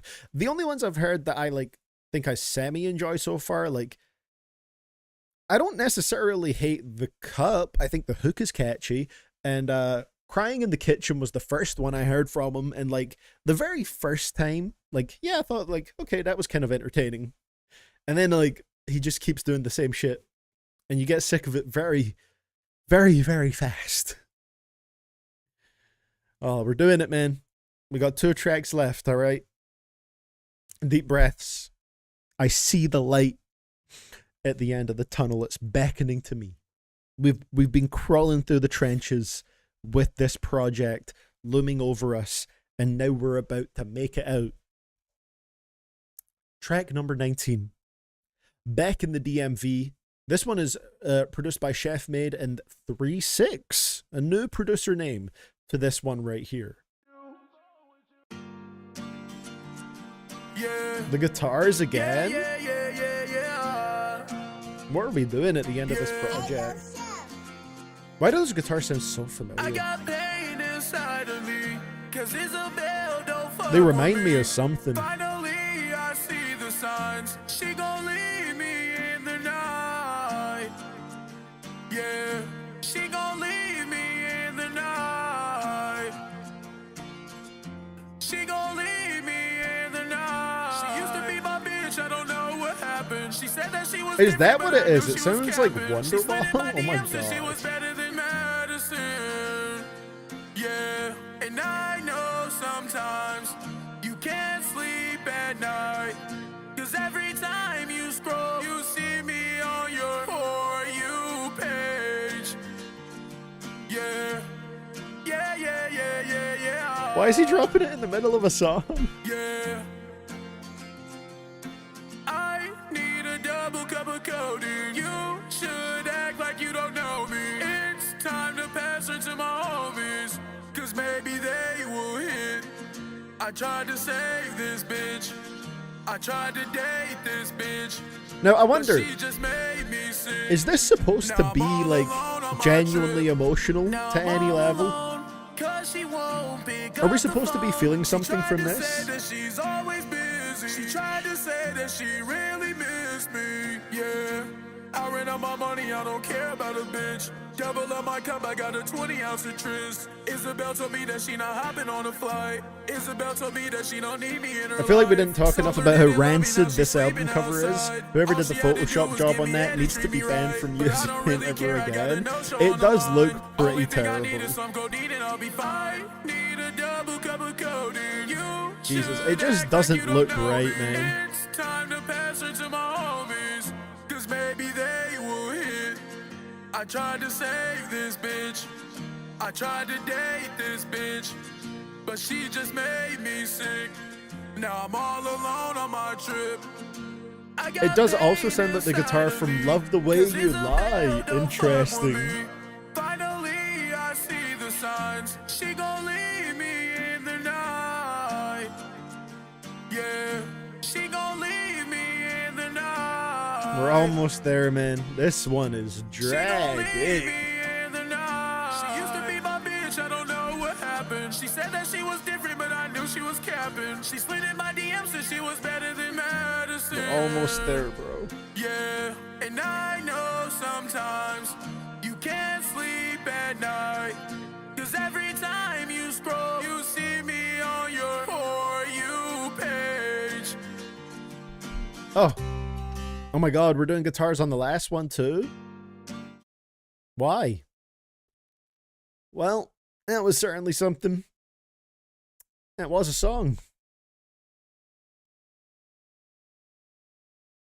That is probably the intention, but also he just keeps saying the same bullshit he's been saying on every song. Like, that made me feel nothing. At all. Unrelated, but one time when I was getting a haircut, an Eminem song started playing and my hairdresser asked me if I liked it, and I said yes, and then he proceeded to try putting me on to Tom McDonald. Oh, what do you even say in response to that, Farmer Cruz? Is it one of those situations where you just kind of nod and go, oh yeah, that sounds all right, I'll check it out a bit more in my own time? Or do you just straight up say, bro, this is some cheeks? Hey, how's it going, Savannah? We're out here suffering, listening to this Dave Blunt's album. Luckily, the next one is the final track. thoughts on the new J. Cole album. Just reacted to it yesterday on stream, and I thought it was pretty damn good. I enjoyed it, probably sitting somewhere around that 8 region with it, 8 out of 10. And yeah, I was very happy with it overall. Thought it was pretty consistent, you know, being 24 tracks long, consistently enjoyable. Gotta give this one right here like a 2, I guess.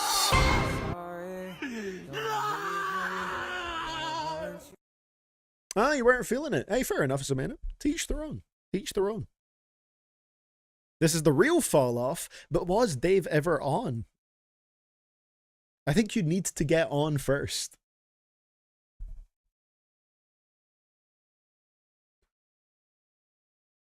Looks like Frankie Teardrop will be the second most horrific thing sent in today. Yeah, this takes the cake, Racer Ghost. This takes the cake. Well, next up we have the final track. Track number 20. The light at the end of the tunnel is brighter than ever. This is simply called Isabel. So I'm sure we're going to get more of this album lore that is deeply uninteresting. It's just all about women that don't want Dave Blunts. And throughout the whole album, he gives us reasons why they shouldn't want him.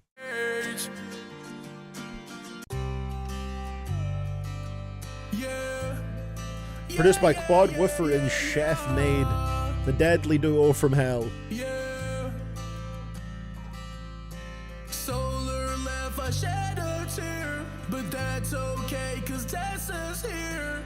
I just hope she doesn't. Tessa, this is a new She calls person. me before she goes to sleep. I just signed a record deal for 100 bands. Damn, that record label got ripped off. Say I'm the man. She hate the way I'm sipping lean. She just don't understand that I can't go to sleep unless I'm high. And I never meant to make Solar cry. It's all her fault that she's sleeping outside. So I might Is this album worse than the Adam Calhoun album? I genuinely don't know. It might be. I should've known that she was sucking dick. I should've never even Oh, it's bad, Zamina. Like, this experience has been tough. And not like the good tough. Not TUFF tough.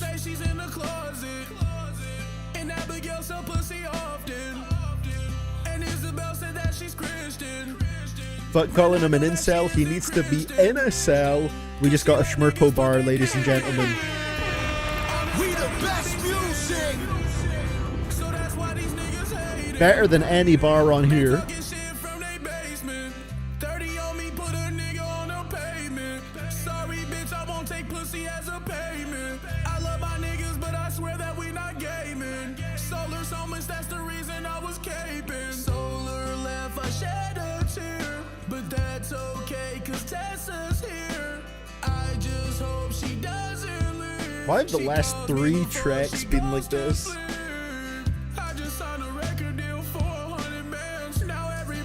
I really want to know if Dave Blunt's means for this to be like a genuinely emotional ending to the project, or if he's just goofing around on this as well. Because, like, what if for the rest of the album he's just being silly, and then he's like, yeah, these last 3 tracks are gonna show people that I can be something deeper? And it's like, it's just cheeks. That's pretty much all you need to know, Zamina.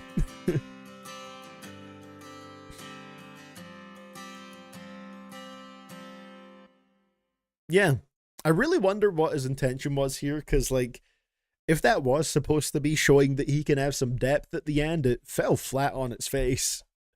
Because it's not that different to anything else we've had on here. He was just going over guitars this time. That was, I'm just glad it's done.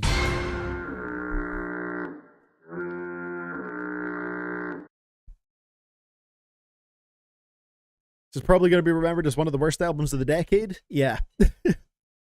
It's really bad. Wow. We made it. Well, you know what? I'll let the soundboard do the talking. Ballin', but at what cost? It's been a while since I got to click that. I'm not a person to call anything dog shit immediately. Like, I would just say it's not for me, but this is genuinely dog shit. I agree. Joined late, and honestly, God bless. Yeah, you got lucky that you didn't hear the rest of this. Here's Amena.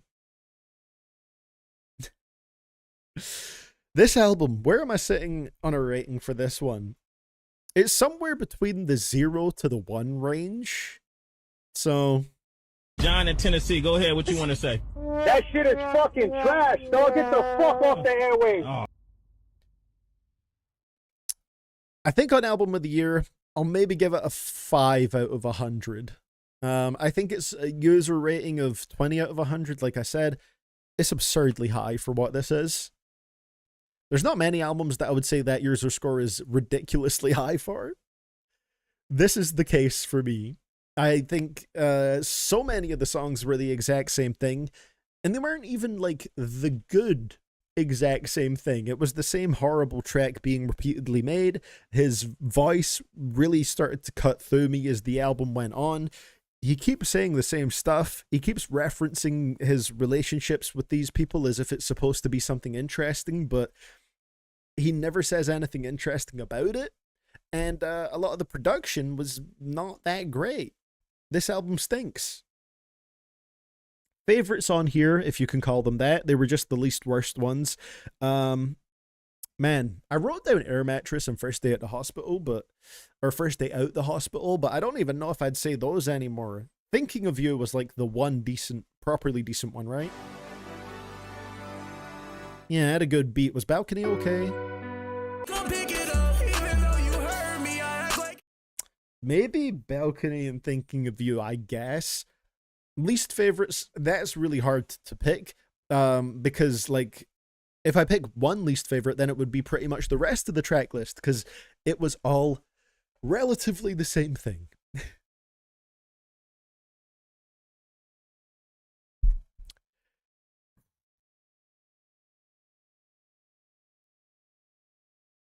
That was like that album was vampiric.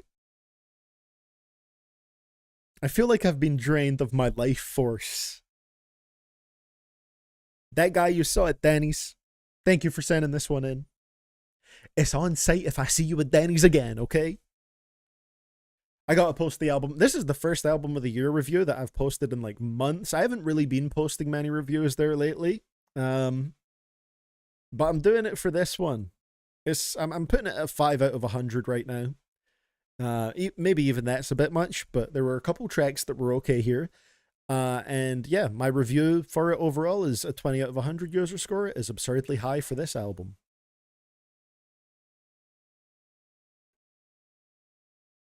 There we go.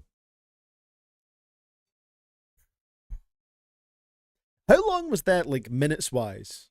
47 minutes and 53 seconds? That genuinely felt like 90 minutes to me.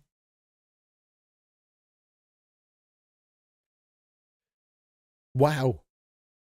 We need to leave Dave Blunts in 2025, man. There's no reason to continue from here. It's just edgy Juice WRLD, but way less musically talented. Way less diverse and interesting musically. And I'm saying that as someone who's not the biggest Juice WRLD fan. Like, I think Juice WRLD is solid, but not my favorite artist ever by any means. I have a lot of criticisms of his music. He's a million miles better than Dave Blunts. Easily. So there we go. Thank you very much for sending that one in. That guy you saw at Danny's, this has the distinction right here of being one of the worst albums I have been sent in full on a request stream. So, at least in one way, this will go down in stream history. There we go. So what are we moving on to on the next one right here? It's got to be something that's gonna wake me up. It's gonna bring me back to life. Let's go. Those vocals were better than what we just heard on this Dave Blunts album. Next one in the queue. I'm going to take a quick bathroom break before we do get into it, but it's going to be a request from Ball GNG.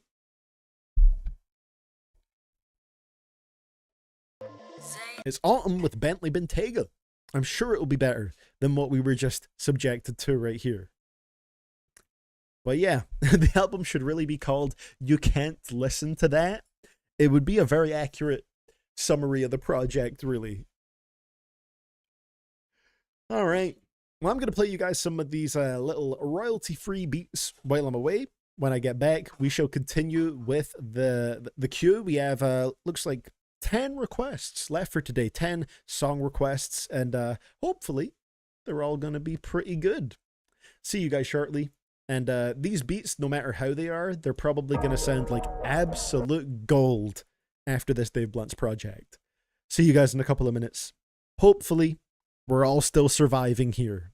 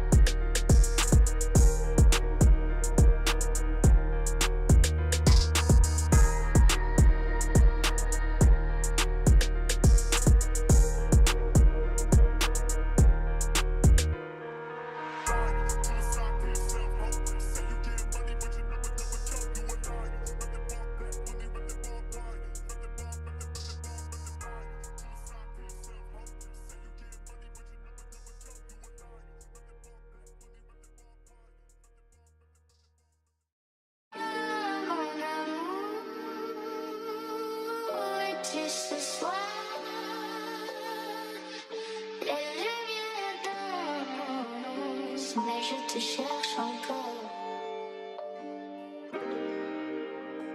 Sans toi, la vie s'endort.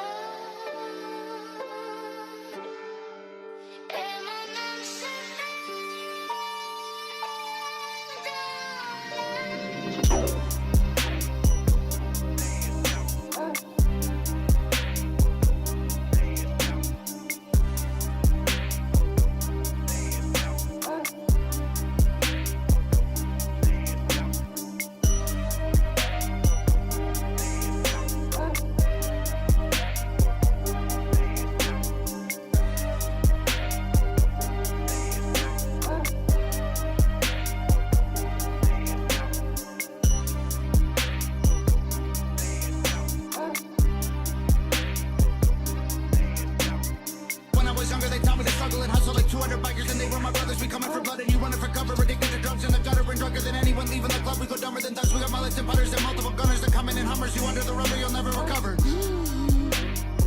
perfectly on tempo.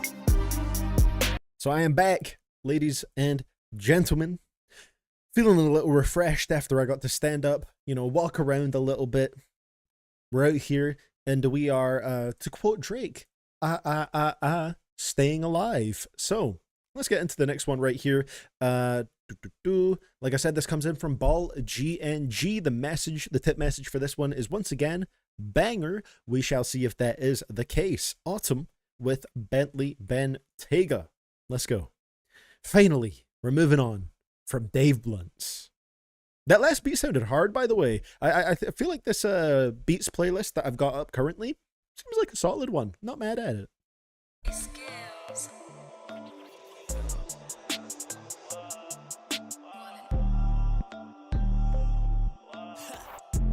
How many bitches can fit in a whip? Probably 6 is a belly man tiger.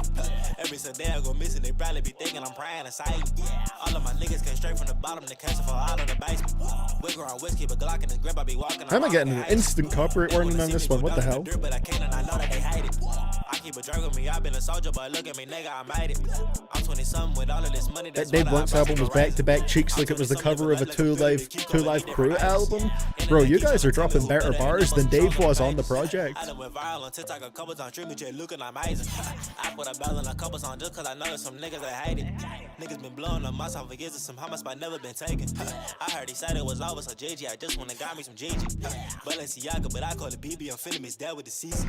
Interesting sound here. I'm finna miss that with the FIFA. Double a buddy that's Fendi on Fendi, got Fetty on Fetty like Pacey. The Bentley got JC, the Porsche's a GT, shit even the Nissan on GT. Who the fuck you think he is? Like a roller. You know what's getting me about this? It feels like there's no emotion behind this flow. He's just kind of like locked himself into a pattern and is refusing to move out of it. So like it just sounds like kind of like a monotone jumble of words that is like sticking strictly to the same robotic pattern. Go buzz it down with some babies. Choppily bloated that money, that ready green mix like a strawberry kiwi. Reminder of Weezy when he made 500 degrees, now she out of a candy. Bitch on you, I seen the shit in my future like none of this shit was too easy. Some cool stuff in the beat.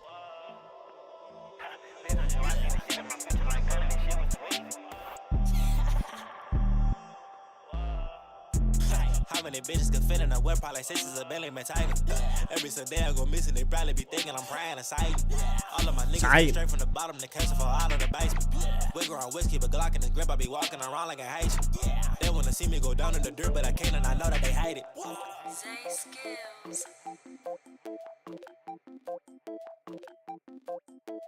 Yeah. Not a big fan of that one personally. Oh, the Streamlabs thing vanished. Oh well, we'll get it back. Yeah, Zamina saying, honestly, never liked this style from Autumn. I liked his older, more plug and B stuff more. Also, see you, Killjoy. Hope you have a great rest of your day. And hope you recover from the Dave Blunt's album here. Yeah, for this one, I just think there was no, like, real emotion or purpose behind the flow. It was just kind of like, I don't know, it sounded like a cool flow at first, and then it just kept going like that for the entire track with no real, like, presence, or I don't know, there was no fire behind it. It was just kind of, it almost sounded like an auctioneer talking quickly in the same rhythm for the entire thing. And so there wasn't really any kind of feeling to it for me personally. It was just kind of like noise, really. Beat was all right, but yeah, that track overall is maybe like a 4. I'm not going to put it quite down on the Dave Blunt's level of things.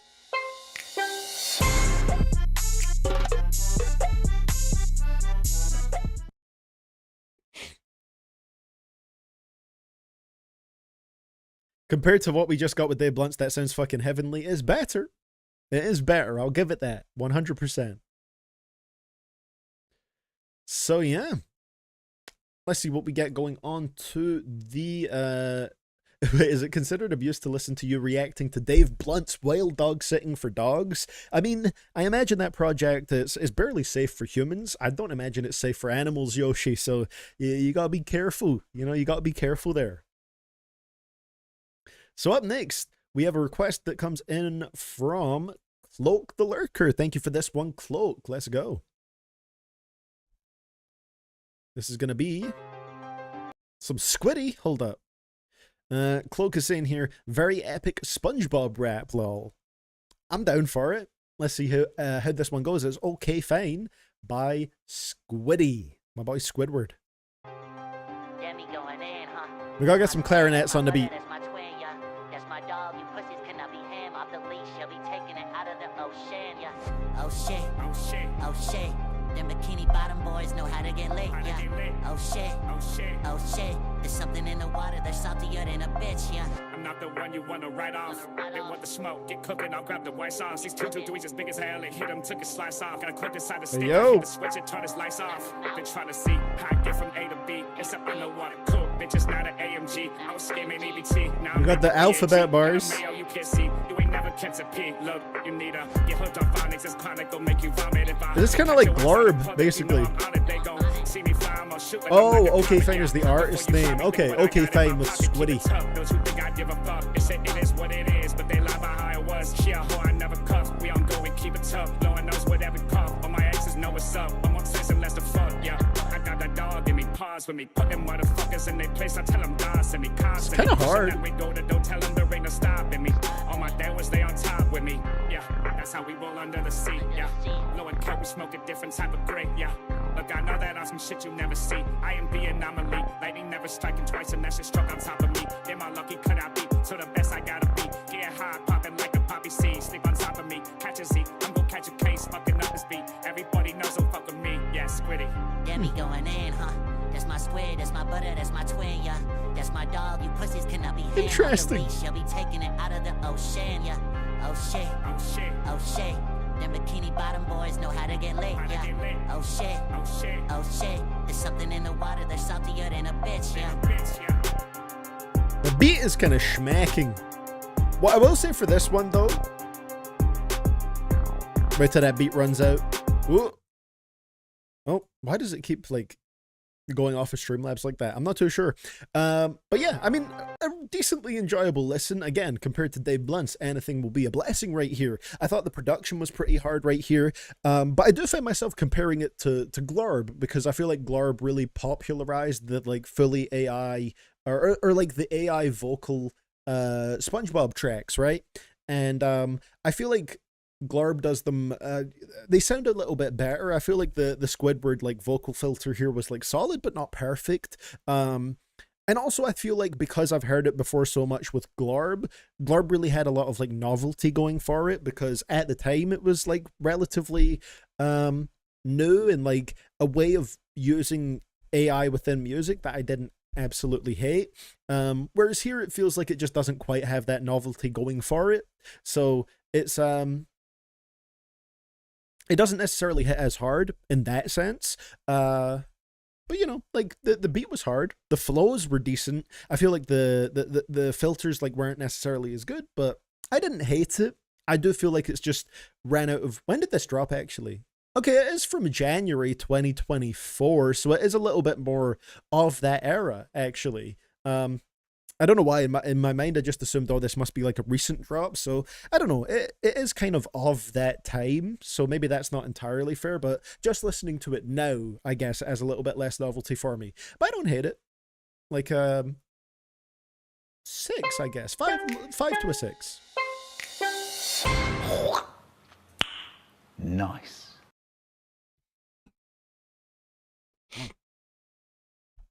Why is it always SpongeBob? I don't know. I guess there's like, I was going to say there's like distinctive voices you can do with that. But then again, so many animated shows have distinctive voices with the characters. So yeah, I feel like SpongeBob is just like SpongeBob is a cultural powerhouse, you know?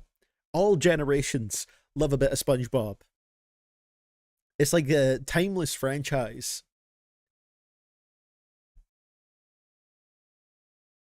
AI bullshit like this never been cool to me. Impressions will always be better. I completely understand that, Schmirko. I don't mind it too much when it's just like the whole like filters to sound like cartoon characters type of thing. But what I do appreciate about Oddwin, for example, with like the Cash Crab stuff, is that was impressions and it was still like very good, you know? So yeah, like I think that definitely is a bit more impressive if you can pull that off well. They also do South Park and Rick and Morty tracks. See, there you go. Like, that's other like animated series with very distinctive voices. So that makes sense as well, doing it that way. Yeah, Oddwin really did it the best because they were bangers too. They were bangers. So thank you for sending this one in, Cloak. Not too bad, not too bad. I think the production was banging. One of the OK Fine is apparently a duo consisting of John Wortman and Ryan Spann, and Ryan Spann produced this track, so he made a hard beat for it. Can't be mad at that. So what have we got on the next one right here? Next one comes in from Xriptic. We're about to turn the energy way up in here, baby. Because what we have is Knocked Loose and Denzel Curry with Hive Mind. Let's go. Listen, I've not enjoyed everything I like from Knocked Loose purely because it's not really my kind of sound. You know, it does go very hard, but just not in a way that immediately clicks for me. But like working with Denzel, that seems like there's going to be some energy right here, man. Music video too. I could probably put that on the screen, I think. I could probably put that on the screen. So Xriptic is saying for this one, been bumping this since it came out yesterday. Thank you for sending this one in. Let's get it going.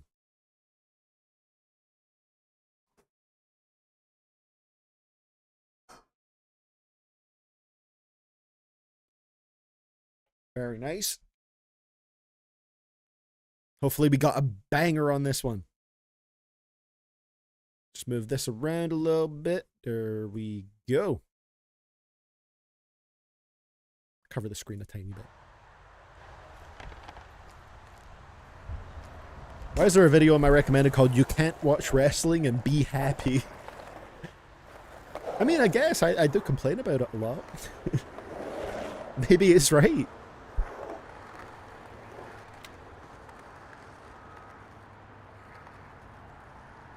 Oh, what's the discourse around this? There's discourse around this? Is it silly? It's usually silly.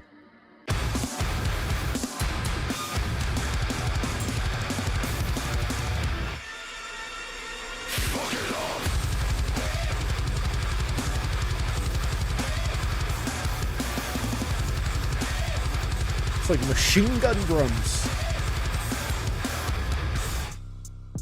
Oh. Hold up.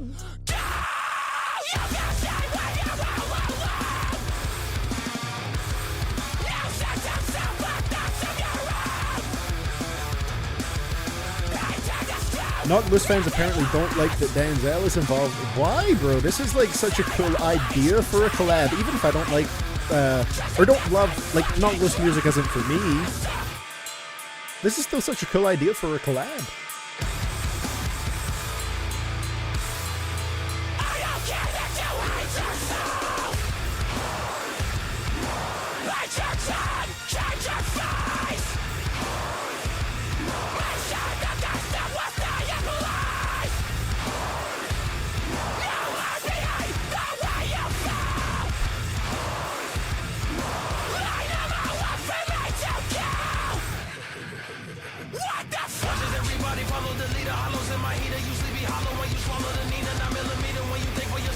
Woo.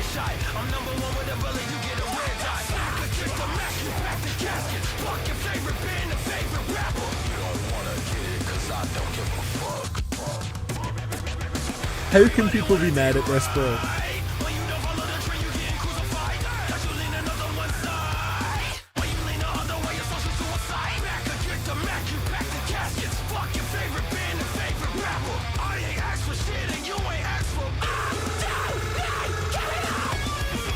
Denzel was great here, man. What the fuck?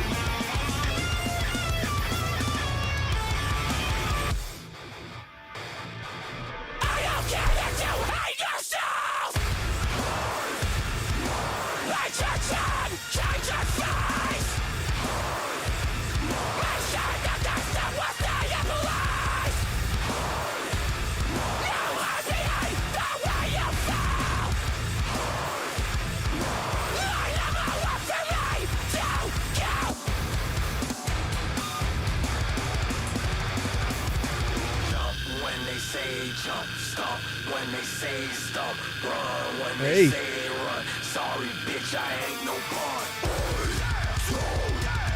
I would not mind hearing more stuff like this from Denzel, bro. Big Zeltron.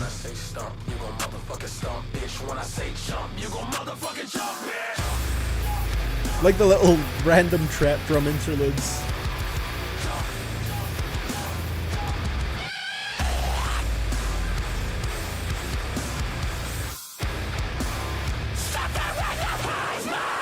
Who was that?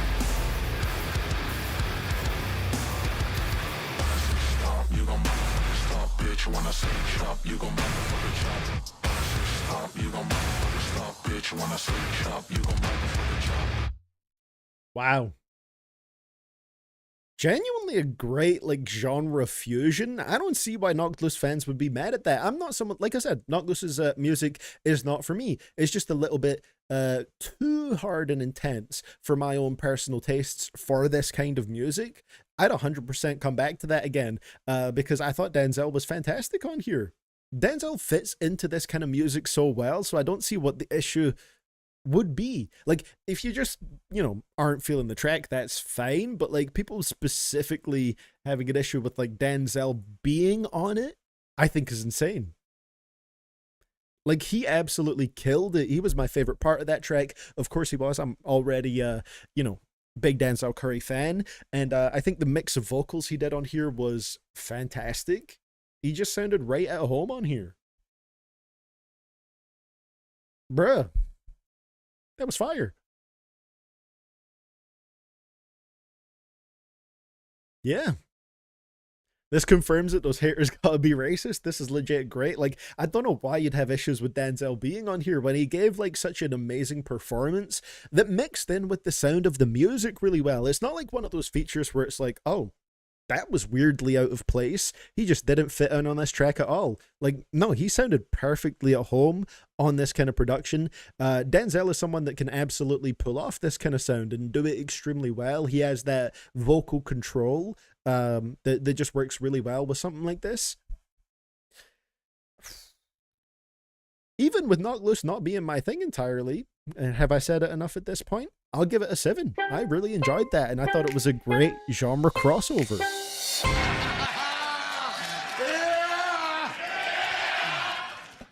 Denzel can do metal type vocals shockingly well. He's just really good at channeling that into his voice, you know? He is like one of the rappers out there with some of the best vocal control, honestly. Like, I think he's got insanely good vocal control. And tracks like this just show that off.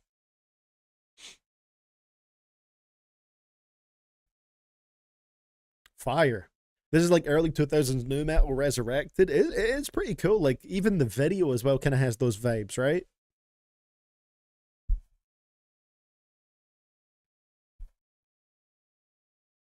Yeah, saw metal purists be mad that they added a hip hopper to the song. That's crazy because he like he was perfect for it, you know?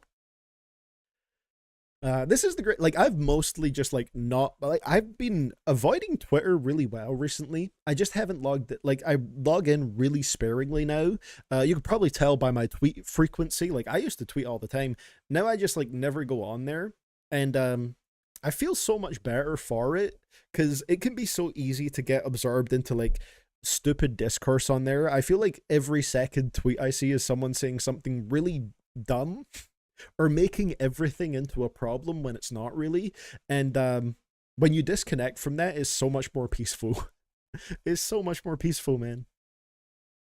This confirms I need a whole metal album from Denzel. 100%. Like, I'd be down to hear it. We need that. Twitter has been super exhausting for me. Yeah, I'm like, it's really hard to tune out of it because it's good at hooking you in. It just kind of naturally happened for me. I just kind of dropped off from using it, and like, I'm fine with it now. I'm completely fine with it. It's good to be tapped out. Yeah, banger on here. So let's see what we have to follow that up with. That was some pure energy right there, made for a very good listen. So thank you for sending that one in, Xriptic, and I'm down for that collab. Knocked Loose, Denzel Curry, co-sign that. So following that up, we have a request from Racer Ghost. This is going to be a fun one. We're revisiting this. Suicide, Frankie Teardrop. Lovely. I'm too addicted to Twitter, but I'm trying to curate my feed more. That would probably help. I just feel like it's so hard to do because Twitter is really good at like serving you rage bait, no matter what side of things you're on or what communities you're trying to like see stuff from. They'll always serve you the worst from those communities. It's I hate it. It's why, honestly, like, as much flack as like Reddit and Redditors get, like, I understand where it comes from, but what I like about Reddit is that I feel like it's easier to curate what I see on there because it's literally just communities that you join and you'll see stuff from them. I find that a lot easier.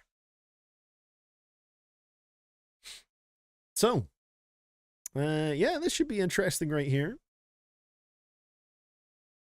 Also, how's it going? I can't score at all. Good to see you here on the Twitch side of things. Yeah, let's get a Genius page up for this one. This is like a 10-minuter, I believe.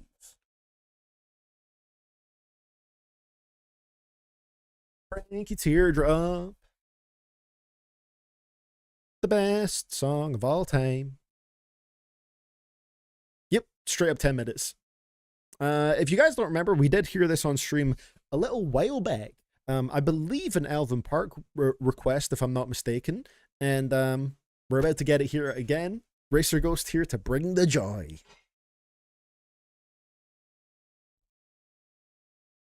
It's going to be a great time. Hey, how's it going? Billy's Gaping Hole. Good to see you on the Twitch side of things here. Thank you for the follow as well. Great name. So, Racer Ghost is saying for this one, yeah, I'm just going to let this one speak for itself. Let's see what lovely words it has to bless us with. Sounding like a goblin beat. And there we go. 20-year-old Frankie. He's married, he's got a kid. And he's working in a factory. Billy's what? He's working from 7 to 5. It has indeed, Mira. Racer Ghost wanted us to do it again. He's just trying to survive. OMG, I love Unalive. Let's hear it for Frankie. My favorite group. Frankie. Shout out to Frankie.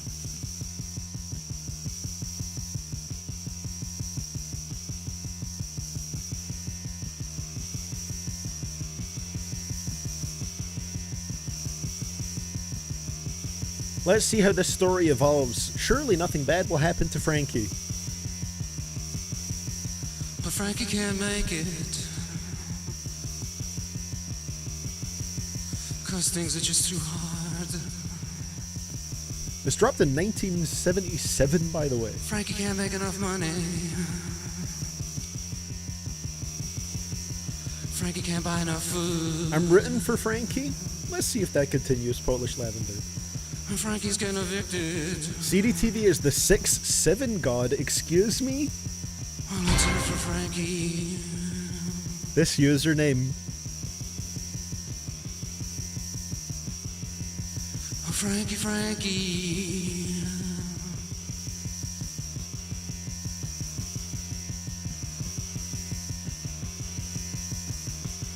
So Frankie, I think it's safe to say, is struggling a little bit.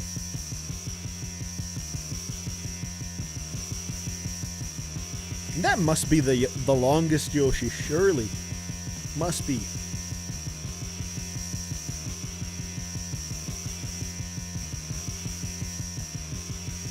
Ah, I see you've made an updated version of this song, Cloak. A modern day version, if you will.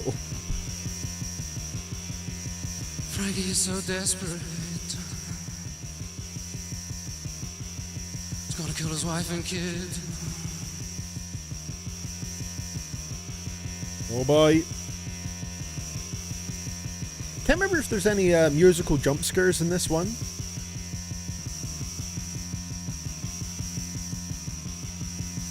Frankie's gonna kill his kid. Very steadily spooky right now. Getting crazy, scary, spooky. Frankie picked up a gun. No hilarious though.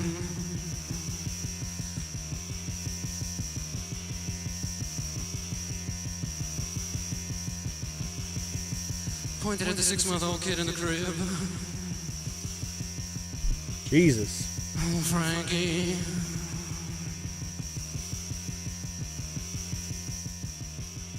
Turn it down a little bit because the next genius transcription is screams. Yep, we're gonna turn that down a tad. Fucking hell. Made my heart skip a little bit there. And I knew it was coming. Frankie looked at his wife. Just so you know, we got more coming. Shut up.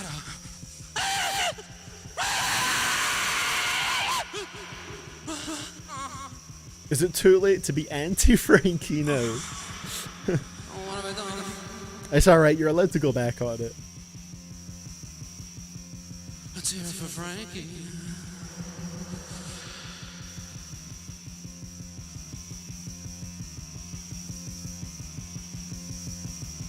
I imagine this was quite different to a lot of 70s music. Frankie with a gun to his head. I know it! Frankie's dead. Man.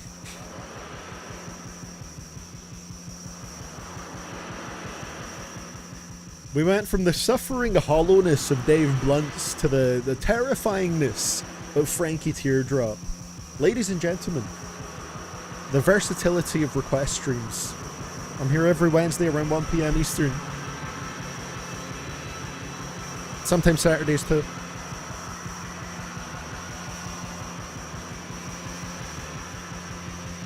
The atmosphere of this is genuinely creepy around this part. It literally sounds like they're ghosts swirling about in the track.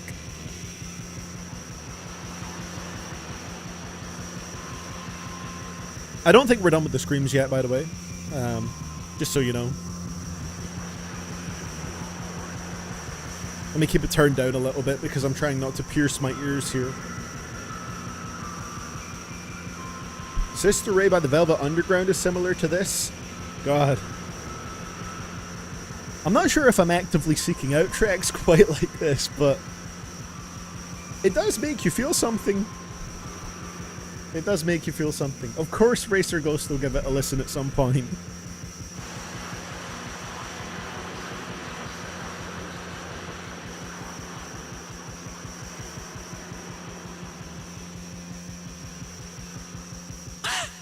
There it is.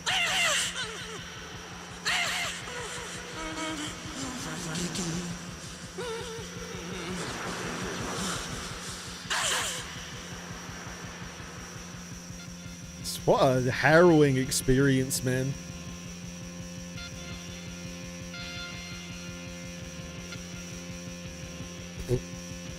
How did they manage to create such an unsettling instrumental atmosphere with this one too?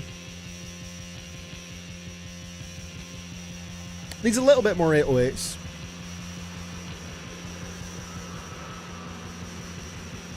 Some more hi-hats. I might have made the same jokes last time I listened to this. I'm officially washed.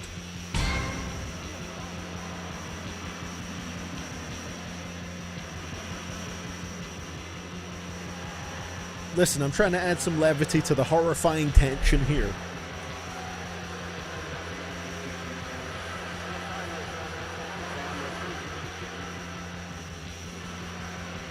They did a great job of creating a hellish atmosphere with the sounds here.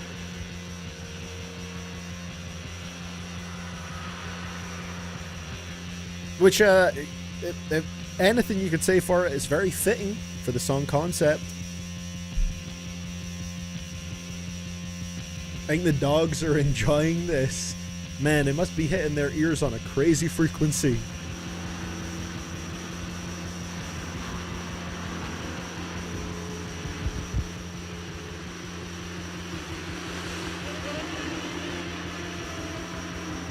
They don't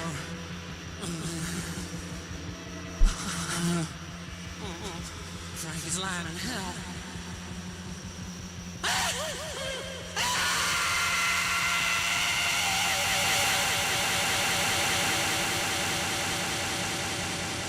Yeah, Frankie's Lying in Hell.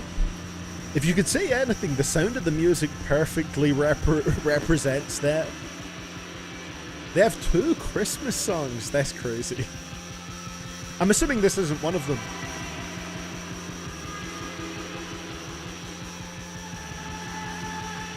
Like those echoey sounds there, it literally sounds like an atmosphere of hell. The Frankie teardrop situation is crazy. We're not done with the screams, by the way. There's more after this instrumental break, just so you can prepare yourselves here.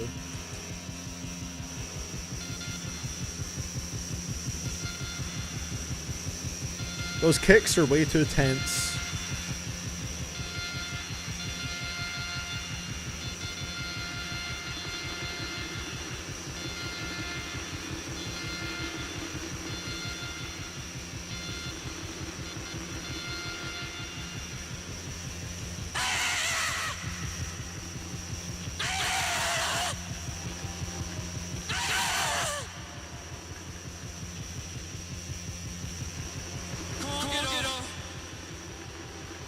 Perfect thing I need right now, a little extra boost to the heart rate. Hey, thank you, Cat Dog Turtle Vulture. Didn't stutter on it this time. Be checking that in a second right here.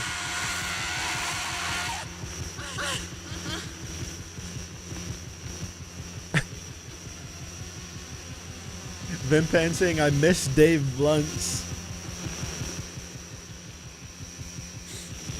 Yeah, a track like this, he's less spooky, I guess. We Are Frankie Teardrop.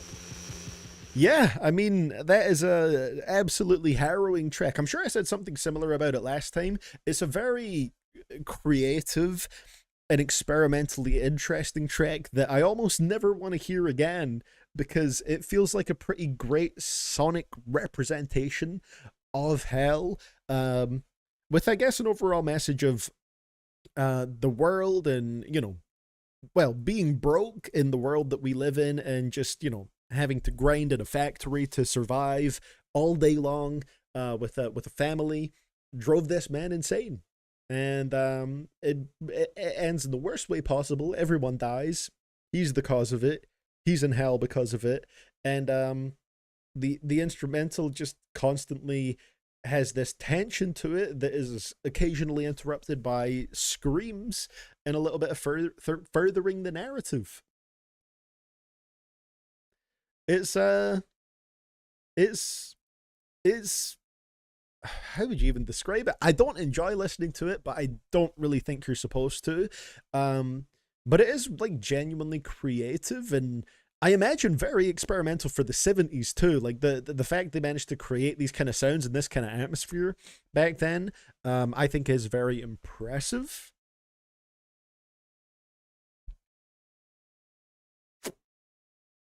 I'm trying to balance out my rating with, like, there's the side of me that really doesn't enjoy listening to it, but there's also the side where I think saying you're not supposed to enjoy listening to it with this track in particular is valid.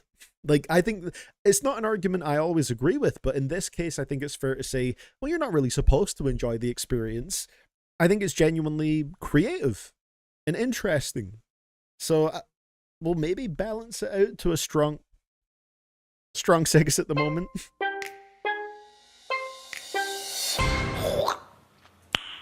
Nice. But genuinely an impressive piece of art, I would say. Yeah, I give that a 7 because it succeeds at what it's trying to do very well, but I cannot see myself ever listening casually. That's 100% fair.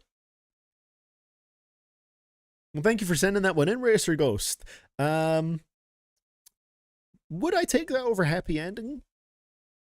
It's a shorter track, but this has more artistic merit to it. Let's leave that question unanswered. So we have a tip message here from Cat Dog Turtle Vulture, saying right here, It's loading. Streamlabs being slow. What's new? It's only been 3 days, but I've already heard / seen people bitching about how Amy / 2IC is paid promo. I heard a little bit about this. I only saw one comment, but I didn't really check the comments on the video. I don't know if there was like more talk about it on there or not that I haven't seen. I mean, you were paid to listen to Navy Blue, but many others paid for their albums and they aren't on the tier list now, are they? Amy is too special. I mean, like, that's the thing. I was sent it in on one of these streams, but that doesn't guarantee a good review. It guarantees a genuine review. Like, I'll say what I actually think of it, and I genuinely do enjoy listening to that project, you know? But I haven't really seen the comments because I can't be bothered to check them, you know? I would have to reply to all those comments, and I just can't really be bothered. I just want to keep making my videos, and at some point, like, I feel like it gets to a certain point where you just really need to, like, limit what feedback you actually look at. Like, I've got to the point where I feel like, damn, most comments probably aren't very helpful to read and just slow me down on making things. So, yeah.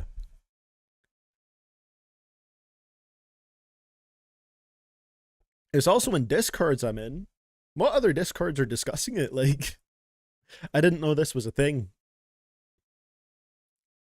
Discords are generally pretty, like, insulated, though, to be fair. Do I gander at the top comments on the video? Is it worth it?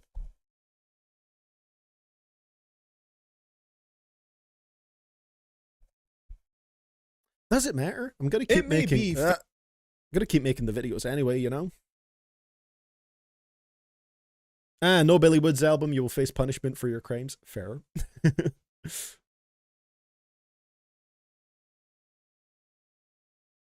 Okay, most of the top ones are just saying, I'm surprised you didn't listen to this and that.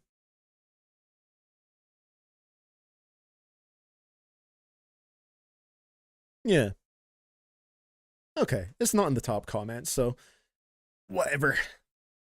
That's the ones that most people see, if they even check the comments. A lot of people just don't even read them.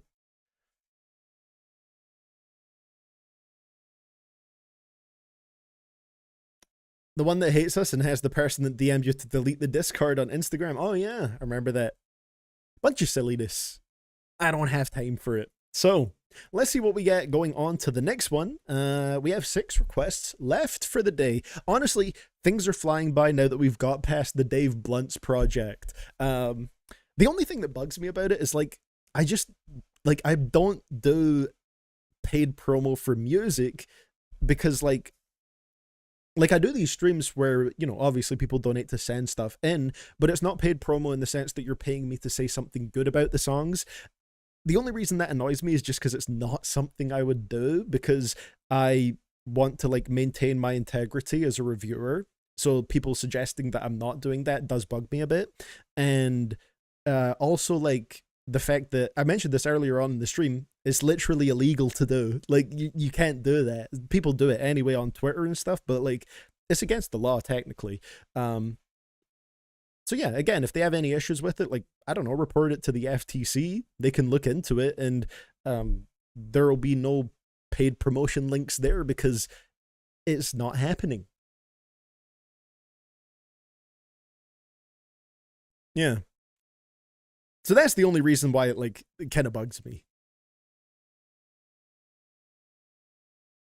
So, let's see here.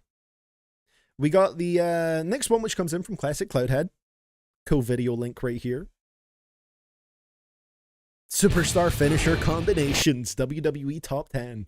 And it is a Google Doc from Classic Cloudhead. Let's go. Thank you for another request. I appreciate it.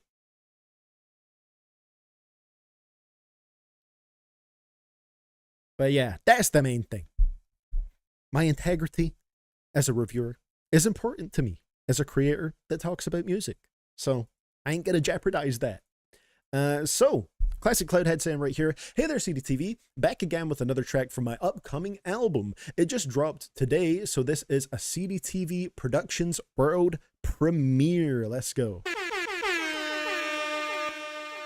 Last time I shared a promo single. This time I'm sharing the lead single entitled Key Gen, as in Key Generator. The vibe behind this song is inspired by the feeling check that in a second. Thank you very much, Movie Madman. When you find someone that seems too good to be true, everything works smoothly with them. So smooth, in fact, you start to question it. If your heart was a computer, it's as if they have all the access codes. I always like hearing classic cloud heads ideas and inspirations behind these tracks with the Google Docs. The sound and textures for this track give a feel of computers, technology, and a callback to the late 90s/early 2000s style of electronic music, giving a double meaning to the title, Keygen. The song is about love, trust, and knowing if the relationship is true, while sonically it's a callback to the era of key generators, cracked software, and computer viruses running amok. The first single from my upcoming album, Good Bad, with, periods in between each letter, gotta operate or destroy, both are dangerous. Some bars in the title there, coming this spring. As long as you don't mind, may you please link my Instagram to chat. Yeah, I have no issues with that at all. I'm aiming to increase my audience this year. I've been putting out music for a long time, but mostly to an audience of just a handful of people. Time to change that this year. Thanks for your time and take care. I appreciate that. Thank you very much. And here's the link to Classic Cloudhead's Instagram. Go there and follow if you wish.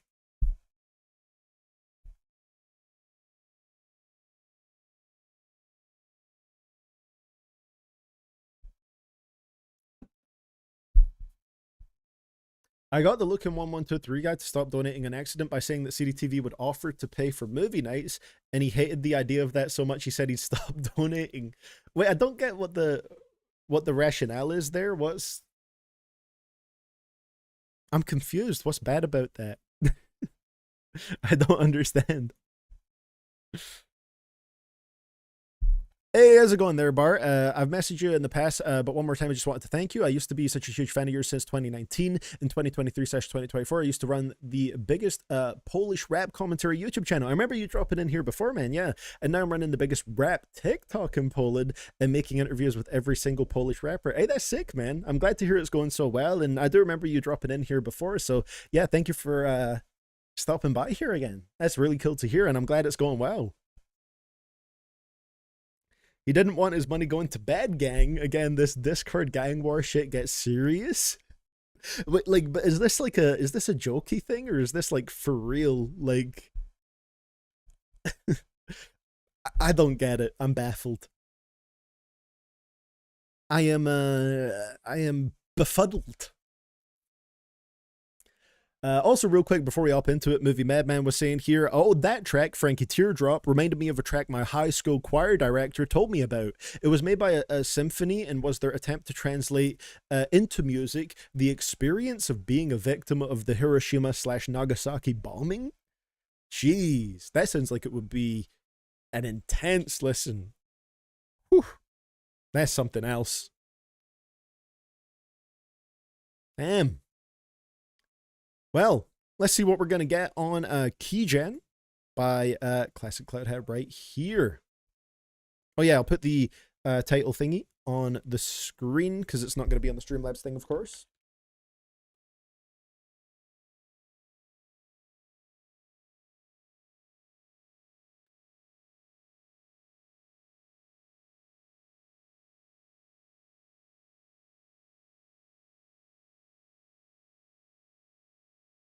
Let's go.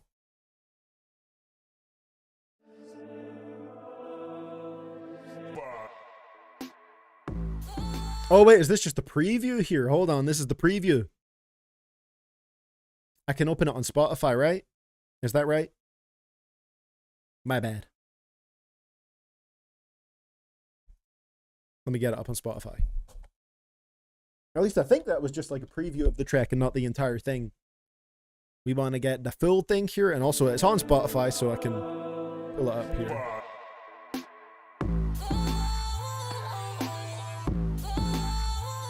Hey, yo.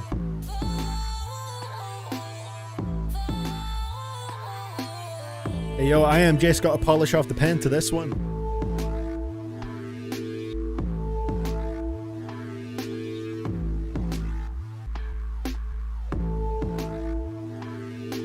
It would definitely make for a memorable listen, I feel like, Movie Madman.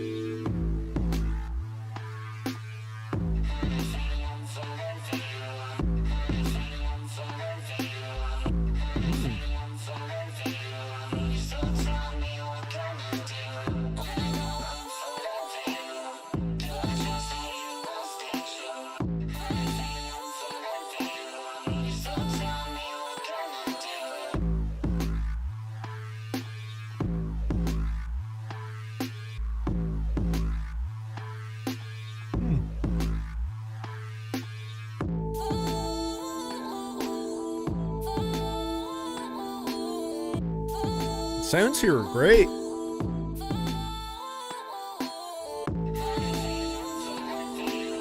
Classic Cloudhead coming through with the vibes once again.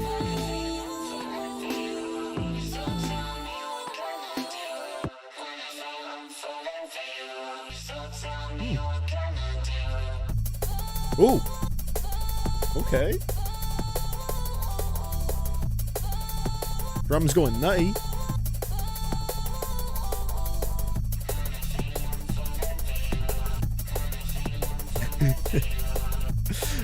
Racer Ghost.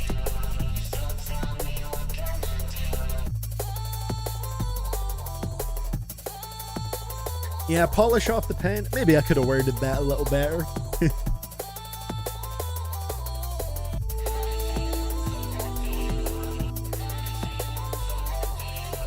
Man, that's so sick. Like, that sort of like, I feel like I have a lot of 2000s-ish nostalgia now.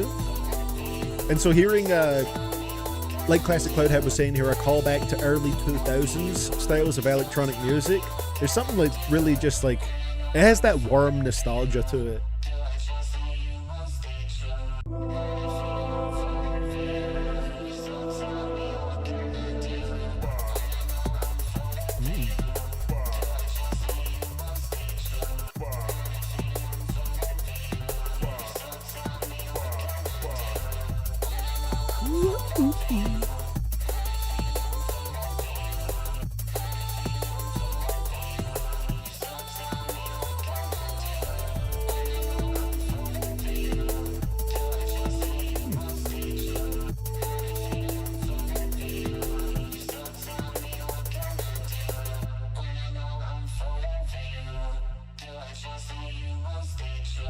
What have they been?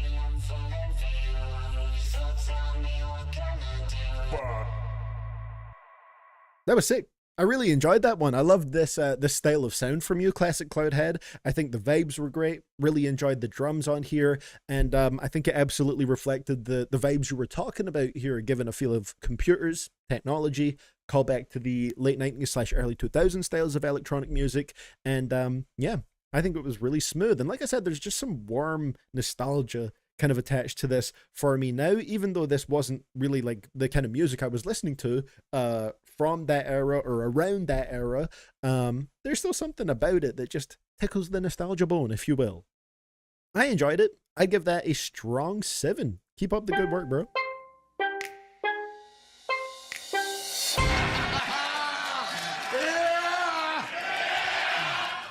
Really had a good time listening to it, and that little drum switch up, that was real nice. Keep up the good work. Ooh, here we go, moved it to the right spot. When is I Am Jace coming back, King? Listen, there's a feature verse in the works right now. Sedara is polishing it up, and it's going to be a banger. It's going to go crazy. Dummy stupid. So yeah, thank you very much for sending that one in. Classic Cloudhead, much appreciated. And again, banger YouTube video link right here. What do we have to follow that up with? It's another one from Racer Ghost. 5 requests left for the day.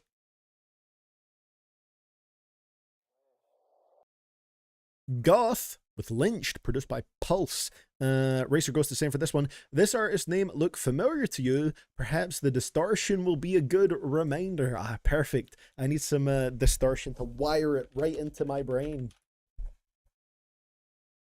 This is from 2017. Album name is Serotonin Syndrome. All right. Let's see how this is gonna go.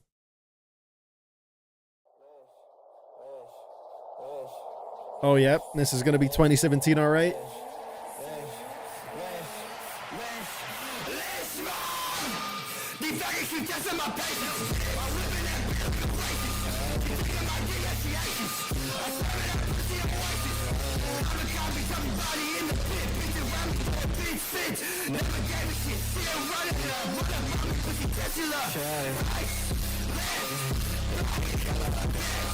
Very heavy 808s.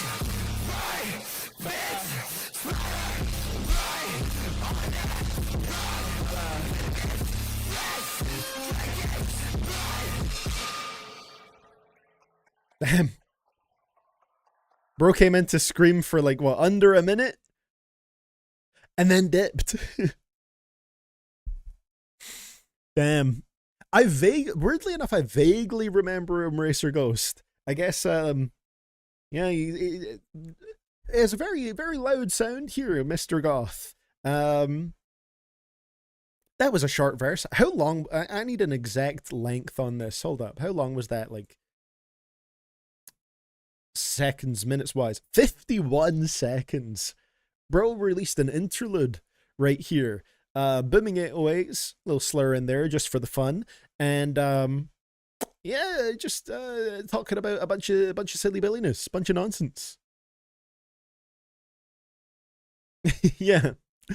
I'm gonna give that one like a 3, I guess. Don't care. Don't care. Still don't care. I don't care. I want to say the beat was hard, but honestly, the 808s just didn't really give me a choice in the matter. They were right up smacking against my ears. Yeah, not much you can really do with this track, I feel like. And it's some of the, I don't know, some of the, I would say the worst habits of like the 2017 SoundCloud rap era for me personally, just diluted into one song here, under a minute long, loud ass distorted beat, shouting on the verse, and the verse being super short in its own right. Thank you for that one right there, Racer Ghost. There we go. Oh, you'd hate Too Slimy? I believe it. I believe I've been sent one of his tracks from his most recent album, I think, on one of these streams, and it was just a perplexing experience. So I wouldn't be surprised there. That was loud, but it felt like listening to silence is a crazy indictment of that track, Schmirko. But I see it. Funny how fast the progress bar went listening to it. We did a little progress bar speed run there. But yeah, thank you for sending that one in, Racer Ghost. We kind of got like opposite ends here. We got the 10-minute long Frankie Teardrop, and then this under 1 minute long track. So really getting a whole spectrum here. So following that up, we have a request from Alvin Park, and I think things are about to get real beautiful out here, ladies and gentlemen. More, oh, sounds amazing immediately. More Henri. Yes, please. Last Summer Whisper. Alvin Park saying right here, I am sick. Hope you're doing all right, man. Hope you recover soon.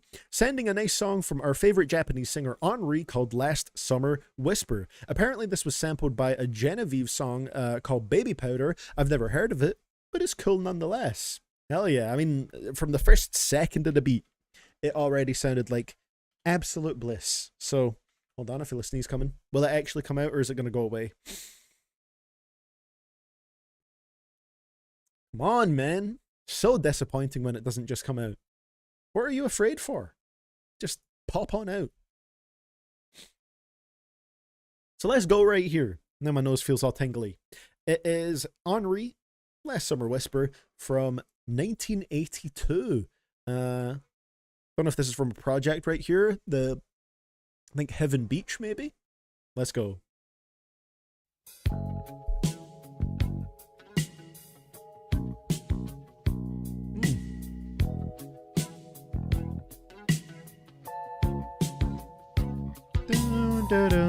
Oh yeah, I really recognize that. Have I heard the Genevieve song?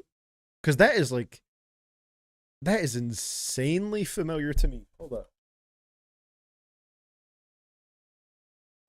Sorry, we're just pausing for a second right here.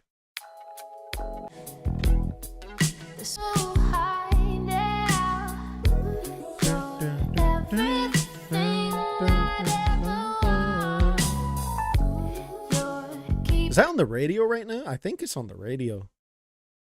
I've definitely heard that before. That's crazy. Didn't know that came from an Henri track. Hell yeah.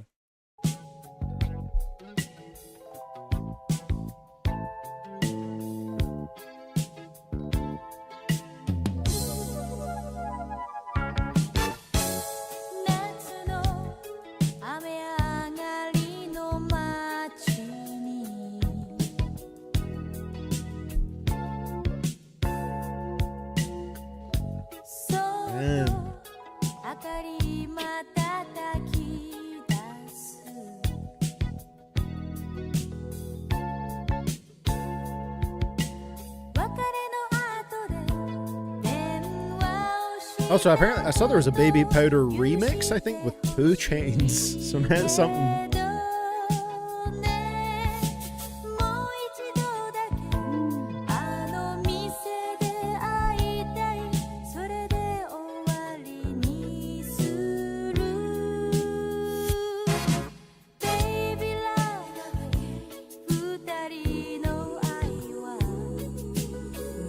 Will Henri ever put out a track that is not beautiful? I've yet to hear it.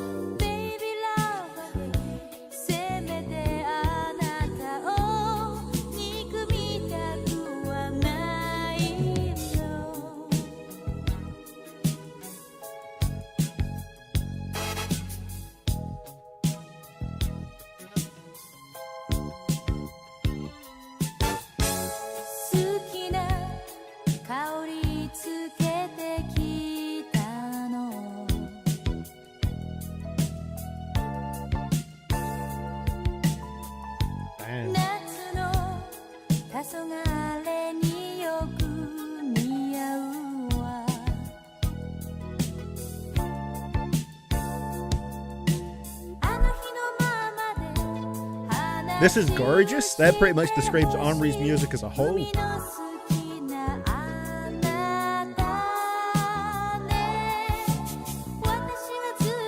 One more time. One time for the good times here. We the best music.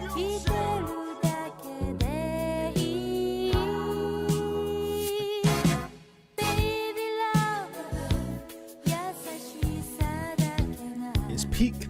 It's simply peak. It's stunningly pretty, yeah.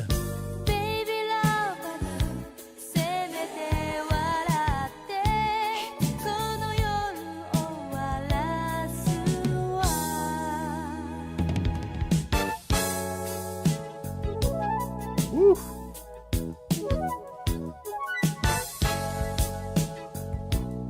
When humans realize they can make sounds like this, we peak. Like, what a time for humanity.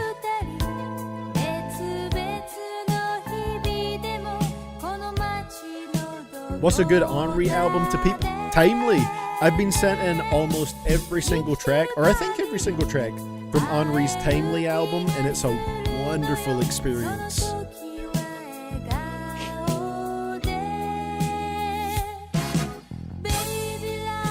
Like, I was throwing out 8s and 9s for that. All over the place.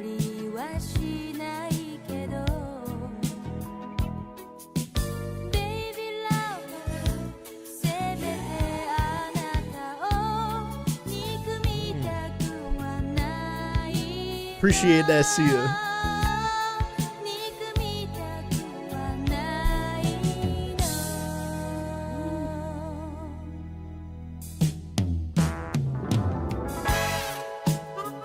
This one seems to be from an album called Heaven Beach.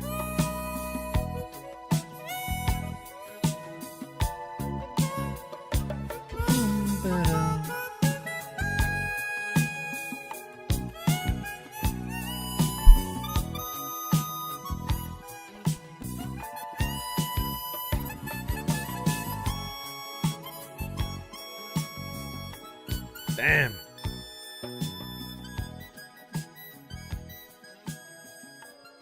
Beautiful.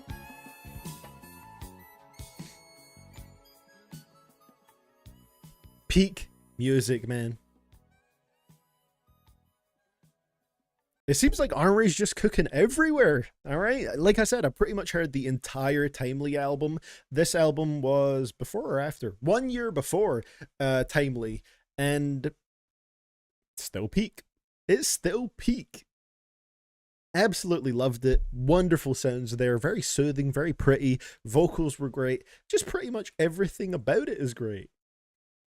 I don't know how to describe it, but this song makes me forget about my limbs for a second. It's just like fully locked in, you know? You forget that you exist. You just float about while you're listening to it. That's so good. It's a 9. It's an Henri track. It's peak. Love it.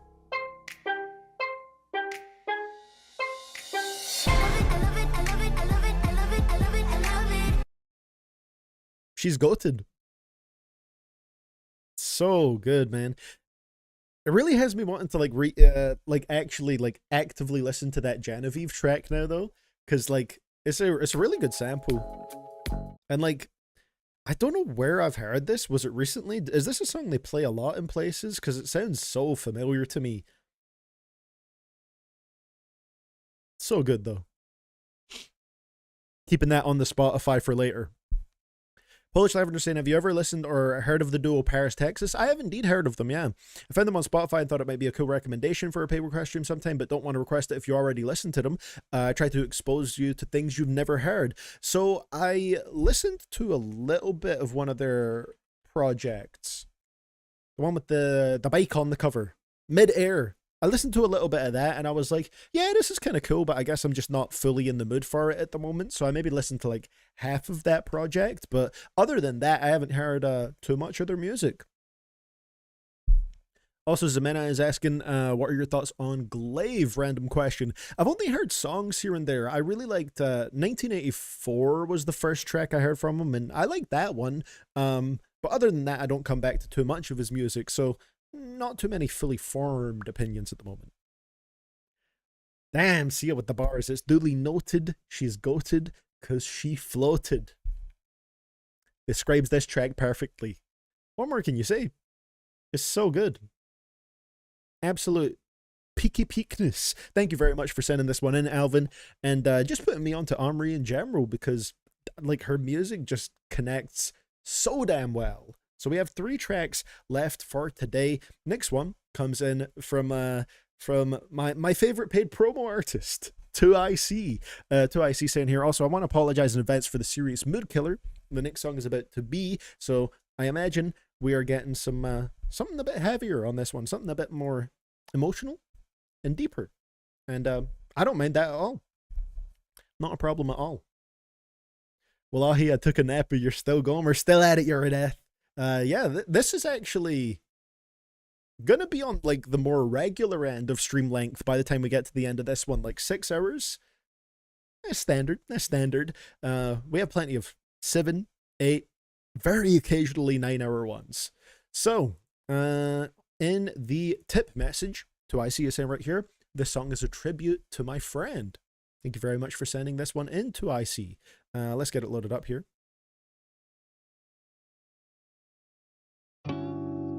Baseball field, forever in my heart. Do we have lyrics on here? Hold up. Don't know if they're...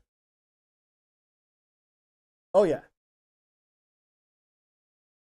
I have to remember on Genius, it's second in command for the artist name here. Producers, Amy FM and Cauliflower Guts. Hell yeah. Let's get it going. Appreciate you sending this in.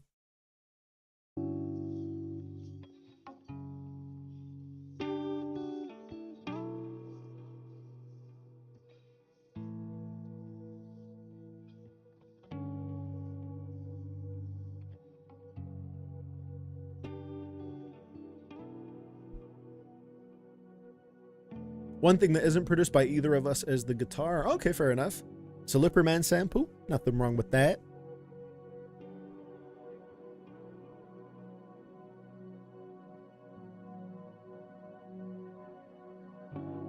Murder crows overhead. Okay. Roasting in the baseball field. Same field I've been getting blazed in for 7 whole years. Murder crows overhead. Starting off roast daddy.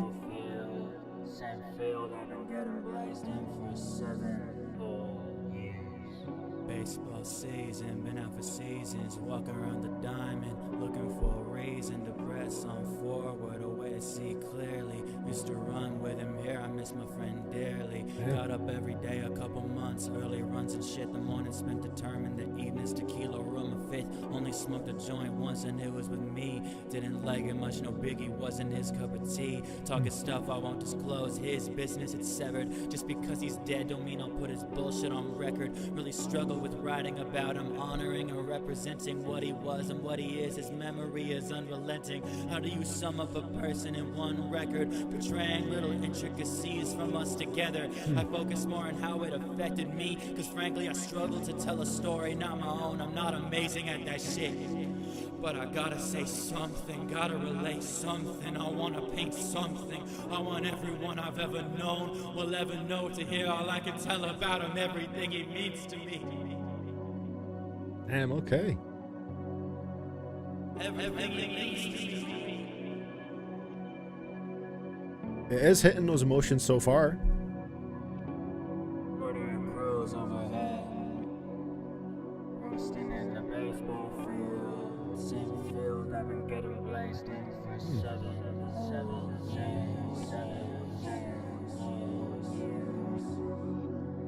Beautiful atmosphere to it as well so far.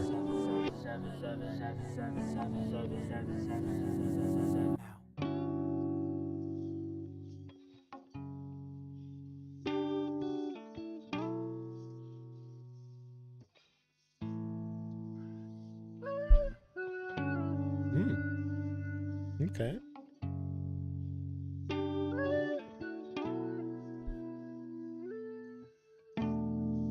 That part sounded real nice there.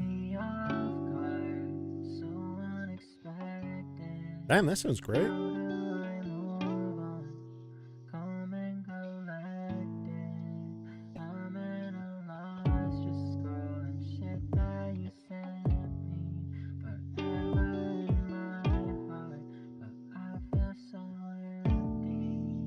It caught me off guard, so unexpected.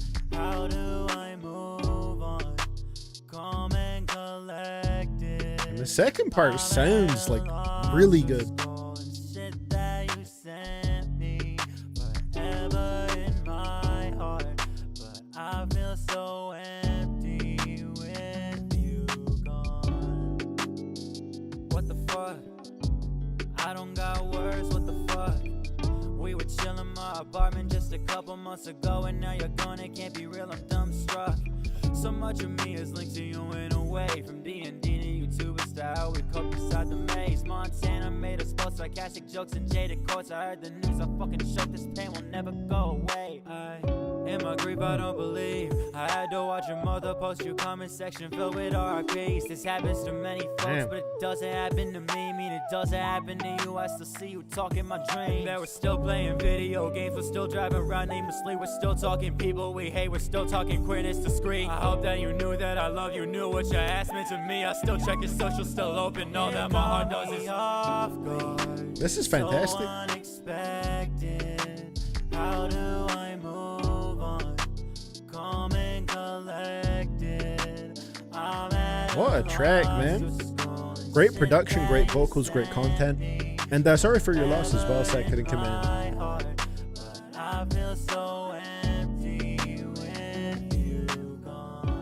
A wonderful tribute.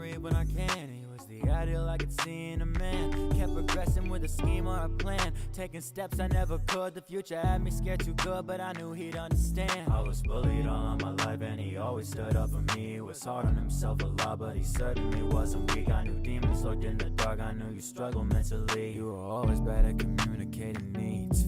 But you talked about shit you love with a fervor I still envy, like raving about anime, martial arts, and the reels you send me. Cause you judo through me once, I never seen your eyes light up so much watching you work out in a real frenzy. I could not relate. I was passionate but undetermined and focused. You gave me structure and discipline at my absolute lowest. But without you here, I guess you'll have to live in me. It caught me off guard, so unexpected.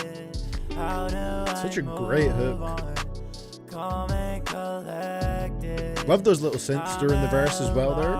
Just scrolling shit that you sent me forever in my heart, but I feel so empty.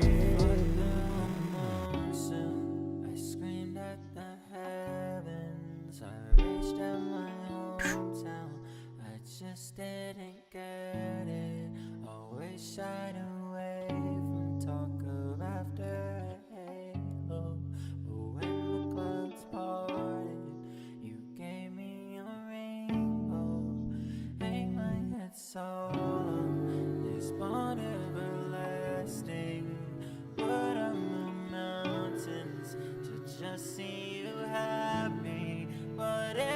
this is real life.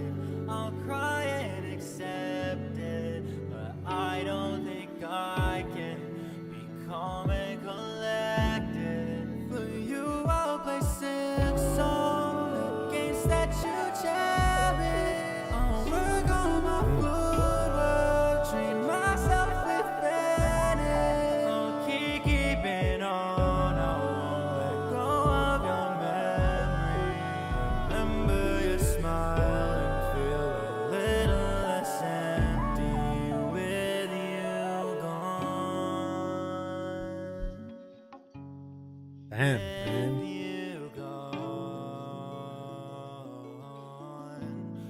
With you gone.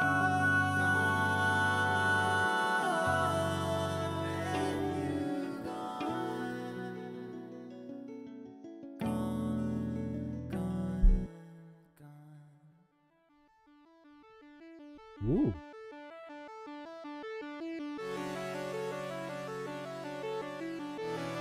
And an instrumental outro after all that, man.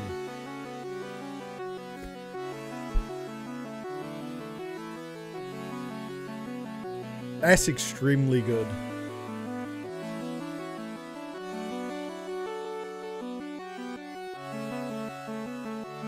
Man.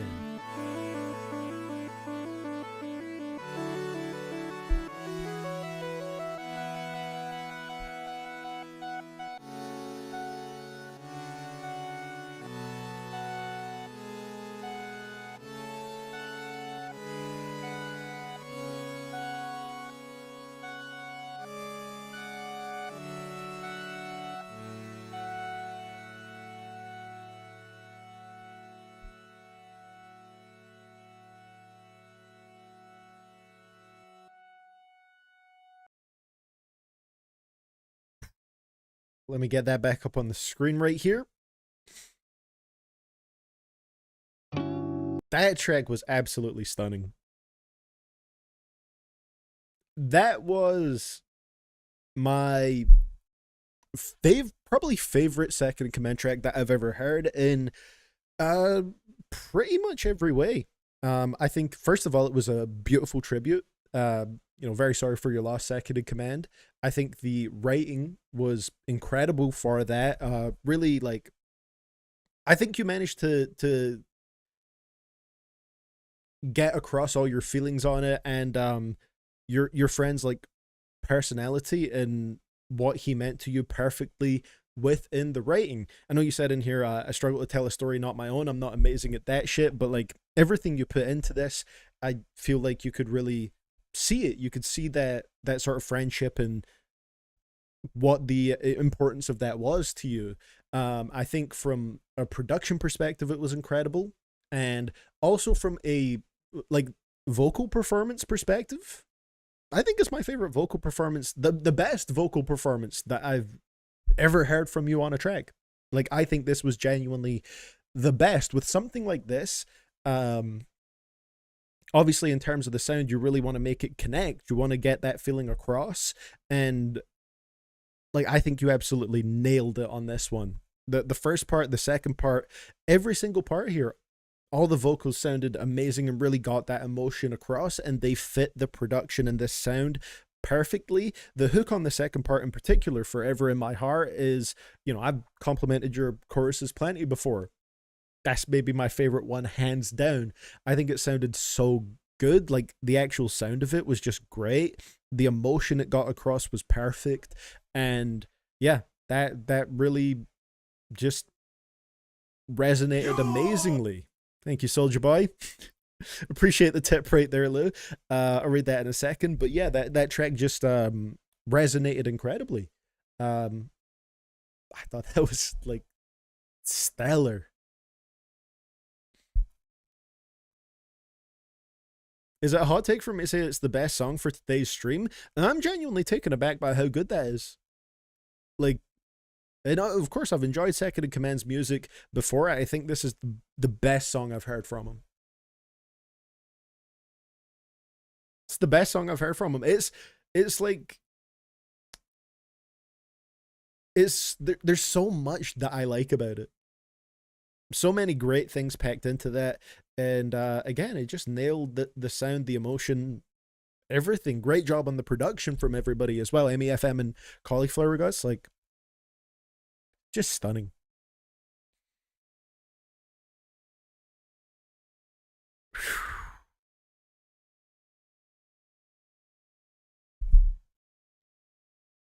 Thinking about my rating here.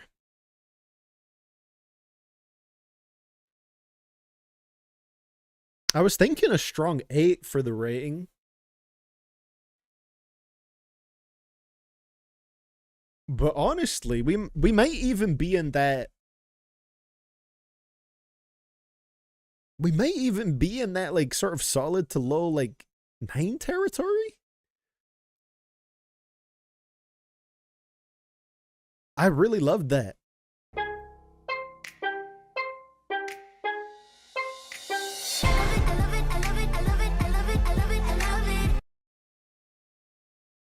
Apologies for the soundbite for the rating second. I know you love it, but yeah, thank you very much for sending that in, man. Because, you know, obviously this is a track that is very near and dear and personal to you, so I really do appreciate you sending that in today. And, you know, just taking it just as a song, absolutely fantastic, bro.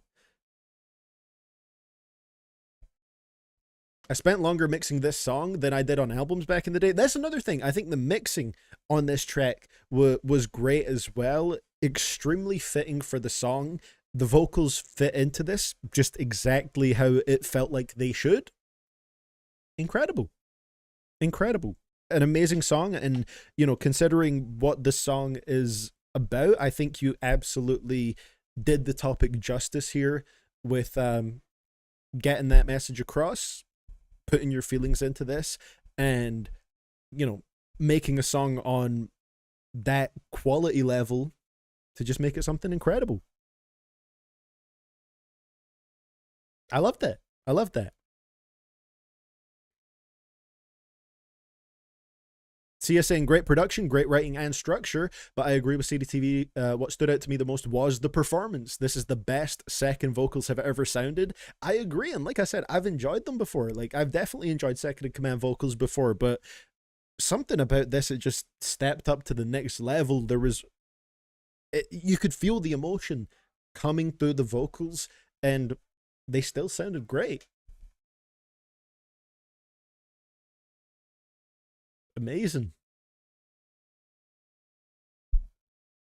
The instrumental outro sounded like it was crying with emotion. That part was fantastic as well.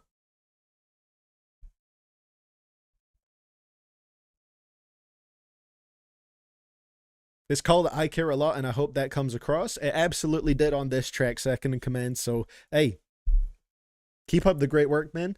And this was an absolutely wonderful song. I would happily listen to this again over and over and over again. Is it on Apple Music? Code up. Like, that one connected, man.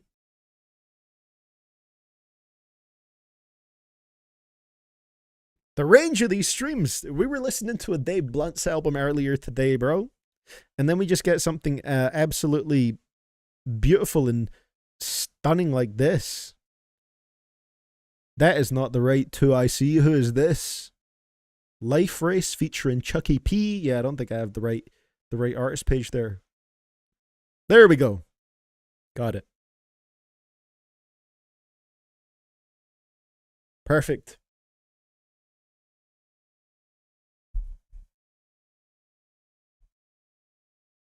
Yeah. Incredible stuff right there. So, thank you very much for sending that in, Second in Command. Best song I've heard from you so far. And yeah, I just think it was absolutely wonderful. So, thank you for sharing that with us today. And I very much enjoyed it. So, with that being said, we only have a couple of songs left for the stream today. We have one from Yoshi X34 and one from the archive. This right here might have just been my favorite song from the stream. I think it is, if you take it just based off the rating. And yeah, it absolutely did connect, man. So, amazing work on this. Next one, Yoshi X34. We're switching up to some Fentanyl. I imagine this is going to be a bit of a wilder sound going into this one. So, Yoshi saying for this one, with Femtino's debut album, dropping this Friday. Hell yeah. I wanted to request their newest single, Head Up. Use the Spotify version. Music video has a 20-second wait. Not a problem at all. Man, even if we had to go through a Dave Blunt's album, we've had a pretty banging closing to this stream with the tracks that we're getting now. So I've got this up on Spotify. Fentanyl with Head Up.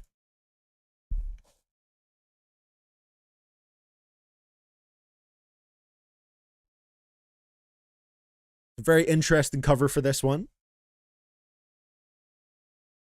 Let's see how this goes. Where's the Spotify at? There we go. All right. Thank you for this one, Yoshi. Let's get it going.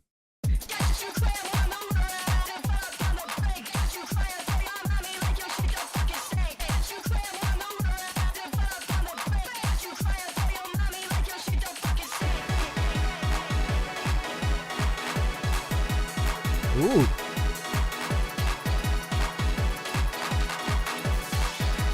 Do people in Twitter say Fentanyl is trash?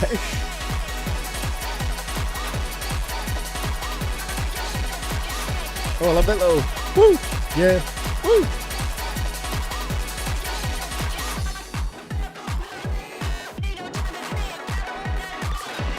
A stream full of vibe switches. This is bringing the energy all the way up here on this one.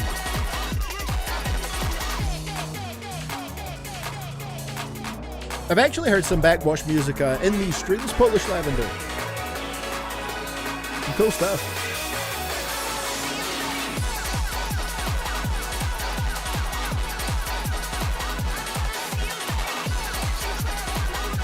Alright, talk about some songs that hit that nostalgia area of the brain.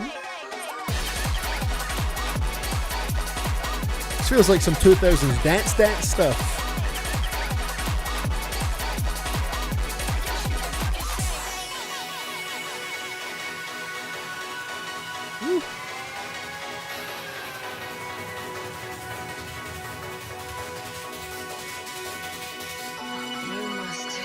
Like caffeine heart palpitations in a good way, yeah. Vimpen got the dinos dancing to this one. I respect it this time around, Vimpen.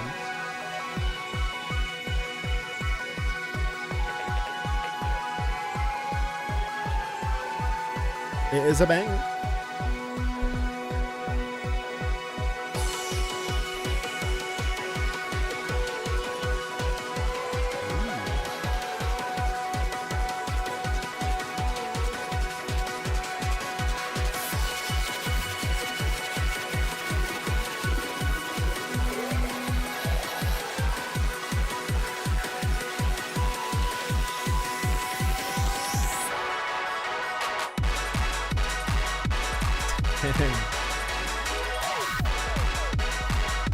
Yeah, we went from crying to twerking here. See it, it's the range of emotions and vibes here.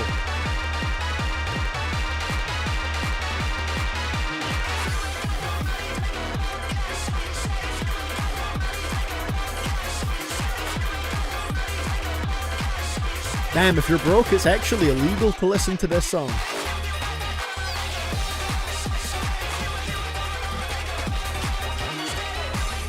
What is going on? Oh my god.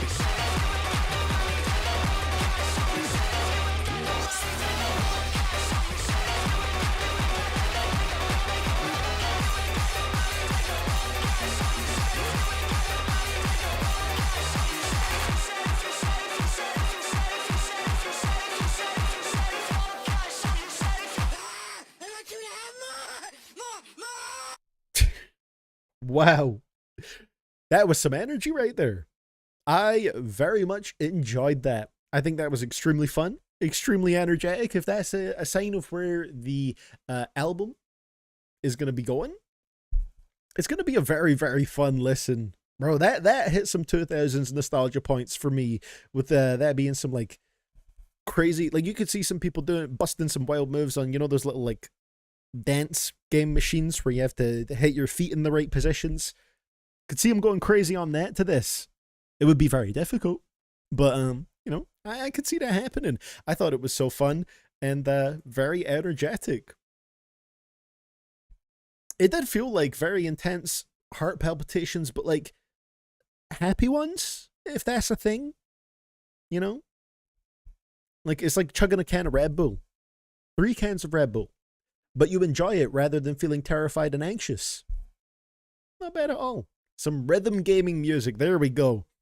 Trying to pull the words out of my brain there, and it wasn't working. I'd give that one an 8. It's pretty perfect for fentanyl music. Very energetic, very fun.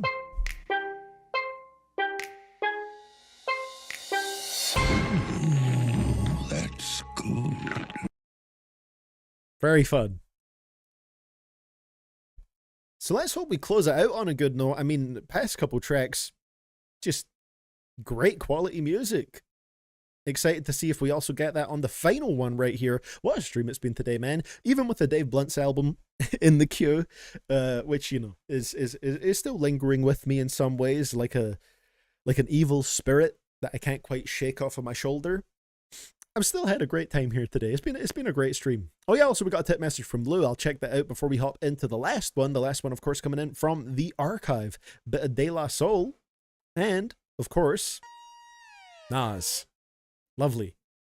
Lou was saying, this might be a very hot take, but Jack Boys 2 is very overhated only because of the Pusha T beef and the album dropping right next to Let God Sort 'Em Out. You can't convince me it's as bad as the Carter 6 or Some Shitty Songs for You when it's mid at worst.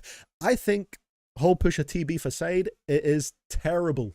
It's such a bad album. Because, like, for me, I don't really care about, like, picking sides like that. Like, to me, it's not that serious. Like, I don't have any, like, strong allegiances to these artists. Like, I have artists that I prefer, and I think Let God Sort 'Em Out is the album of the year for me. But, like, Travis responding to the Pusha This doesn't really affect my opinion of that album. I just think the music is extremely bland and boring, and it sounds terrible. Like, so, you know, fair enough if you think it's overhated, though. Like, that, I have no issue with that. To each their own, of course. It's just that, like, for me personally, I don't personally think it's bad because of the whole Pusha T and dropping next to Let God Sort 'Em Out. I just think it's a bad album in its own right. Dave Blunt's album almost ruined my day for real. Yeah. I mean, like, maybe for some people, the Pusha T thing could influence their thoughts on the album, but I also think it's just genuinely bad. I think it's genuinely not good. So, Archive Sam right here for this last one, For the Suffering. This is like my my little consolation prize at the end to hopefully make things feel better again. It's De La Soul, Run It Back, with an extra little bit of Nasir on there. I can't put down the cup. I can't put down the cup. Oh, I was wondering why the Genius lyrics weren't coming up. I made a little typo, so of course that means the Genius search function stops functioning. So, let's see how this goes. It's from November of 2025, recent, produced by De La Soul and Super Dave West. Let's go. Thank you for this one, Archive. Yo, yo, yo, yo! Report, report, everyone report in! That's right, it's magic. It's magic like the 3. But yo, don't ever get it misconstrued when you see us coming through with them Dayglow colors. Lyrically, we run it all day. So if you throw it towards us, we gonna run it back.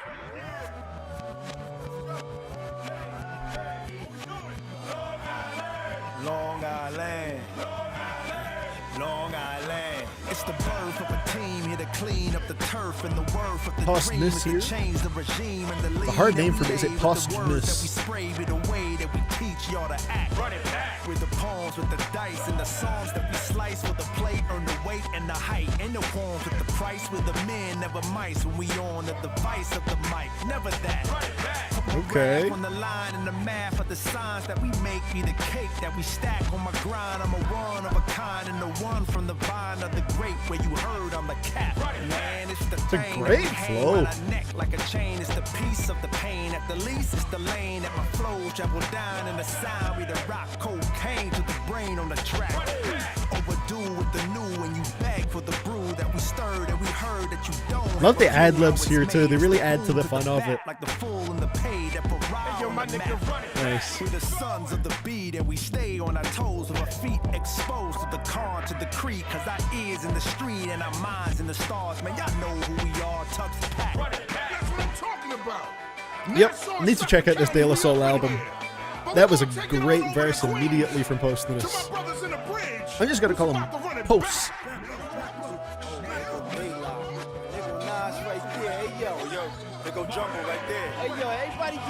Love the reversed sounds in the production too. Unsmackable, half of you laughable. You won't be photographable if I have to run through half of your crew. I'm only trying to get smarter, like 5%ers in Parliament, Harlem, rep the bottom. Run it back, not the bottom like the bottle of snake wine with a snake still in it. We sip and see if it takes time to feel it. I'm speaking the building, ghetto tenements, the militants, no suburbia privileges. Run it back from a rap, it's no wonder that 3's the magic number. Add me to that number, that's 4. The 4th BG, the 4th ZZ Top member, the 4th Fuji, who me? I fantasize musically when it's suiting me. It's wild as the 80s, 90s, and thousands. Nas is too good, now man. it's just Doshi Dot and Scissor with most powerful hits. Leon Thomas Shabuzi with the country rap, only black artists on top of the charts. Something's whack. Run it back. Not only loving, only black. Don't start with that. The problem hatched probably with Napster back in '99. In fact, what's Nas the pride from getting diamond plaques? He cries inside about it, never. He just runs it back. Crazy. Okay, everyone, I know your heartbeat is running fast after running it back, so Hey let's yo, Gustavo slow Fring. it Hold down. up. Take a deep breath in.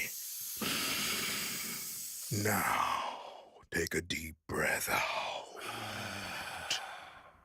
I only know because I have Genius in front of me. I wouldn't have recognized them by Weed voice smoke here. I'm smelling. Mr. Esposito. Oh. Anyway, let's prepare to take our mind to the next song. Salute, salutary, and salutations. And don't forget the vocalization. Shout out Mr. Gustavo Finch. Damn.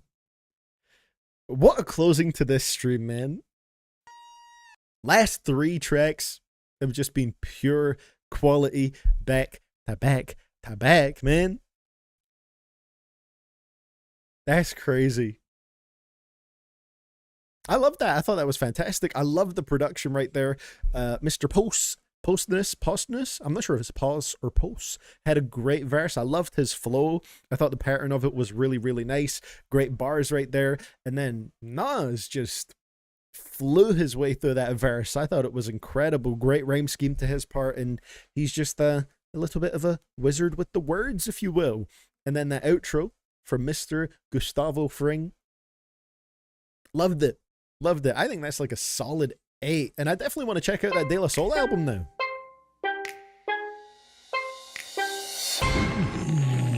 That's good. I've barely listened to like any of their music, really. I just need to go through the whole discography.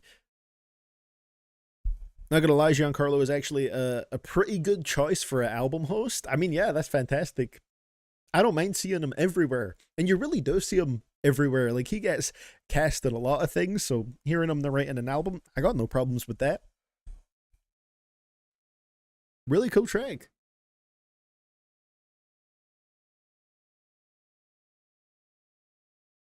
And on De La Soul's peak, I must agree. I don't know if you guys could hear that, but that sounds loud to me right now. But yeah, that's some pretty great stuff. I'm glad I was only here for the good shit. Oh, but you missed the whole Dave Blunt's album. It was incredible. Some really great stuff.